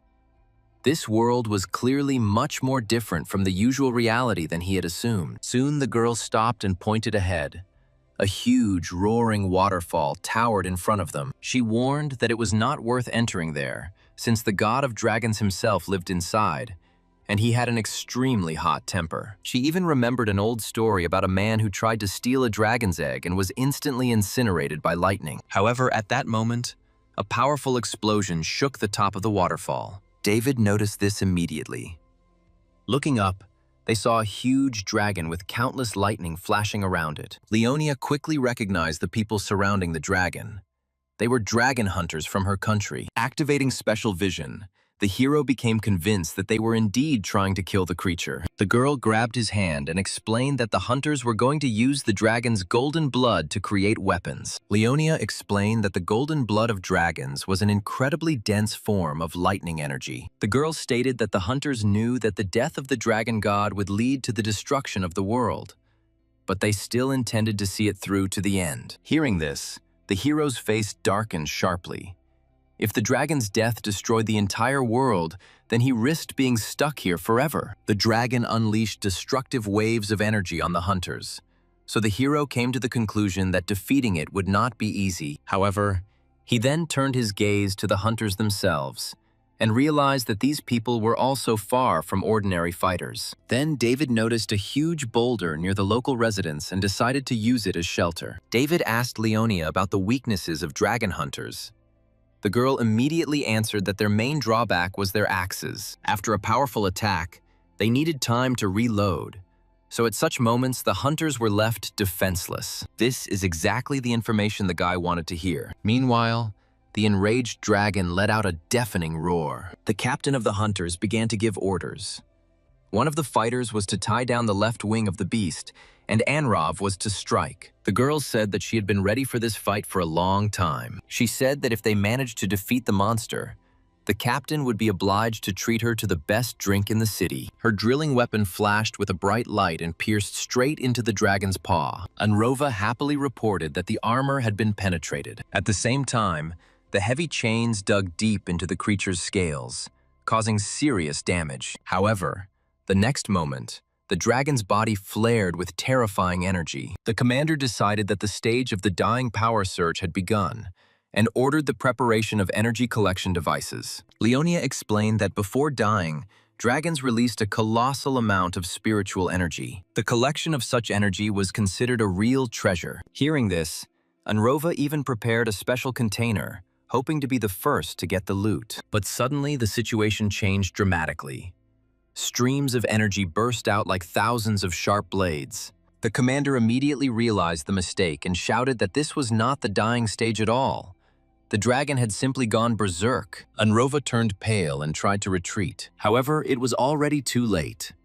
A powerful energy was following right behind her. It was then that David decided to intervene. He discreetly threw a small stone into the girl's container. It flew out of her hands, and the huntress herself lost her balance. The next moment, she collapsed to the ground. A stream of golden energy instantly covered her. The girl screamed in horror for the dragon not to come near her. However, a second later, she disappeared into a raging energy storm. The hero then threw a few more stones towards the other hunters. The commander immediately became wary and demanded to be shown. Then the guy calmly came out from behind the boulder. The captain became furious, declared that the stranger had dared to attack his comrades, and immediately attacked him. A huge axe fell to the ground, leaving a deep furrow there. However, the main character managed to jump back, noting that this man had a lot of strength. Thus, a fierce battle began between them, the captain continuously attacking, using monstrous physical force. David was forced to constantly retreat and dodge. He soon realized that his opponent outnumbered him in brute force by at least 3-1. In an open fight, he had practically no chance of winning. However, the guy did not intend to win this fight. He was just stalling for time, watching the dragon carefully, and finally, the moment came. As the captain put all his strength into the final blow, a giant bolt of lightning suddenly struck from the sky. David realized that everything had happened exactly according to his plan. The discharge completely covered the captain of the hunters, charring his body. Smoke began to rise from his body, and he lowered his heavy axe back down. The man lost consciousness and collapsed to the ground. With a sigh of relief, David headed towards the dragon. He already wanted to calm the beast and make sure that the danger had passed. However, he suddenly noticed a brightly glowing core in its mouth. The creature was still looking at him with open hostility. David realized that the dragon clearly didn't realize he was his ally. At that moment, lightning almost struck the hero, but Leonia explained that the dragon god was in a state of divine wrath. The girl suggested that he might calm down over time, but David understood that he couldn't wait forever. Leonia then cautiously suggested that the problem could be solved by subduing the dragon. But the boy immediately rejected this idea. However, he soon noticed an important detail. The dragon was releasing fewer and fewer lightning bolts. Apparently, the previous battle had drained his strength. Then the main character decided to take a risk. Activating the shadow flame at full power, he rushed straight towards the giant creature. A stream of black fire erupted from his palm. In an instant, it was securely attached to the dragon's scales. Using this support, David quickly flew up and successfully landed right on the dragon god's back. Smiling, the hero declared that he now wanted to see how the dragon was going to hit him. At this point, the system issued a new message. The divine substance had been discovered, and the extraction process had already begun. Then, one notification after another began to appear on the screen. The amount of divinity increased by another 10 units. David was amazed that by simply touching the dragon scales, he could absorb divinity. And the speed was incredible. Suddenly, the dragon god spread his giant wings and soared high into the sky, carrying the boy with him. The protagonist cursed, realizing that the situation had gotten out of control. Leonia was also shocked, because no one expected that a man would actually ride a great dragon. At that moment, a mysterious voice was heard behind the girl, which noted that the hunters turned out to be quite impressive. Leonia immediately became wary and demanded to be identified. The stranger replied that she could be called Reflection. Then she asked Leonia if this man had really come here from the Middle Lands. The girl said that the man who arrived from the outside world had a strange name, David. Hearing him, Reflection happily said that she had been waiting for this very person for a very long time. 2 hours later, the dragon god was still carrying the hero across the sky. The guy was already feeling dizzy, and the constant jerks could throw him down at any moment. Then David decided to create something like reins. To do this, he decided to use his indispensable skill again. He released a dark aura, forming 2 streams of energy. In an instant, they wrapped themselves around the dragon's mouth. Then, by enhancing his strength with the double strength ability, the guy managed to stabilize the flight. The system immediately reported that the creature had been successfully taken under control, and the new riding skill had been unlocked. After checking the ability's description, the hero discovered that it significantly improved his sense of balance and spatial orientation. Now he felt as if he was standing on solid ground. Moreover, the guy realized that with such a skill, he would never be able to get lost again. However, the dragon god was not about to give up. Suddenly, a strange voice sounded in David's head. It turned out that the dragon himself was beside himself with rage. It was humiliating for him that an ordinary man had ridden a higher being. Then the beast suddenly rushed down, intending to crash along with its rider. But instead of fear, the hero felt respect for such a stubborn opponent. However, he understood that he had to subjugate it completely. Quickly assessing the altitude, the guy realized that they were about 5 kilometers above the ground. The dragon itself might survive the collision, but for him, it would mean certain death. Jumping early meant losing, so the protagonist waited for the perfect moment. With every second, they were lower and lower to the ground. The dragon did not even think of slowing down. As the giant beast approached the ruins, David knew the moment had arrived. The dragon hit the ground with his head, and stones flew around him. David jumped in time and landed safely. The system immediately began to issue one message after another, and the riding skill instantly increased to the 2nd level. Shadow Flame received a qualitative boost, and the guy himself acquired a new feature, Resistance to Dragon Aura. Pleased with his rewards, the hero was about to take a breath, but the dragon let out a furious roar, and the hero asked if it had still not calmed down. However, unexpectedly, the creature bowed its head and admitted its mistakes, calling the boy its true master. Such a sudden change in attitude took the protagonist by surprise. He even asked again if he had misheard. Then the guy removed the dark aura. He understood perfectly well that without the shadow flame, it would be impossible to tame such a monster. Leonia soon came to them, bringing his things. But David felt something strange. For some reason, the girl first inquired about the dragon's condition, which slightly offended the hero. At that moment, another girl suddenly pressed herself against him, asking if he was hungry, thirsty, and if he was injured. Here, the system reported the discovery of a divine substance. The stranger introduced herself as Reflection, and explained that people called her Divine Object God 005. Upon hearing this, the main character was initially very surprised. However, in the end, David only grinned and decided that it was an ordinary projection in front of him. However, when he touched her shoulder, he saw a new system message. The divinity increased by another 3 units. Only then did David realize that in front of him was indeed a genuine divine object. However, the amount of divinity was so insignificant that the boy wondered how such a weak source could even be considered an artifact. David noted that the highest divine object must have had a close connection with him, so it was not so easy to deceive him. In response, Reflection only sighed helplessly and admitted he was right, and revealed that she was the mirror entity, God 1108. She then added that she felt bored, and Ellen assured her that the hero was a very interesting person. She proudly stated that God 005 was unstable, so she was assigned to protect him. However, David reminded that White Raven had only managed to detect hidden traces of the object and did not expect it to appear so quickly. The girl explained that God 005 was one of the top 10 most powerful objects,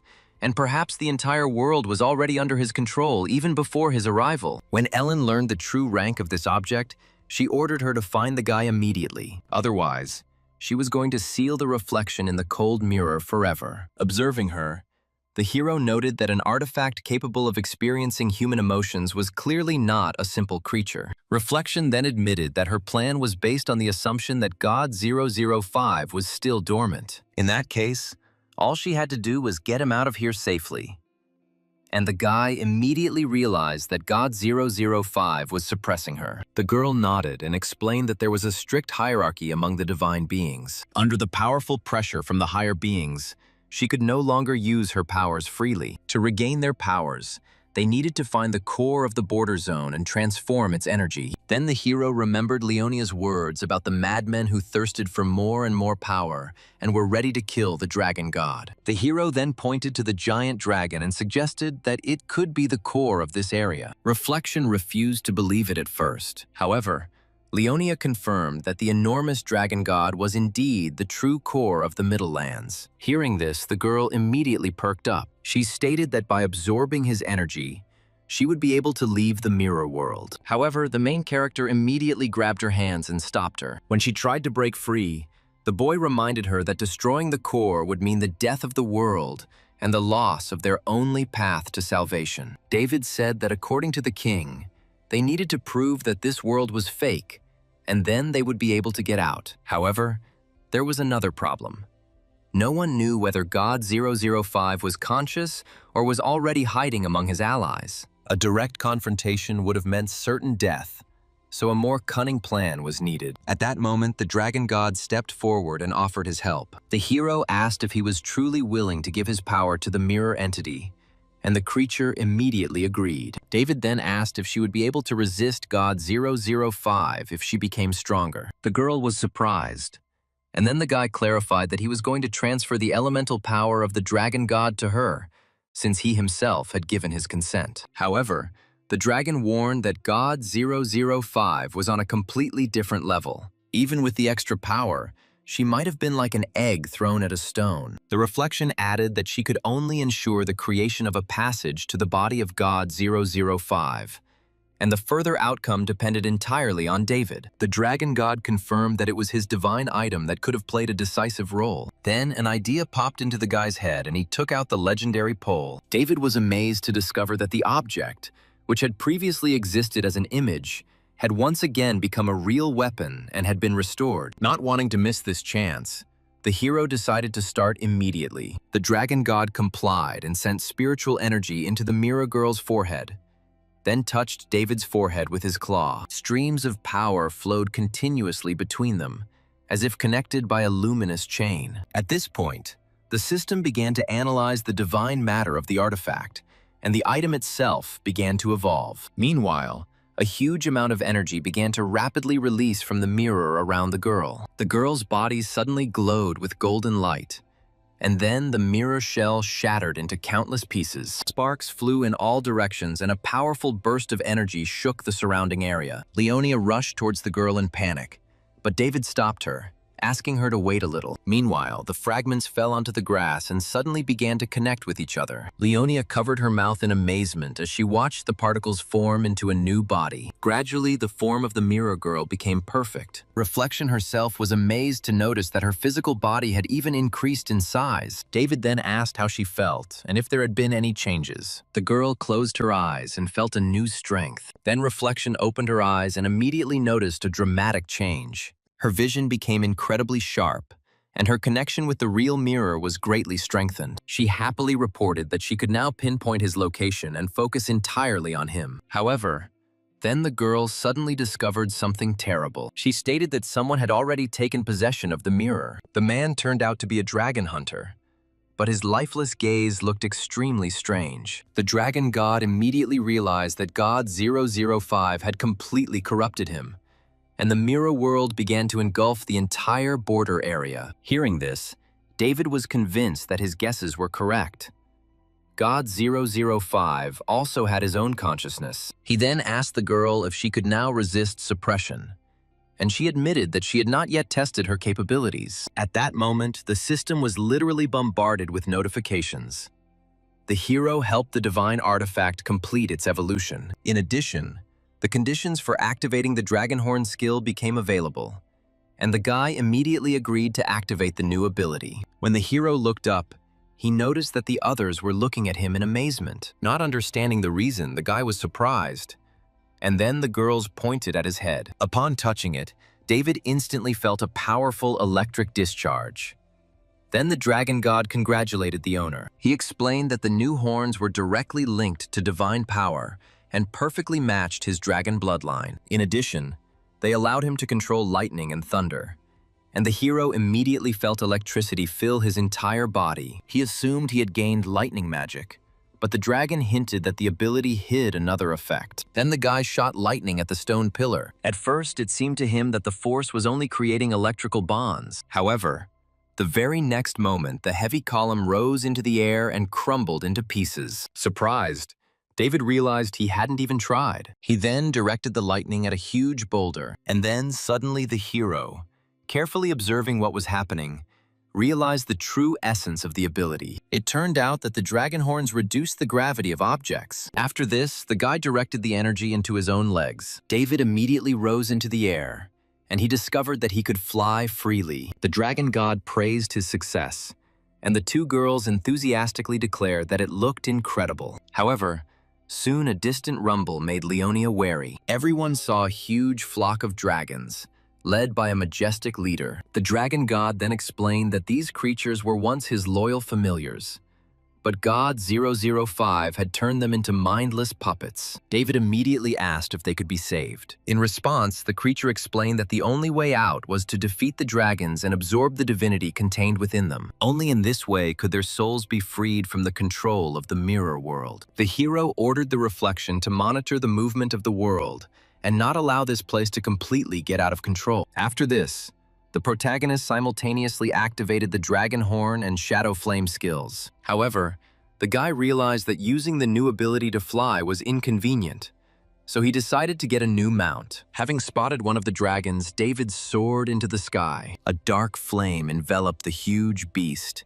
and the hero himself landed right on its head. The boy then said that if the dragon wanted to help free his enslaved brethren, he should cooperate. The system soon reported that David had successfully tamed his second dragon companion. Riding skill has risen to level 4, and the hidden conditions for obtaining the Dragon Knight class have been met. After making sure that the new dragon's condition had stabilized, the hero asked if this meant that the beast had finally recognized him. However, at that moment, a huge monster rushed at them. The guy instantly activated the Dragon Horn and Shadow Flame skills, and then used the Thunder Dragon Piercer attack. One hit was enough to blow the monster to pieces, and the divinity indicator increased by 58. The hero noted that after taming the dragon, he received more than 300 divinity points. He understood that monsters were no match for dragons, and that a large amount of power led to qualitative changes. After 2 hours of non-stop hunting, the boy destroyed an entire horde of monsters.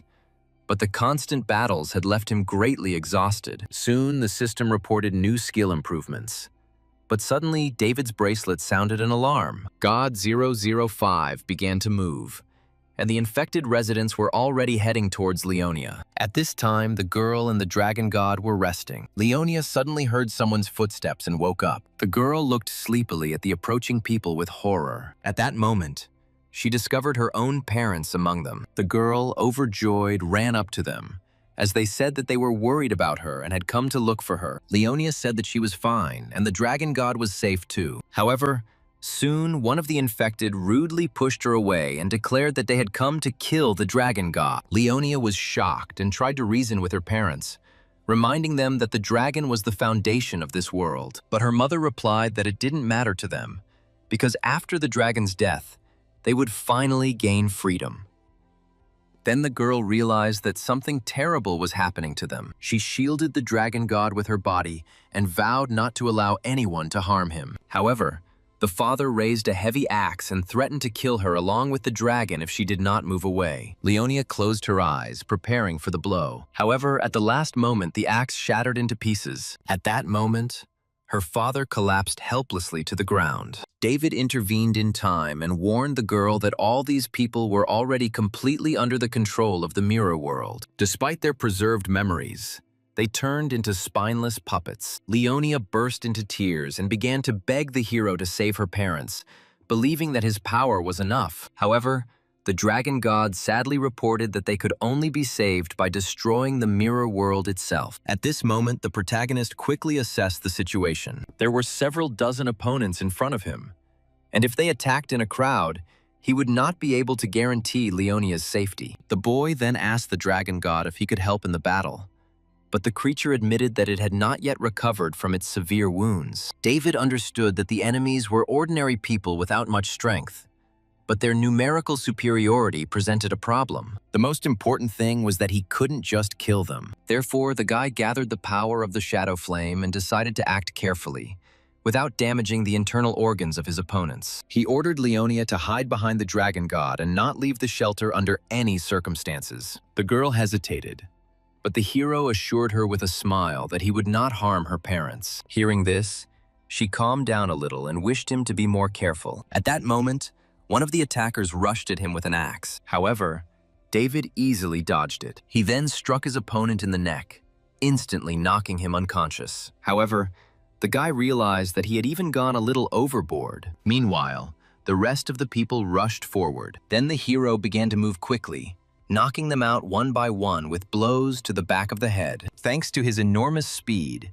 he was able to deal with ordinary people without difficulty. But as soon as one person fell, another would immediately take his place, and the hero realized that he needed a more effective solution. He thought about using the shadow flame to bind his opponents. However, ordinary people would not be able to withstand the destructive power of this ability. So the guy started looking for a way to remove its deadly effect, leaving only the power that would allow him to immobilize enemies. David directed the energy into the ground, deciding to test his unexpected idea first. The next moment, a powerful energy wave spread throughout the area, and stone fragments flew straight into the crowd. The guy noticed with satisfaction that the attackers were thrown back. When everything finally calmed down, he wiped away the cold sweat and decided that there was only one problem left: the man with the mirror. Then the hero wondered if he was hiding among the villagers, and at that moment, the spirit of the bracelet warned him of the danger. David barely managed to dodge,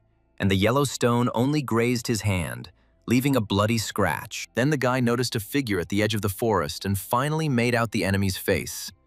The reflection also recognized the stranger. Meanwhile, he spoke in a strange, ancient language and raised a glowing yellow crystal into the air. Waves of energy spread in all directions, and the previously unconscious residents began to rise to their feet. Then David realized that it was this man who had been controlling the locals all along. Leonia soon reported that the enemy was going to destroy everyone around. After this, David ordered her to evacuate those who could still move and leave the enemy to her and her allies. However, reflection warned the protagonist that the enemy had already completely merged with the mirror world. Meanwhile, the being known as God 005 continued to mutter incantations. The stones sank deep into his chest. At that moment, Countless sharp fragments burst out of his palms. The monster rushed forward, and several fragments injured random people while David dodged the attacks. The hero then rushed to his backpack and sword, which lay near the boulder. Grabbing the weapon, he cut through the flying fragments. Then God-005 suddenly spoke in a clear language and demanded to be identified. The protagonist responded by saying that he was going to absorb his power. After this, the monster instantly attacked him. David immediately raised his sword to block, but the enemy grabbed his blade. The reflection immediately warned that the enemy was trying to destroy it through weapons. David was surprised to discover that the creature's touch actually corroded everything it touched. Then the monster snatched the sword from his hands and the guy was thrown back. David barely managed to stay on his feet from such a strong attack. Following this, new deadly fragments flew into the air. Then the hero activated the shadow flame, since he had no other options. A dark aura enveloped his body and stopped the attack. However, maintaining the defense quickly drained his strength. Soon, David's eyes began to glow blue. Thanks to his ability, he discovered the enemy's weak spot, but he didn't yet understand how to get to it. At that moment,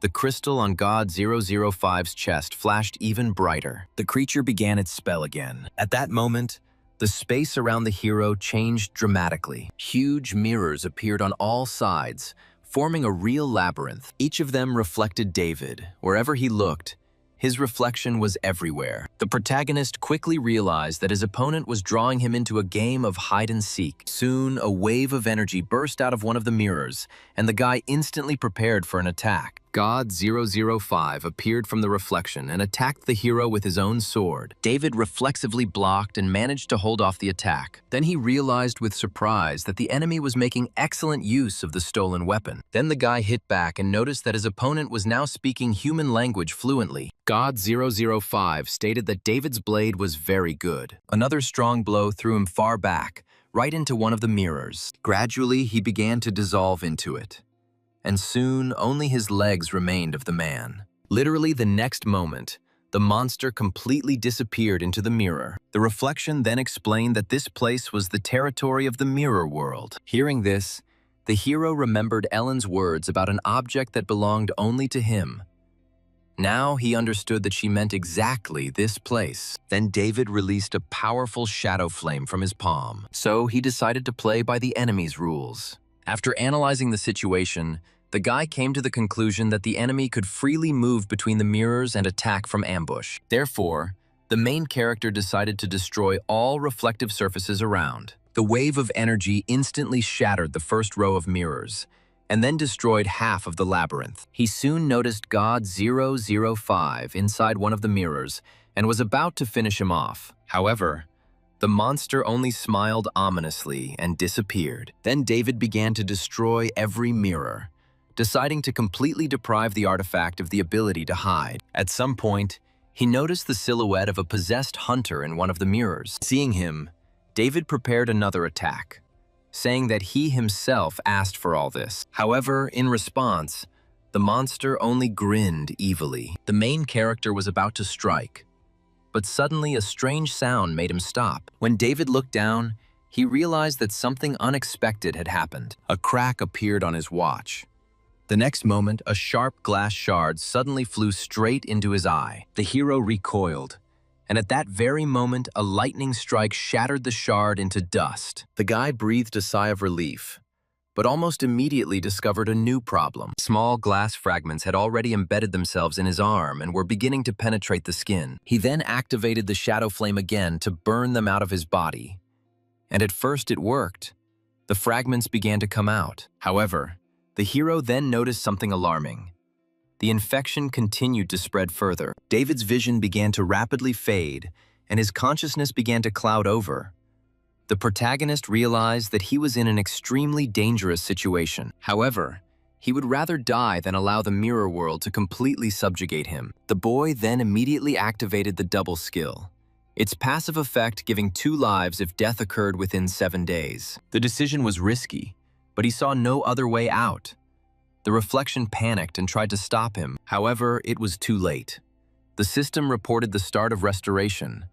Then his body went limp and collapsed to the ground. The reflection immediately flew out. Holding the unconscious boy, She desperately called out to him, hoping to bring him to his senses. Meanwhile, the fragments continued to penetrate the hero's body through his hands. Then God-005 stepped forward and declared that David was still unworthy of becoming his master. An enraged reflection demanded an explanation. However, the enemy only contemptuously ordered her to disappear. At that very moment, the mirror artifact was suppressed by his power. God-005 then touched David's forehead and declared that such beings no longer had a place in this world. After this, the hero's forehead began to become covered with a mirror-like substance. The silvery liquid quickly spread throughout his body and soon enveloped him completely. Seeing this, Reflection fell to her knees in horror, deciding that it was all over and the guy would not return. However, the protagonist's consciousness suddenly awakened in an endless black void. There he noticed that the state of his power had become much more active than before. Soon, the system reported that hidden conditions had been met.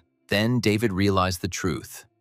Death was not the end, but a necessary condition for the evolution of his domain. Meanwhile, God-005 watched warily as the silver mass suddenly began to move. The next moment, the hero opened his eyes, and the true shadow flame flared in his pupils. Using his new power, he tore apart the substance that covered him. The enemy jumped back in shock, not understanding how he was able to resurrect. The system reported that the skill's cooldown time has been reduced. At the same time, the shadow flame officially evolved into the third-tier true shadow flame. Clenching his fist, the boy felt a colossal surge of strength. He then warned God-005 that it was time for him to start praying. At that moment, the enemy trembled. But then he became enraged, and his fingers merged into one sharp weapon. After that, he rushed into attack. However, the hero reacted to this calmly. He disappeared just before the mirror monster struck. Then David instantly appeared behind him and declared that the enemy was too slow.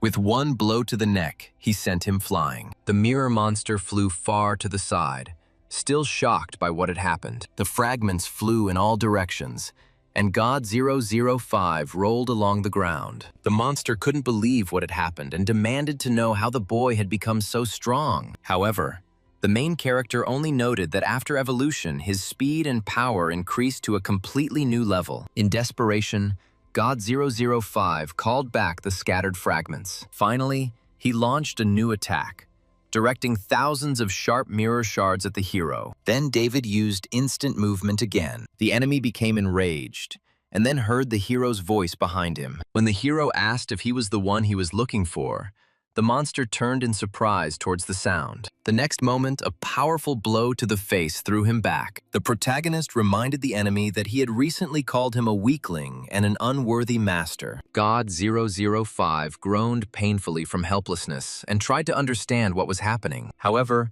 he calmly stated that David had misheard it all, and that he was in fact worthy of it. At the same time, he secretly collected the fragments, preparing for a new attack. And yet, David replied with anger in his voice that he no longer needed God-005. Hearing this, the enemy became completely enraged. He lifted all the broken mirrors into the air and brought them down on the hero.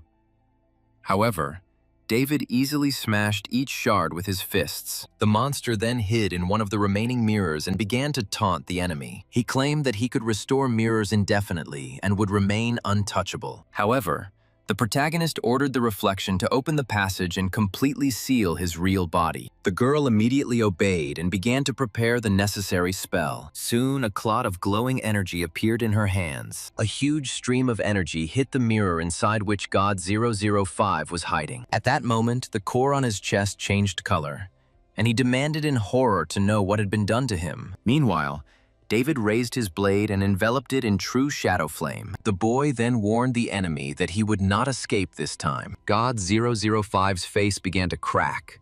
Realizing his defeat, he acknowledged the hero's strength and noted that the rumors about him were true. After this, the protagonist performed the Heavenly Path Deep Dark Slash technique. The blade cut through the mirror along with the space inside it. The mirror world began to collapse, and the huge central mirror became covered with cracks and exploded. God-005's true body has been revealed. The next moment, the monster completely crumbled into countless fragments. When it was all over, David picked up the only surviving fragment and asked what rumors he had been referring to. A girl suddenly appeared inside the fragment and admitted that she no longer remembered the past well, but she was told about David's power. The girl explained that both of her previous owners were weak, so she had to test the capabilities of the new owner. Then, the main character immediately realized that everything that happened from the very beginning was a test. In response, the entity God 005 stated that he had successfully passed it. After this,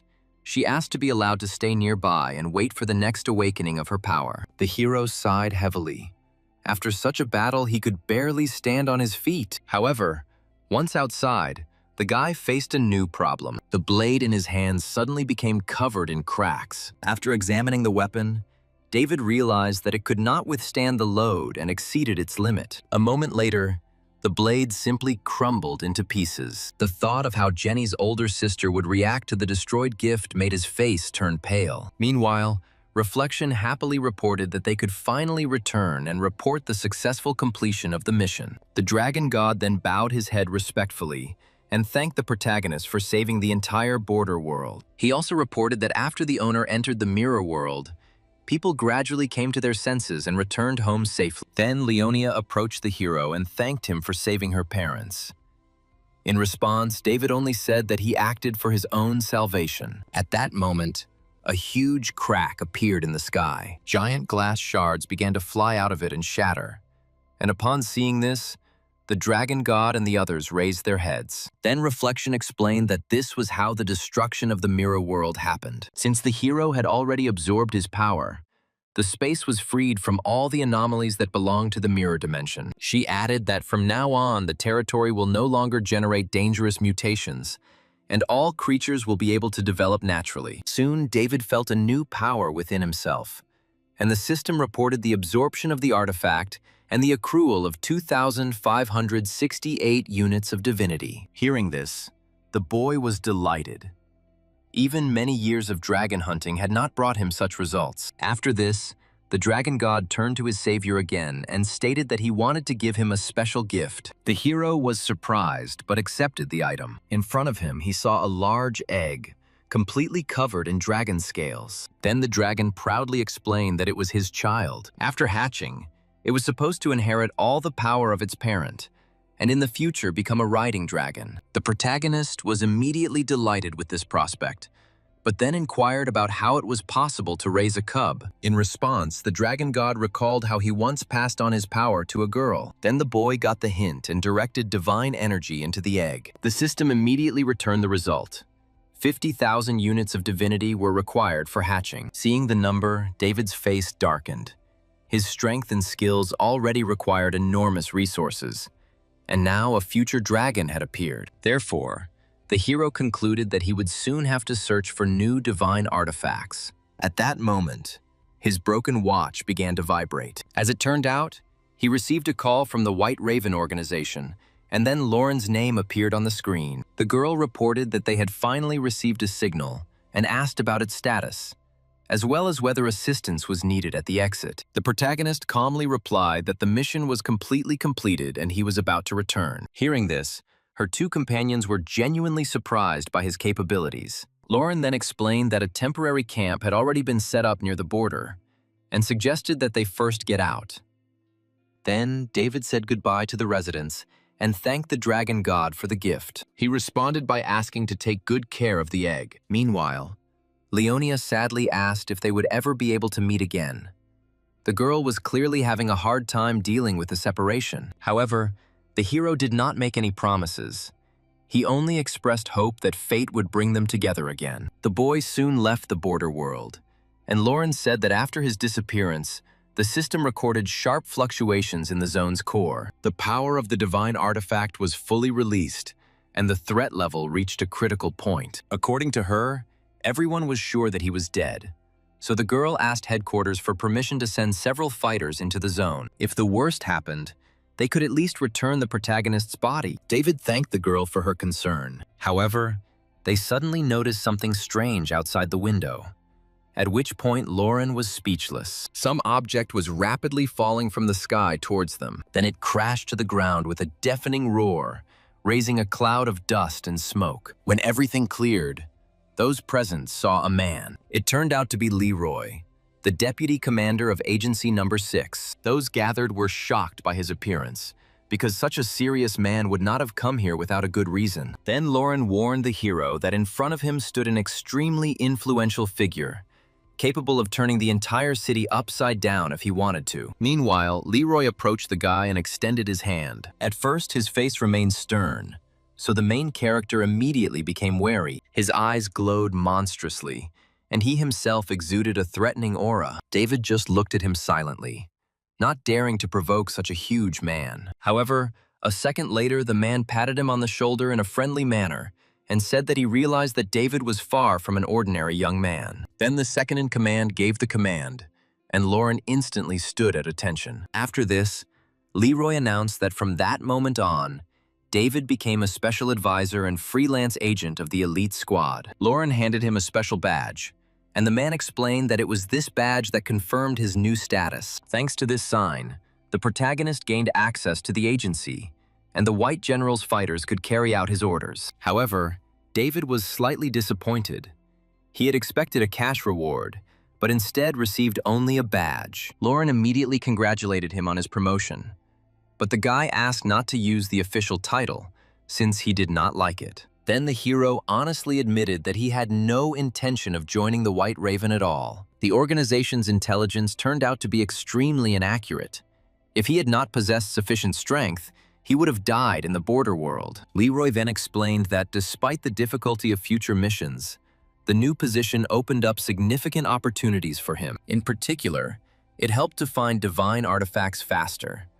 And this was the hero's main goal. Leroy reported that after accepting the appointment, David received access to all classified materials of Agency Number 6. Moreover, depending on the difficulty of the tasks, he could even temporarily obtain 3-digit rank artifacts from the organization's storage. These words immediately attracted the hero's attention, and after a short deliberation, he agreed to accept the offer. Then Leroy handed him the badge with a satisfied smile, and thus the main character officially took up his new position. Nevertheless, the guy reminded the deputy commander of the promise he had made. He assured him that he would definitely keep his word. Then the man remembered another detail and handed over the envelope, saying that inside was a special assignment combined with rest. When David opened the envelope, he found a ticket for a luxury cruise liner. Leroy explained that the cost of such a ticket was several million, and it was extremely difficult to obtain. Furthermore, only the owners of the artifacts or people to whom such artifacts had been officially transferred could board. Later, the hero began to get ready for the journey and warned Vanessa that animals were not allowed on the ship. Therefore, the girl had to get on the liner on her own,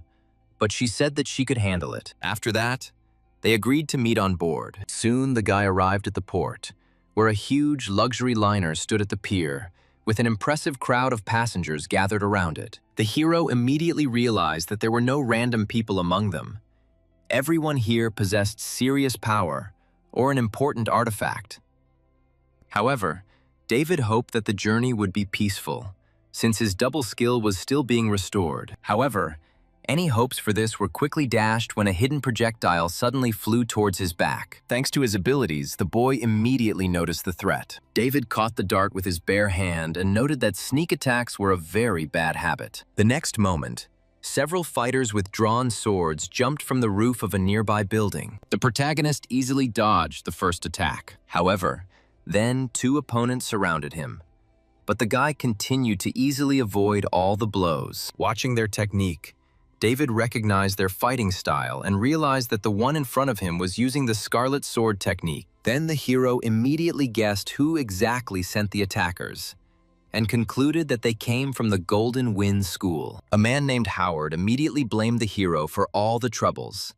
Their master had disappeared, and the younger students had either died or fled. David was simply surprised and did not understand what he had to do with this. The man then stated that if the hero had not injured their master earlier, the school would never have fallen apart. However, the guy remained completely unperturbed and noted that they themselves had admitted their weakness and were now simply blaming their opponents. After this, Howard rushed into the attack in a rage, deciding to drag the enemy along with him even at the cost of his own life. But the main character calmly dodged. Energy blades erupted from the enemy's palms. but the blow again missed. Howard then began to complain that the Hidden Dragon's disciples always hid and avoided open confrontation. In response, David mockingly noted that the representatives of the Golden Wind were no different. They were constantly looking for a fight. At that moment, dragon horns appeared on the hero's head. The next moment, lightning struck Howard. David said with a grin that they were behaving too shamefully to be called the first dojo in the world. But the man did not answer, as his strength left him and he collapsed to the ground. At this moment, the rest of the students immediately prepared to attack. However, suddenly a powerful stream of energy burst from the ship and instantly immobilized the attackers. A menacing voice then rang out, warning that causing unrest on foreign territory was extremely dangerous. He asked the students why they were so desperate to get into trouble. Then a mysterious man came out of the cabin. He politely greeted the protagonist. It turned out to be Tao, the liner's manager. He apologized for what happened and said that the ship's owner had invited David inside. Having climbed on board, the guy was surprised at how easily the manager dealt with the fighters. In addition, the hero noticed a huge number of guards and felt that each of these people possessed serious strength. He was especially interested in Tao himself and the technique he used to tie up his opponents. The protagonist wondered whether it was the power of a divine artifact or whether it belonged to the man himself. Soon, the manager announced that the owner was already waiting inside. Intrigued, David immediately opened the door. However, inside, he unexpectedly saw Ellen. Seeing a familiar face, the main character even froze in place. The girl greeted him and noticed that he probably had a lot of questions. The hero immediately asked if she was really the owner of the ship, and she replied that she could very well be considered the mistress. Then the guy moved on to the main question. He asked if she had given the mirror fragment to God 005, since he claimed that he was waiting for a person with special powers. In addition, the main character wanted to know who exactly told the artifact about him. Ellen suggested that he think for himself, and after a little thought, David began to put the picture together himself. He theorized that God 005 and God 1108 were related, as both were intelligent divine artifacts. Moreover, he concluded that the mirror was likely part of the God 1108 system. Since only Ellen possessed this artifact, the guy directly stated that it was she who told God 005 about its existence. The girl listened to the accusation and replied that since the result was beneficial to him, the reasons no longer mattered. However, the hero did not agree. The whole situation seemed too carefully planned, as if someone was deliberately directing his actions. He admitted that he no longer wanted to be a pawn in someone else's game. When the girl heard this, a smile appeared on her face. Then Ellen finally revealed the truth. She declared that she herself was the real owner of the power. She said that from birth she had possessed a special power that brought her wealth, influence, and respect. However, along with this, a heavy curse fell upon her. The girl was the keeper of divine artifacts, and was obliged to collect them all within a limited time.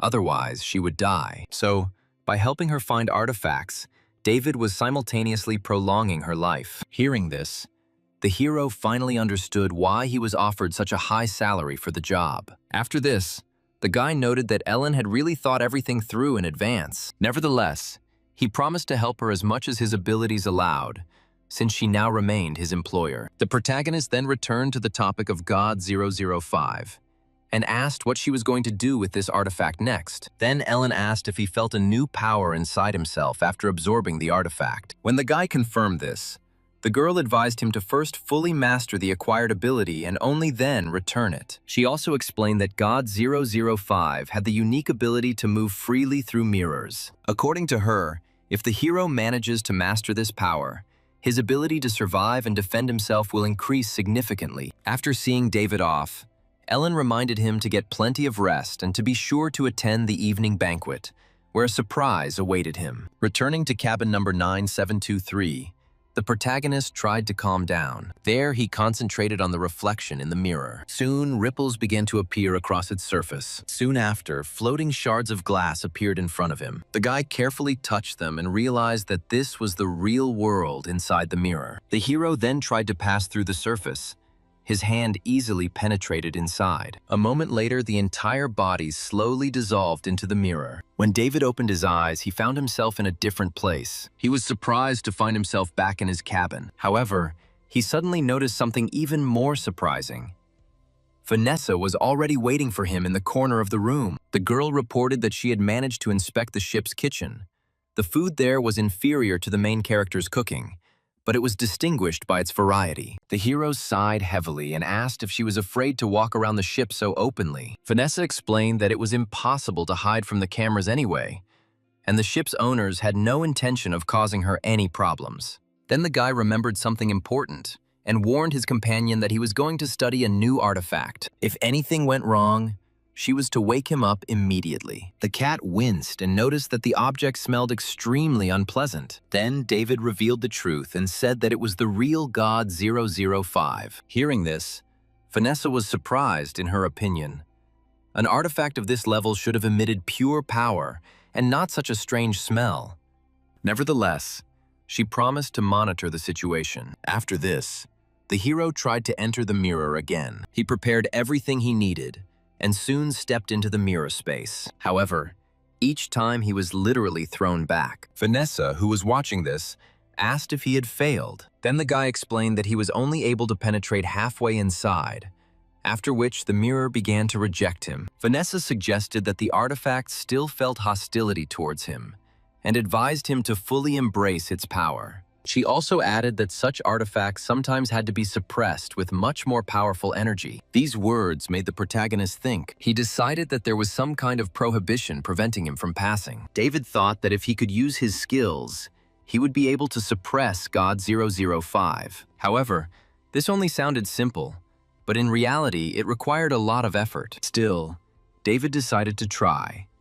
He concentrated his strength and began to accumulate it in his fists. Then he directed a huge flow of power into the mirror. The surface began to absorb energy, and a bright spiritual glow flared up around it. Soon, the system reported a successful merger and awarded him additional divinity points. A stunned Vanessa asked the hero to do it again. Pleased with the result, David entered the mirror again. A few moments later, he returned back without any problem. So their plan worked. Vanessa admired the fact that he mastered the ability almost on the first try. However, the hero himself was not entirely satisfied, since the speed of movement still seemed insufficient to him. Meanwhile, a luxurious reception was already in full swing in the main hall of the liner. The main character also came there, and not even alone, but with a companion. It turned out to be Vanessa.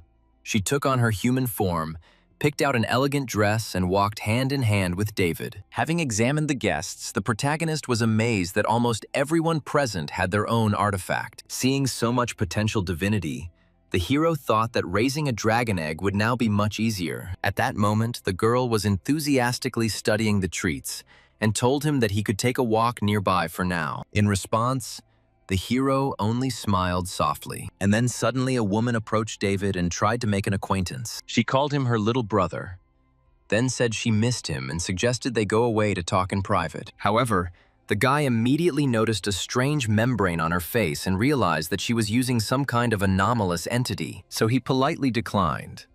But the woman only hinted cryptically that the real show hadn't even begun yet. At that moment, the lights in the entire hall suddenly went out.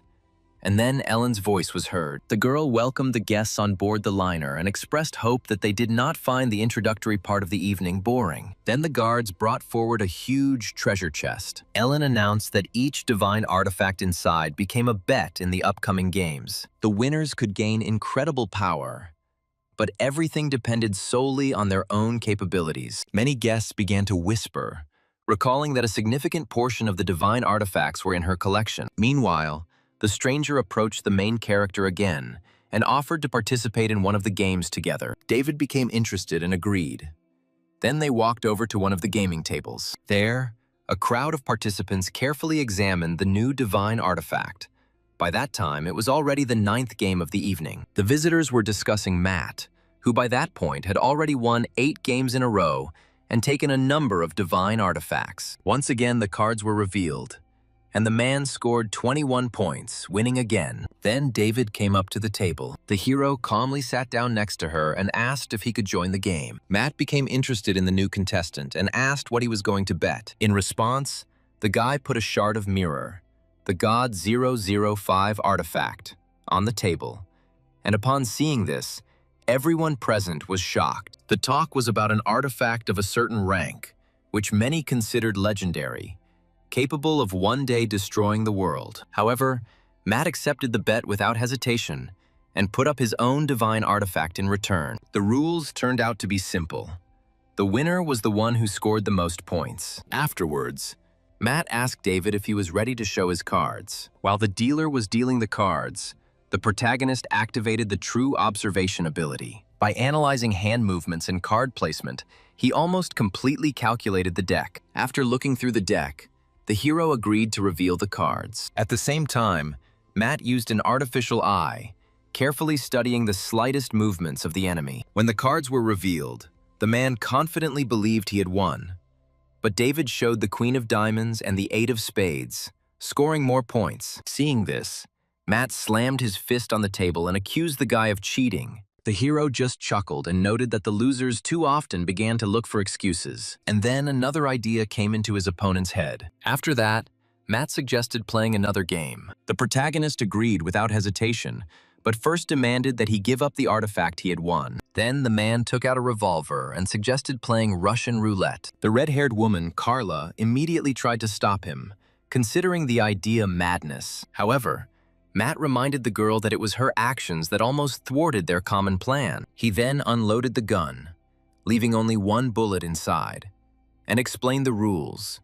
The participants were to play rock, paper, scissors. The winner chose the order of moves, and each player was required to pull the trigger at least once. The survivor was entitled to a reward of 10 million credits. Carla tried to dissuade David from participating, but he calmly agreed. At the same time, only he knew that he had no intention of relying on luck. While playing rock, paper, scissors, Matt calculated the probabilities and expected to change his choice at the last moment. However, the hero turned out to be even faster. The man ended up throwing away the scissors, expecting paper. However, at the last moment, the main character changed his gesture to a stone and won. Matt was stunned that even here he lost. He clearly saw that the guy changed his choice in a split second. His reaction speed was so fast that the entire process took less than 1/100th of a second. After his defeat, the man handed the revolver to his opponent.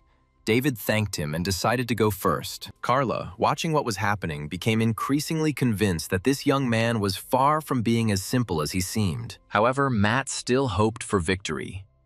He was sure that the enemy did not know the location of the cartridge. If he gets scared and stops after a few shots, there is still a chance. Then the main character asked his opponent's name, and he said his name was Matt Way. Hearing this, David raised the revolver to his temple and calmly fired the first shot, followed by the second and third. The audience was shocked by his composure. Many could not understand who this young man was and where he got such courage from. However, David remained completely calm. Before the fourth shot, the hero suddenly decided to ask his opponent a question. He asked how the enemy was going to pay the promised 10 million. Matt answered evasively, but inside he was noticeably nervous. At that moment, the man remembered the events of the recent past. Carla doubted the bait would be able to summon a swarm of sea wasps, but Matt assured her that the information came from Mr. Fox. After this, he poured a special liquid into the sea, hoping to attract the monsters. Having heard all this, the main character mentally thanked him for such useful information. Then the fourth click sounded. David thought for a moment. During the first 4 shots, his opponent had not reacted at all. However, before the 5th shot, the sense of danger associated with his double ability suddenly kicked in. Meanwhile, Matt was happy, believing that everything was going strictly according to plan. He was sure that there was a real bullet in the 5th chamber. At this point, Tao suddenly intervened and suggested stopping the game, saying that the risk had become too great. However, David calmly replied that he had no intention of firing a 5th shot. After that, he threw the revolver to Matt, adding that he should also take part in the game. These words made the man noticeably nervous. It seemed to him that his opponent had completely uncovered his plan. In fact, even earlier, the hero activated the visualization ability, thanks to which he calculated the entire outcome of the bet in advance. Essentially, the guy won the moment the revolver was loaded. Then David asked why Matt hadn't fired yet. He understood how dangerous the weapon was. Even if the shot had not killed the hero, he would still have received serious injuries. At that moment, Carla reminded him of their real purpose. Then Matt gritted his teeth, not daring to pull the trigger. He pointed the gun forward and declared that he could not allow himself to die yet. And then one of those present reminded him of the terms of the dispute. The man tried to justify himself by stating that the 10 million would still be transferred to the winner's family. However, those around quickly remembered that money was only given to those who survived. David noted that such explanations looked pathetic. Not wanting to continue the conversation, Matt pointed the gun at him and pulled the trigger. But at that very moment, the protagonist's eyes flashed blue. Using incredible speed, he dodged the bullet and simultaneously delivered a powerful blow, enhanced by soft energy. The enemy's protective barrier absorbed some of the force, but still threw the man far back. The hero understood that although this guy's barrier was very strong, his soft power was still stronger. A second shot followed almost immediately. However, David only tilted his head slightly and dodged again. The spectators froze in shock as they watched a man dodge a flying bullet. At that very second, Lily attacked him from behind with a dagger. However, the hero instantly grabbed her wrist. He recalled that just recently the girl tried to recruit him to her side. She only apologized and continued the attack, but all her blows were useless. David calmly blocked the blade with his bare hands. His palm was covered with golden scales, so the blade could not leave a single scratch. The girl was shocked to see such an incredible skill. Then the hero grabbed her by the head and lifted her into the air. Carla tried to save herself by reminding him that she had already apologized. But the guy replied that the apology didn't change anything. Moreover, the person in front of him was no longer quite human. After this, the main character headed towards Matt. He felt real fear. The main character seemed like a real monster to him. The scan showed that in front of him stood an incredibly powerful martial artist without implants, modifications, or drugs. Matt knew that if Carla hadn't provoked him, none of this would have happened. However, he noted that she had managed to do something before she died, and now he had to wait for the results. Matt loaded the gun and got ready to shoot, but he didn't even know what kind of bullets could hit this guy. Meanwhile, David picked up a dice from the floor. He looked absolutely calm, as if the fight didn't bother him at all. Then he tossed the bone and suddenly threw it at his opponent. Matt managed to dodge, but the wall behind him cracked from the impact. However, then something even more unpleasant happened for the blonde. The next second, the hero was already nearby and delivered a powerful blow to the chest. The man flew back and opened fire indiscriminately at the enemy. However, the guy easily dodged all the bullets. Then the enemy took out a special device and threw it forward. There was a powerful explosion, and the device began to open. A second later, the entire space around was filled with a blinding light. Matt was sure that the high-frequency sonic grenade should have deprived the enemy of sight and consciousness. But when the smoke cleared, the protagonist calmly stepped forward, surrounded by the flames of the shadow. Seeing this, Matt completely panicked. Having no other choice, he strengthened his body, inflating his muscles to enormous sizes. Immediately after this, he unleashed a heavy blow on his opponent. However, David took the attack without taking a single step back, completely absorbing its force. The sight truly amazed Matt. His opponent didn't move an inch. Then the hero counterattacked him. A stream of spiritual energy burst through the hero's fist and cut the enemy's hand. As it turned out, it wasn't a person at all. Mechanical parts began to fall out of Matt's hand. Then David noted with interest that the enemy's equipment looked unusual and asked what it was called. However, he refused to explain anything. At that moment, the protagonist's gaze shifted to the side. As it turned out, the battle was not over yet.